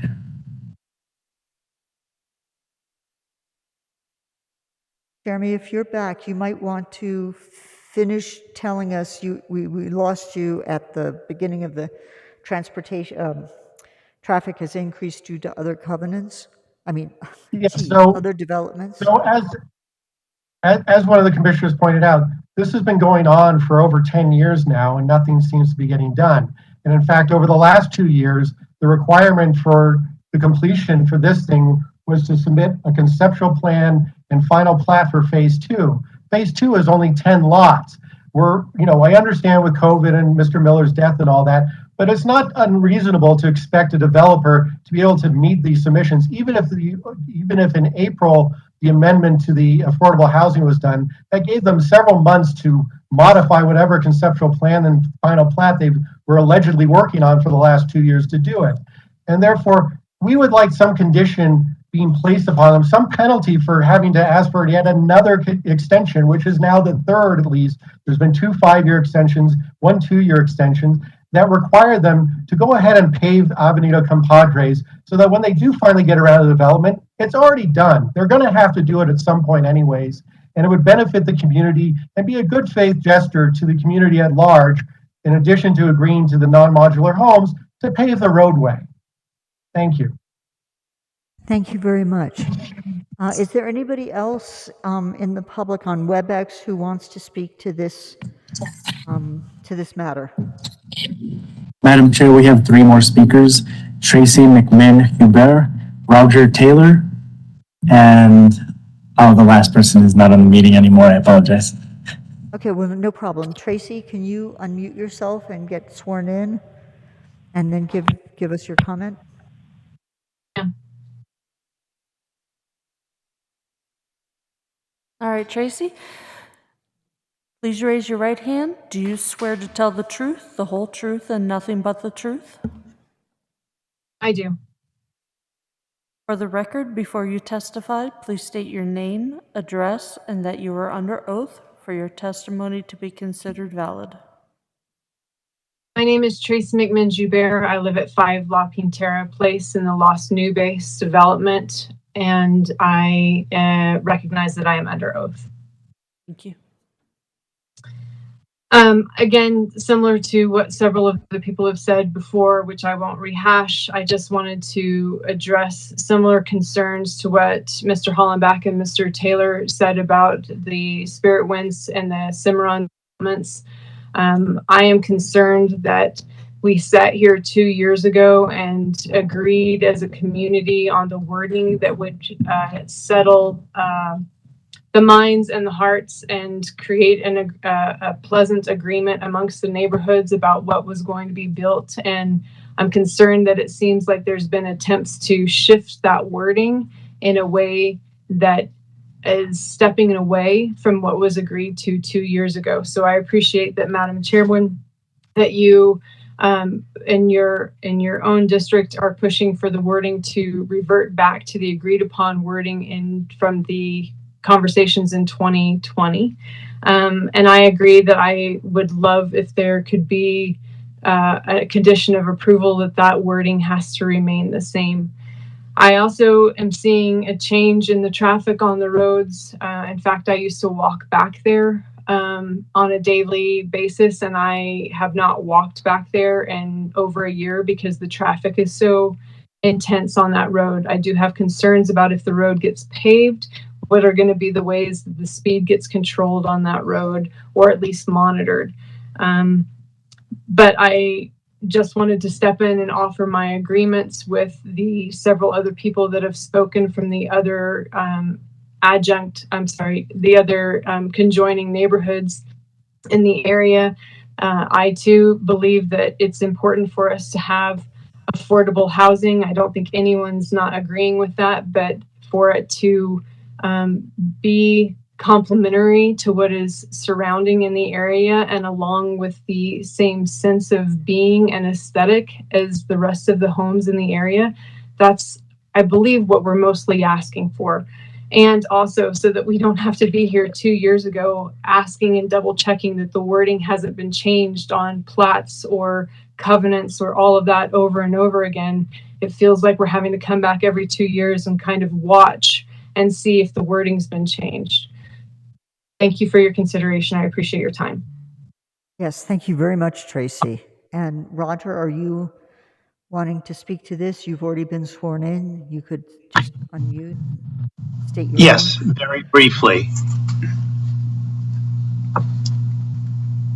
So basically, given the information we've received through this meeting, that an agreement has been made to handle the affordable housing issue at Cimarron Village. We, 285 Alliance, would be supportive of the 2-year extension the voluntary conditions exact same as spelled out for Spirit Wind West, with the same enforcement on each iteration phase of these plats. So exactly the same way that's been set up with Spirit Wind West. Mr. Martinez has indicated he's in agreement. So I think as a condition of approval, if that's read into the minutes, that would be sufficient. Thank you. Excellent. Thank you so much, Roger. And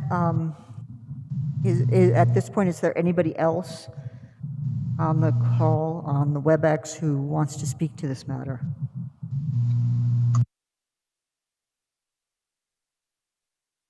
Daniel, do you see anybody else? Madam Chair, I do not see anybody indicating that they'd like to speak. Okay. Yes, so I'd like to speak. My name is Jan Stevens. Yes. Can you repeat your name, please? I'm sorry. Yes, my name is Jan Stevens. Jan, would you please get sworn in and then give us your input? Yes, of course. Uh-huh. All right, Jan, please raise your right hand. Do you swear to tell the truth, the whole truth, and nothing but the truth? I do. And for the record, My name is Jan Stevens. For the Yes, record, I know that before I you am under testify, oath. please state your name, address, and that you are under oath for your testimony to be considered valid. Yes, my name is Jan Stevens. My address is 106 Avenida de la Paz in Laney. And I know that I am under, I'm sorry. I know that I am under sworn testimony. I am under oath. I just wanted to reiterate both. I wanted to reiterate what both David Hollenbach and Roger had said, that I think it's really important to have the phrase no modular homes, the promise that Mr. Martinez has made, and that wording, all of the covenant wording, and I know this has been stressed before, but including no modular homes needs to be put into the permit process. Because I know the county can't, otherwise, they have no control over the covenants, not unless they're put into the permit process. So I would like to stress that I would like to have that, and I, as many other residents would like to have that in the permit process. Thank you. Excellent. Thank you very much, Jan. Is there anybody else on who wishes to speak to this matter? Could I just say one more thing? I'm sorry, Dave Hollenbach. Well, yeah, make it quick, David. It's very quick. It was in response to Jan Stevens. It seems that the wording that we put in, which says on-site custom-built homes, I think that rules out modular homes. If it doesn't, then I agree with her. But if it's in there, then I don't think anything else has to be done. Thank you. I guess I would tend to agree. I think it covers it, and it would simplify it to have the same wording in both. But you know, we'll see what motion is made. Is there anybody else who wishes to speak to this matter? Hearing none. Madam Chair, go ahead. Madam Chair, can I have a chance to respond? Yes. Yeah. Do I have to hang on a second? Dan, do I have to close public hearing first before, or can Mr. Martinez respond during public hearing? Does it matter? You could do it either way. I encourage you to close the public hearing. Yeah. So I'm going to go ahead and close public hearing, and then we're going to hear from Mr. Martinez. Madam Chair. Hang on. What? No, I just wanted to say that I would encourage Mr. Martinez to be very short. Yes. Mr. Martinez, go ahead. Yes, Madam Chair, Commissioners. Again, our commitment is sincere. We are not doing any more modular homes. We would accept any notes in the plats. Affordable housing would be transferred to Cimarron Village. It really is a big difference when you're trying to develop affordable housing on 3-acre parcels. And yes, Avenida Compadres will be paved. It's hard to pave a road when there's so many other users that are abusing the road by the speed that they're driving. And it's not from this development, it's from developments that are down off of Spur Ranch Road. If there was a way to control that, we would do it. We have spent an enormous amount of money going out there and grading it as often as we can, and with the help of one of the other developers down the road. So yes, we would like to see this road paved. That's part of our plan. And again, our commitment to the community would be that we would change the covenants, we would enforce covenants that would eliminate modular homes, and we would go with any notes that have to be placed on the plat. Thank you. Thank you so much. So I'm going to go to the commissioners. Commissioner Hughes? Thank you, Madam Chair. I'm just trying to move along because I want to go home before I fall asleep. Don't blame you at all. Go ahead. So if I seem anxious, that's the only reason. I just have 3 quick questions for Jose and Vicky. How many lots are in this Tierra Bella subdivision extension or phase that we're talking about?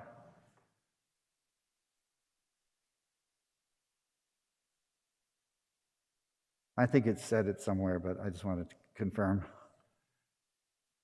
Madam Chair, Commissioner Hughes, 73 lots to be developed in 8 phases.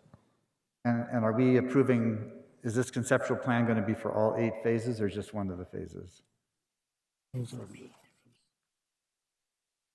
So phase 1's already been approved and built out. And this is phase 2 or phase 2 through 8 or?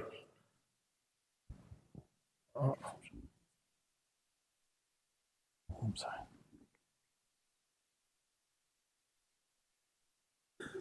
Madam Chair, Commissioner Hughes, yes, the conceptual plan is for phases 2 through 8. Okay, and if you don't know, don't worry, but do you know how many homes are in phase 2 through 8? I don't know. Danny might have the answer to that. Oh, Mr. Martinez, you're muted.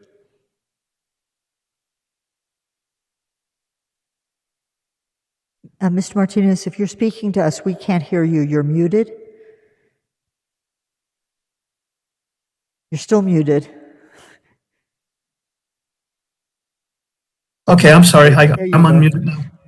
Okay, in phases 2 through 8, there's an additional 63 3-acre parcels of land. In our future conceptual plan, we will come in for the amended conceptual plan, and then we will propose to develop phases 2 through 6, which is 46 lots. 7 and 8 would be late next year, which would be 18 additional lots. So altogether, what's left is 63 lots. Okay, thank you. I just wanted to get that in my head. And then, Jose and Vicky, is the paving of Avenida de Compadres one of the conditions for this development? Madam Chair, Commissioner Hughes, with this application, this applicant actually submitted an application for phase 2, which was approved several years ago. And one of the conditions of approval for phase 2 was that they do pave Avenida de Compadres up to a certain portion of the development. That approval has since expired, so they will have to come back in and request preliminary and final plat approval for phase 2. So it's likely that that condition would get reimposed at that time. Okay, should we put that condition into our motion? Because I think I've driven on that portion of Avenida de Compadres and it does need to be paved. It's the dirt road can't handle that traffic anymore. Madam Chair, Commissioner Hughes, if it's the desire of the board to add that condition on there, then I think that would be appropriate. And you want to, would there be a time frame included that would be appropriate?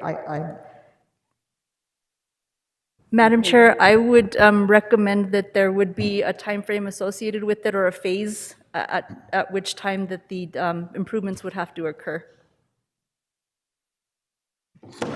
Commissioner Hughes, if you don't know what that is, I don't know exactly who to ask. But I see Penny coming up now, so maybe, do you guys have a suggestion for the time period for paving of Avenida de Compadres up to the Tierra Bella subdivision?